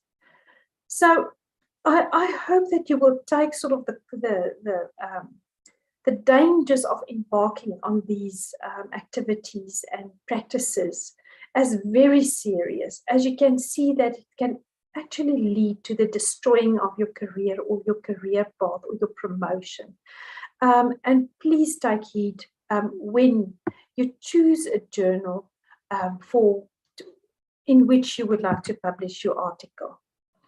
I'm not sure if you are well aware of the saying to say, well, if you go through a contract, please read the fine print before you actually sign. And this is a very important message to use. Please read the fine print and trust your own judgment. There must be things in a email that tries and solicits your interest, or in a journal, if you look at the website, it does need some scrutinizing and sort of a sixth sense, so to speak, to notice what these publishers actually do is to coach into these practices. So please be very, very careful when you are being approached by a journal. So there are many examples out there of tools that you can actually use. Some of them are for free and some is behind a subscription model. For instance, like Cabell's, that is a subscription model. But if you look at things like Think, Check, Submit, and now they've brought one out for conferences, Think, Check, Attend. If you look at the author aids, beginner's guide to predatory journals, so there are many out there. I would like to pause and talk a little bit about Think, Check, Submit. And those are the three most important principles that you have to comply with when submitting a manuscript to a journal for publishing. What I quite like about this model is if you look at Think, it tells you, think, look at the journal, go to the website, see what it stands for. What are the policies? Who are the editorial board? Do you know them? If not, why not? Ask your colleague. Do they know them? Ask your supervisor. What do they think? Which are the best journals to publish your journal in? You've heard many advice this morning by Leslie. I'm just thinking about a couple of examples he used when you choose your journal where you have to submit your article with. And then it says check. And what I like about that tool is that there's a whole checklist where you can go and check some questions that it asks you, which you have to consider. And then it says submit, and it also gives you some guidelines there. So that tool and the guidelines are actually downloadable. So maybe you can just download them and keep you next to your computer. Should you submit to the journal, that you ask yourself, I really want to call upon you to pause and to think about the journal who's either approaching you to publish your manuscript in with, or whether it's a journal that you are considering to publish your manuscript in. So I think that is what I would like to say in terms of the different tools that is available for you to consider before you actually decide upon which journal then. But you might ask me now, what is the common features of a predatory journal and conference? And I'm quite sure that you've experienced them, knowingly, unknowingly, but maybe this will make you aware to be very cautious, is that they solicit articles from researchers through practices that exploit the pressure on the researchers to publish and to present their work. I received an email the other day to say, well, you know, you're such a good author, congratulations, please would you submit to my microbiology journal, etc. And I thought, but I'm not a microbiologist, I'm far from that. And I did not get one email that kept on prompting me to please submit my manuscript as a matter of urgency. So I'm quite sure that on a daily basis, you receive plenty of these. Be extremely careful, especially if it's not in your field. Then your alarm bells should actually go off. Then once one should also have a look at the websites and interrogate the information that you are provided with.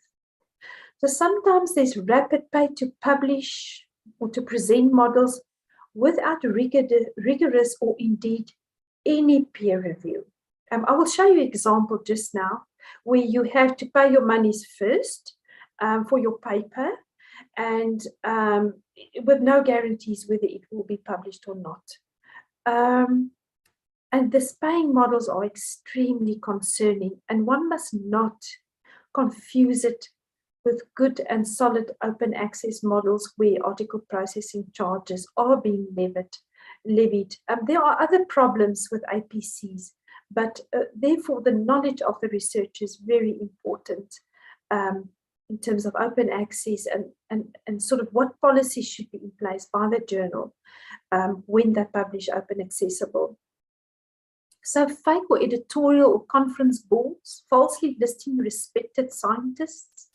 I will show you another example as well. Sometimes I look at these editorial boards and I just think, I don't know who you are. And when I start searching and just do a sample search on the internet, I do not get these researchers, or they're very unknown to me.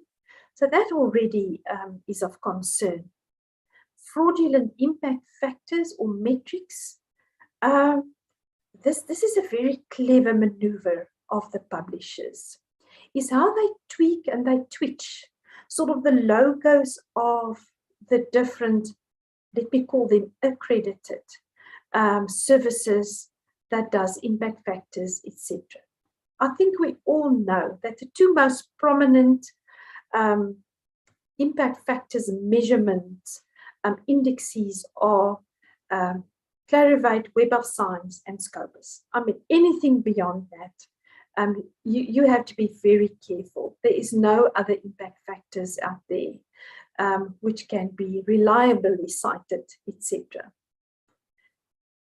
Journal and conference titles that are deceptively similar to legitimate ones. This is a massive problem. We've actually had a journal title in South Africa that has been scooped by predators, and until this day, that journal did not get its own recognizable URL back, just to ensure that it differentiates from the scooped website.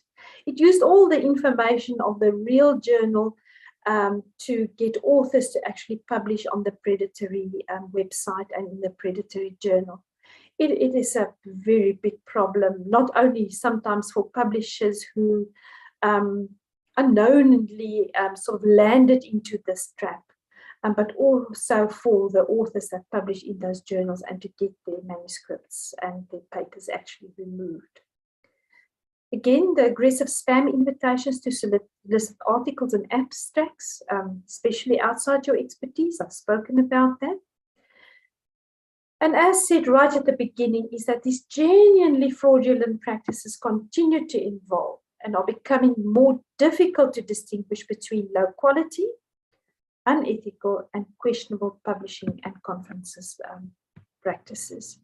Just very quickly, and I know that this is not very viewable by you, but just to alert you that this particular journal had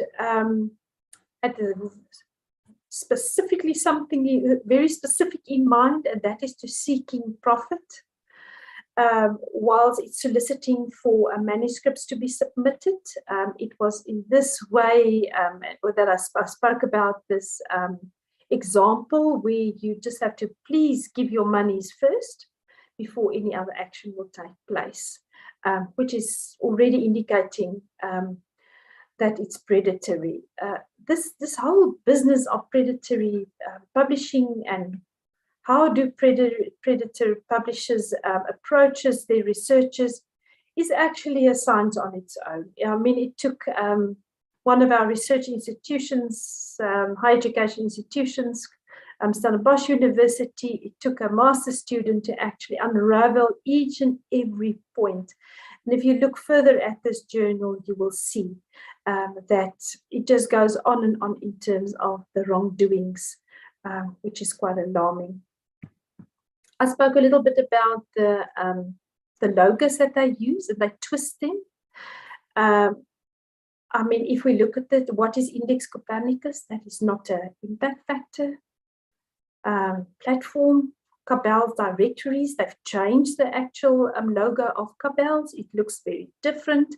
And Cabell's only tells you whether something is predatory or not. Ulrich's Web, again, is a list of journals, not casting any judgment on is it predatory or not. OpenJGate, I mean, that is certainly not a service to ascertain whether something is predatory, and then one has to be extremely careful if there is some sort of generated impact factors buttons there, like I've shown you right there, and because that is not acknowledged by standard practices at all in international world of publishing as such. Then I talked a little bit about the lack of transparency, and sort of the governance of the journal, the editorial board, the publication practices. I mean, this is how they depicted the editorial board. It says nothing. There is no detail, no bios, no nothing of the actual editorial board, and it raises a lot of questions. And if you start searching for them, you will see that sometimes these names do not even appear in any of your searches. Now, when does a journal become deceptive? So it is when it's lying about its true purpose or misleading authors or readers about the journal's status, the costs involved, or the service provided. I've touched already on some of them, and that is that there's non-existent or improper peer review and misrepresenting the process by which its articles are selected, mimicry or the scooping of other journals or websites, no or fake editorial boards, alternative or fake impact factor, lies about being indexed or members of publishing organization. They hide the costs of publishing. And that should alert you that there's some potentially illegal operations actually taking place. But I have seen in both studies, both in South Africa and both in our international study, is that we should not we should not, there's a difference between a predatory journal and a low quality journal. And then should you be an editor of perhaps a regional journal or a national journal, one has to be extremely careful not to present the country and your readers and your authors with a low quality of journal, because it also raises, in a spectrum of predatory and unethical practices, it starts to raise a very critical question, and it is really not good for the reputation of your journal. So when is a journal of low quality? Is when there's low quality peer review, when there's breaches of good editorial practices, when the services to authors in academia are lacking or poor, use of aggressive and indiscriminate solicitation practices, unclear about publishing charges, lack of satisfactory archiving, inactive editorial board. So you can see there's a very fine line between predatory and a low quality of journal, and especially editors of journals should be very wary of this very fine line and should strive to publish journals of good quality, because after all, we want to trust the journals we publish our research in. So what did we find was the drivers and the root causes of predatory publishing and practices? It's definitely this whole notion of monetization and commercialization of the research sector, including an academic publishing system whose proprietary and commercial interests may lead to conflict with research integrity, with the author-based model being especially prone to abuse. So that's the first point one must understand of what drives this. Quantity over quality research evaluation systems, together with the institutional drivers and incentives that shape the behavior of individual academics, and the lack of transparency. Whether fully open, anonymized, or hybrid in the peer review process, exacerbated by poor training, capacity, and recognition of peer reviewers. So you can see that the reasons really stretches across the system of scholarly publishing in all its facets. So authors and researchers have to be extremely careful when submitting their manuscript to a particular journal for publishing. So what are the recommendations? I'm calling it research institutions, but it does imply researchers. What is it that you will do? What is it you should do? There's other roles also to play. We branded it as to act in concert regarding messaging around predatory practices that diminish and damage academic lifetime.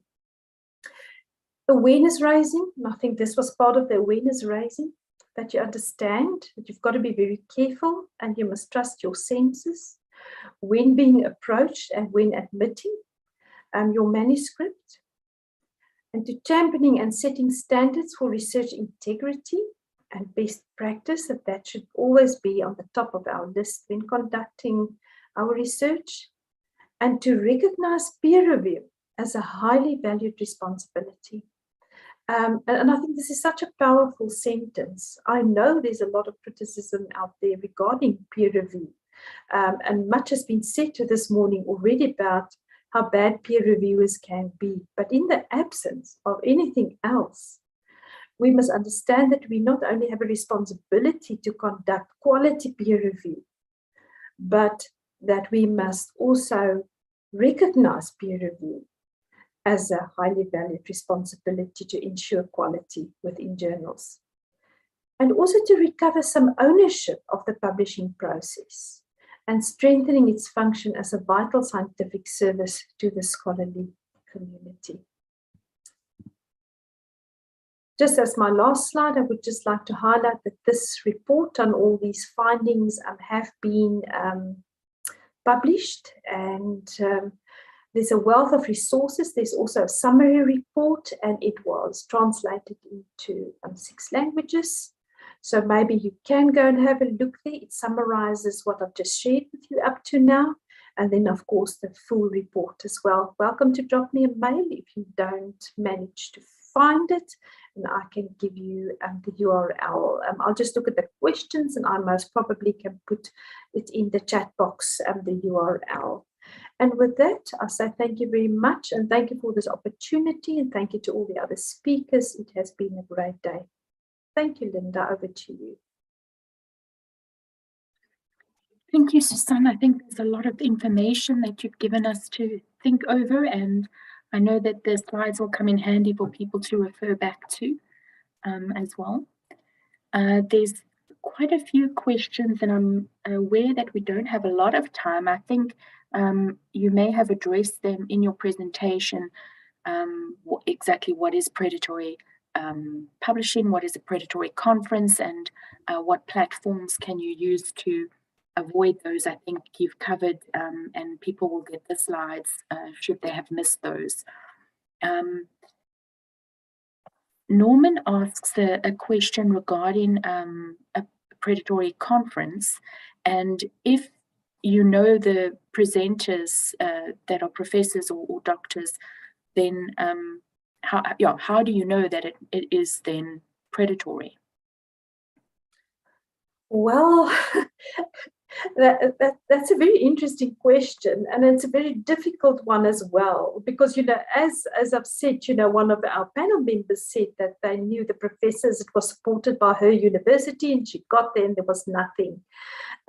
I'm quite sure that in the call and also the follow-up with the presenters, one should you know, again, interrogate the information being fed to you. You know, how does the call for some proposals for presenting looks like?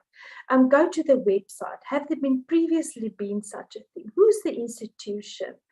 And normally, if I think about conferences in my field, they're very well known. We all talk about them. We know that's a legitimate conference and not. And if there's something obscure, then we do start asking some questions, and we interrogate sort of not only the web, but also we ask questions to other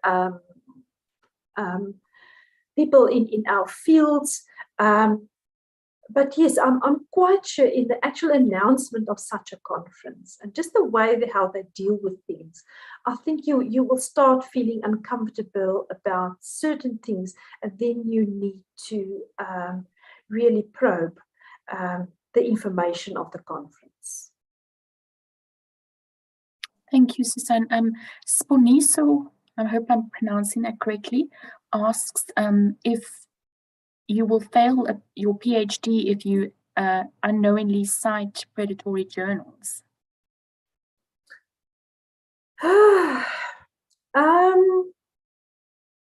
It could be viewed by those who are the readers and the examinators of your PhD study. You know, you could definitely pick up some problems, especially it's very difficult to say, because now this is where institutions have also, and departments within institutions will have to make a call and have to have some policies. What happens when you do cite predatory journals? I mean, sometimes it's unknowingly.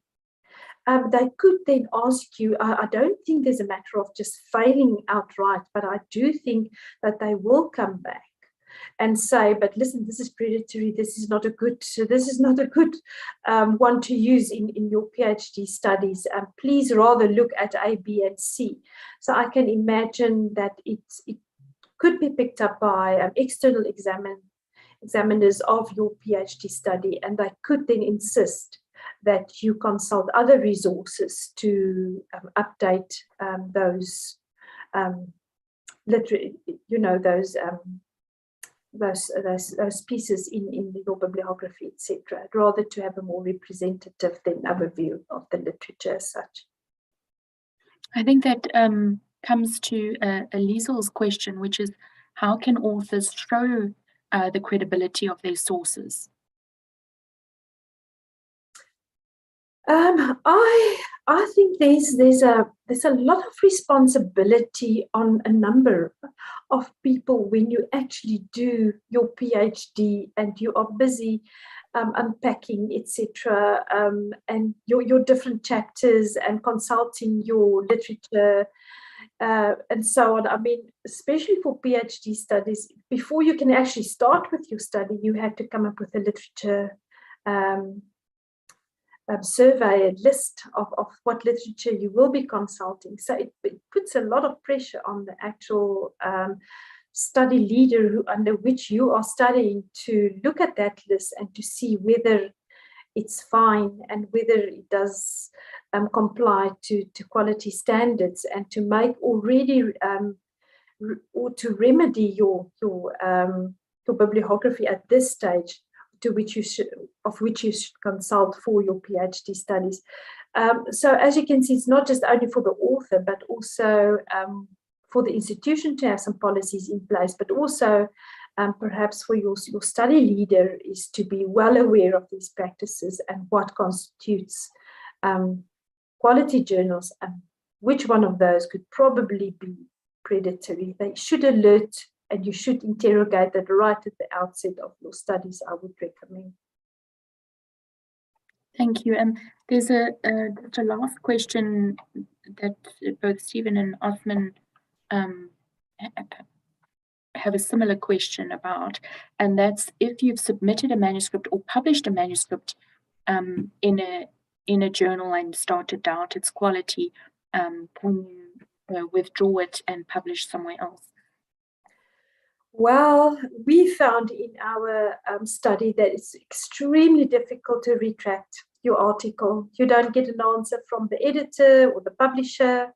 They don't retract it. So then that article still stands there. And then we actually find that the authors just give up because it has been published, although in a predatory journal, but we have not had any reports of successful retractions of that article to be able to publish it in another journal.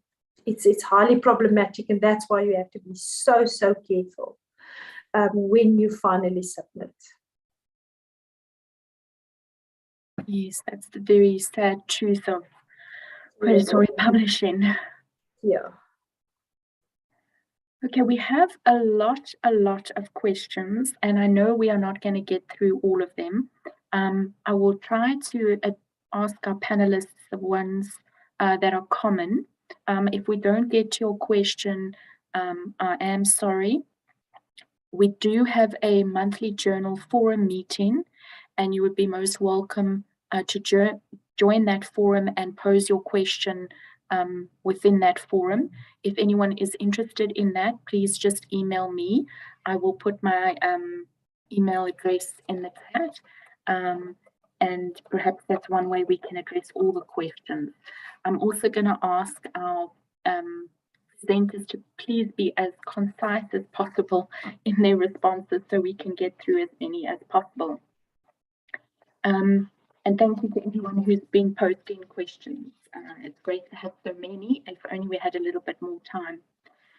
The first question for Eunice from Rose is, how important are images when you're writing for a non-specialist audience? And she notes that your work is well known for all the beautiful graphics that you include, and I know one of them has graced our cover.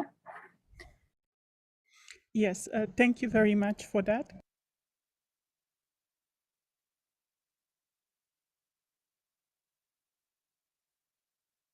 How important do you think the images are in that sort of article?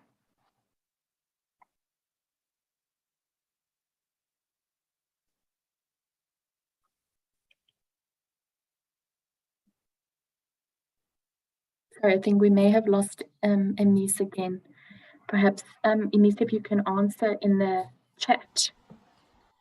And then maybe while we're on the topic of images, there's been a few questions regarding what images you can use or how do you cite images in terms of copyright. I don't know, Nadia, if you would like to address that. Yes, I think that's a very loaded question.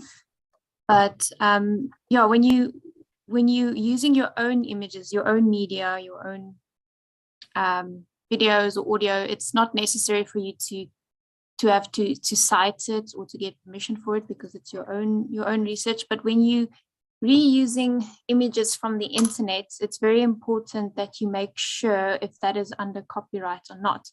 So this can be very difficult to determine. I mean, an easy one would be if you're taking it from another journal, then the rights of that image either belongs to that publisher or perhaps the author. It depends how their copyright is set up. So then you'll need to ask permission from that journal or the author. If it's just an image or a video that you found on the internet, it can be quite difficult. Maybe the author's or the copyright holder's information is available on that website or close to that source, but otherwise some further investigation might probably be required. If you would like to use something, it's best to use something, or I would at least suggest, from the public domain. And this is images that are copyright free. There are many databases that you can use. So yes, I think that's all I can add in terms of that. Thank you, Nadia. Perhaps we can come back to the beginning. And I think these questions are for Chrissy. And there's been a few questions about sort of really, where do you start? How do you draw up a framework? What if you draw in a complete blank? And how do you know when you've read enough literature to actually start sitting down and writing, or should you be reading and writing simultaneously? Thank you for that question. So as I hope I explained in my presentation, I don't believe that writing should be delayed. I believe that you should write as you read. And that's why I argued for the use of a writing journal. And what a writing journal helps you to do, a reading journal helps you to do, is find links across the literature, find the big positions, find the disputes, and so on and so on. So if you read and write a reading journal as you go along, I'm convinced that you'll start to see your way through the literature, and you'll start to see where you need to position yourself in the literature, in response to the literature, because as Leslie said, you're joining a conversation in a field. So how you locate yourself in relation to that conversation is critical. So for me, the reading journal is an imperative. I wouldn't dream of embarking on a new area, reading in a new area without keeping a journal, even though I'm relatively experienced as an academic. The other thing is that everybody's got ideas. We all have ideas. And the point is, we doubt those ideas, or we think we can't express those ideas in academic ways. So again, I go back to the things I said about this generative writing, and particularly the use of free writing, that you need to just get the ideas down on paper. Putting them on paper slows your thought, it captures your thoughts, and there they are, they're on paper. You can go back to them, you can delete them, you can roll the paper up and throw it in the bin, but you've done it. So I would strongly, strongly argue for the need to use those two techniques, keeping a reading journal and using techniques like free writing to get yourself going. I'm convinced it will help. I hope that's useful. Thanks, Chrissy. I think there were also a few questions around, choosing what to read. Should it only be in your field or in a different field as well? And after reading, how soon should you make an entry in the journal? Well, ideally, you need to make an entry in the journal after you've read each article, or you could make one even after reading a section of an article. If you're reading books, you can choose when you make your entry in the journal, but you don't leave it. You don't carry on reading. The thing is that you need to read and write, because the writing in your journal will expand your thought, capture your thought, allow you to see all those positions in the field, and so on and so on. How do you know what to read? Well, if you're a student, I hope the supervisor is giving you some guidance. And no, it's not only about reading in your field. It's interesting that if you look at in South Africa, if you look at the qualification standard for the doctoral degree, it's got these things called graduate attributes. And it says that the graduate, the PhD graduate, should have an in-depth knowledge of their particular study area, a broad knowledge of the field or discipline, but also knowledge into cognate areas. So there you go, you've got the qualification standard telling you don't read too narrowly. What I do is I read an article, say, but I'll always follow up references in the reference list in an article. So my reading leads me to more reading. So depending on how the author is citing references, what the author is saying about what other people have said, I will choose to go and read that for myself. So follow the reference route. That would be a good way to start, but don't read too narrowly, no. Thanks, Lucy. There's a few questions regarding, well, actually, before we sort of move away from the free writing, an interesting question about blogging, and can blogging serve as an ideas garden or ideas gardens, and any thoughts on why it doesn't seem to be, or why blogging doesn't seem to be as popular among South African academics? If you blog, I don't know, I don't blog, but if you blog, don't you need more of a finished product? Wouldn't you want to put out there more finished thoughts as they were? They're not as final as in a journal article, as in an actual submission, but they're still more finished than a piece of free writing would be. So I wouldn't think that blogging is quite as generative in that it allows you to try anything as free writing or a reading journal does. Because you're writing for somebody, I presume, unless the blog is just for you. If the blog is just for you, you keep it private. Well, you could use it as instead of your folder on your computer or your hard copy notebook, your paper notebook. So yeah, but otherwise I would think if you want somebody to read the blog, then it's not as free. You are going to be more focused on your eventual reader than you would be if you were just writing for yourself, which is what generative writing ideally is. Yeah, that makes sense, I think, as you put it that way. A question for any of our panelists: how do you take your chapter from your thesis and turn it into a journal article? And does the supervisor of your thesis need to be a co-author, or can you write a paper from your thesis on your own?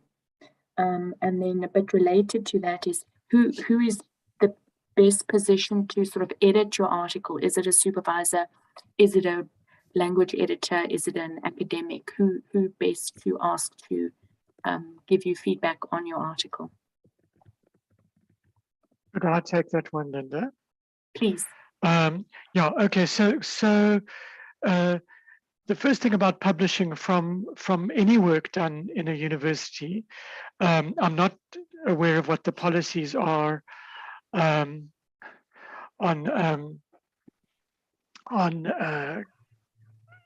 in other countries. Technically, in South Africa, anything that's done in a university by me or by a student or by anyone belongs to the university. So before you publish anything from your PhD or from or your master's or your honors or any work that you've done at the university, you must just check this out. So always check with your supervisor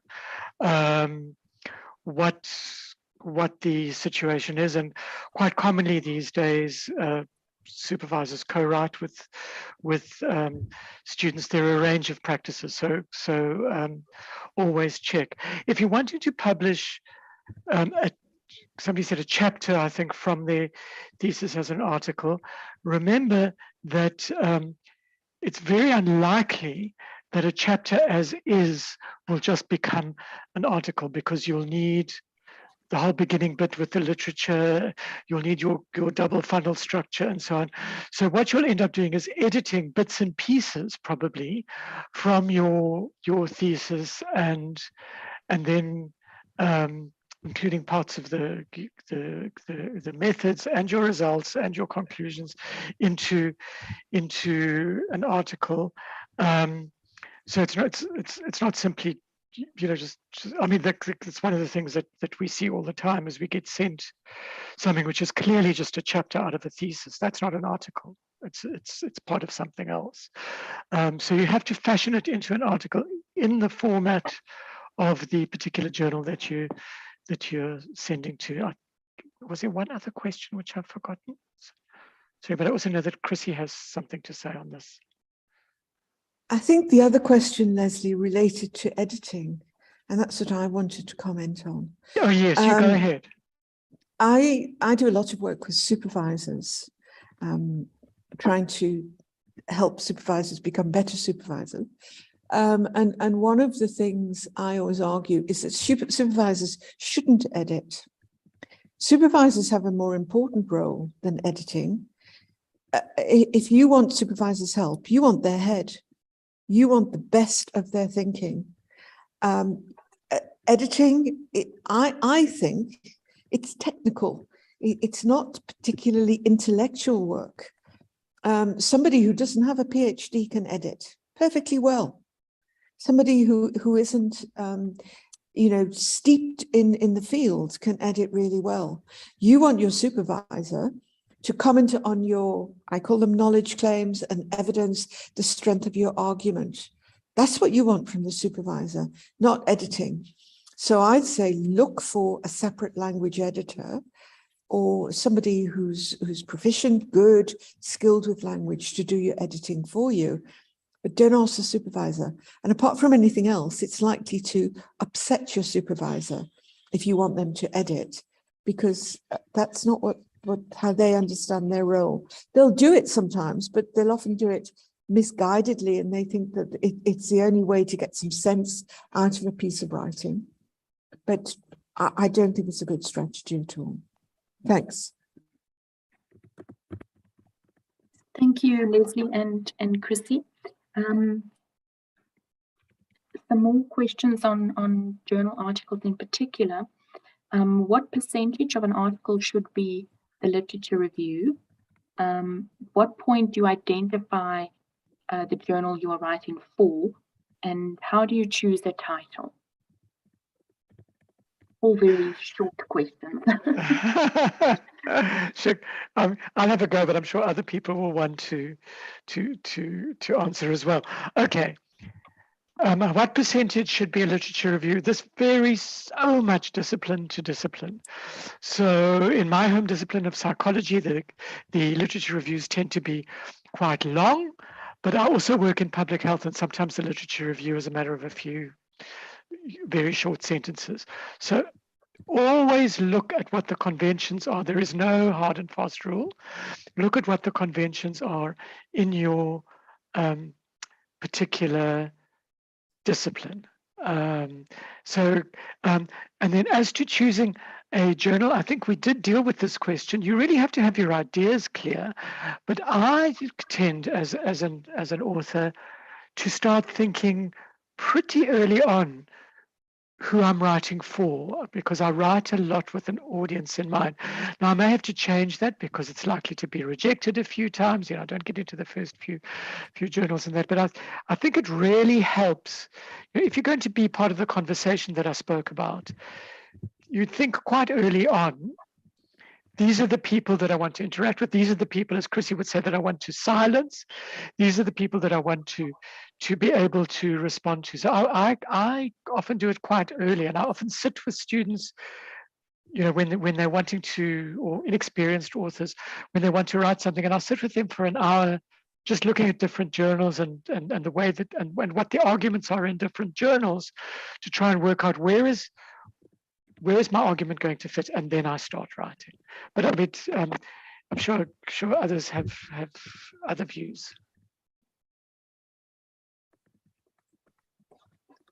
Thanks, Leslie. If anyone wants to add anything, otherwise we can go to, I think this question will be for Susan, and it's actually a question we had in one of our journal forums, and we didn't know the answer, so I'm looking forward to the answer as well. From Eunice, what if the bulk of the literature that one needs to write an article is based on is in a predatory journal? Well, and I think the related question that we had in the forum was, what if the article itself is a good article, but it's in a predatory journal?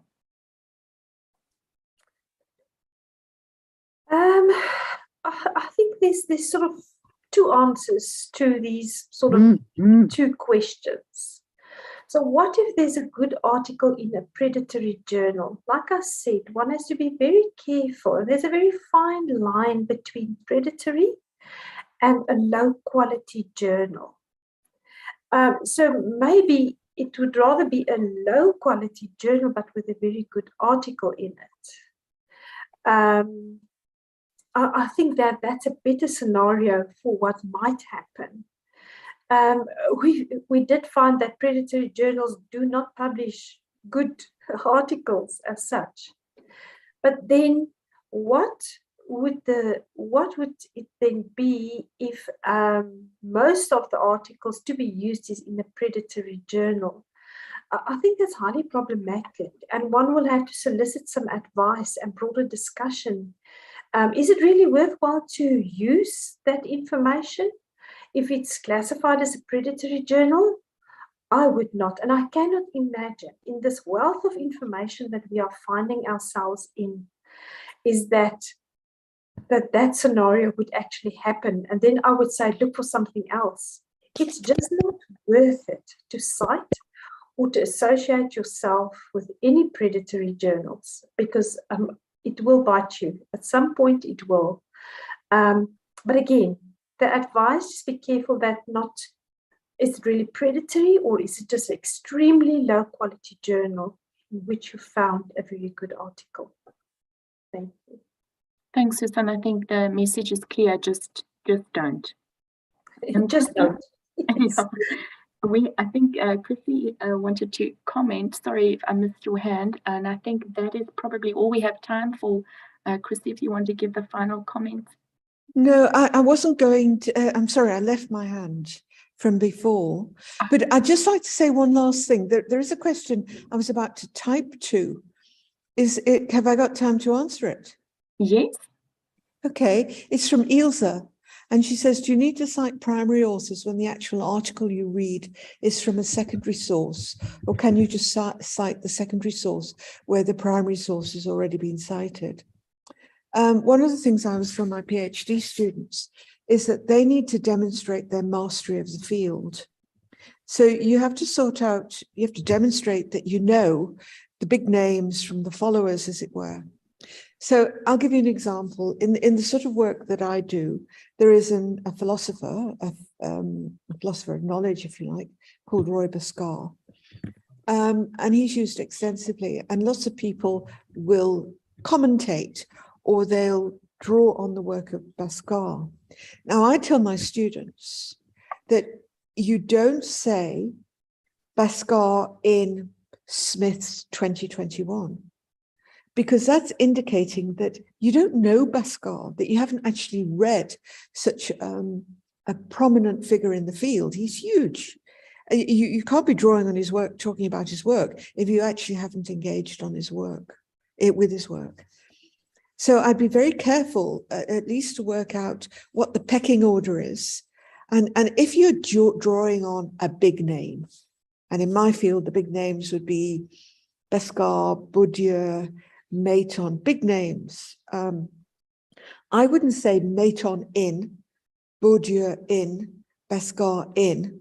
I'd go back to the original source. I would make sure I'd read the original source. And it's about demonstrating that I know who's who on this field of intellectual inquiry. Thank you, Chrissy, and thank you again to all of our presenters. You have shared with us a wealth of experience and expertise that we can all take home and let it all sink in. It's been a very busy day, but at the same time, it seems like it's gone very quickly. And I know there is so much more to talk about, and hopefully we can address new issues and some of the same issues in future webinars. So thank you again to our presenters for their presentations and insights, and to all the participants who joined us from far and wide, from various different time zones, for their active participation and all the questions. I do want to please ask, before everybody runs away, if they could please give us their feedback, and we will, as said, be providing the recordings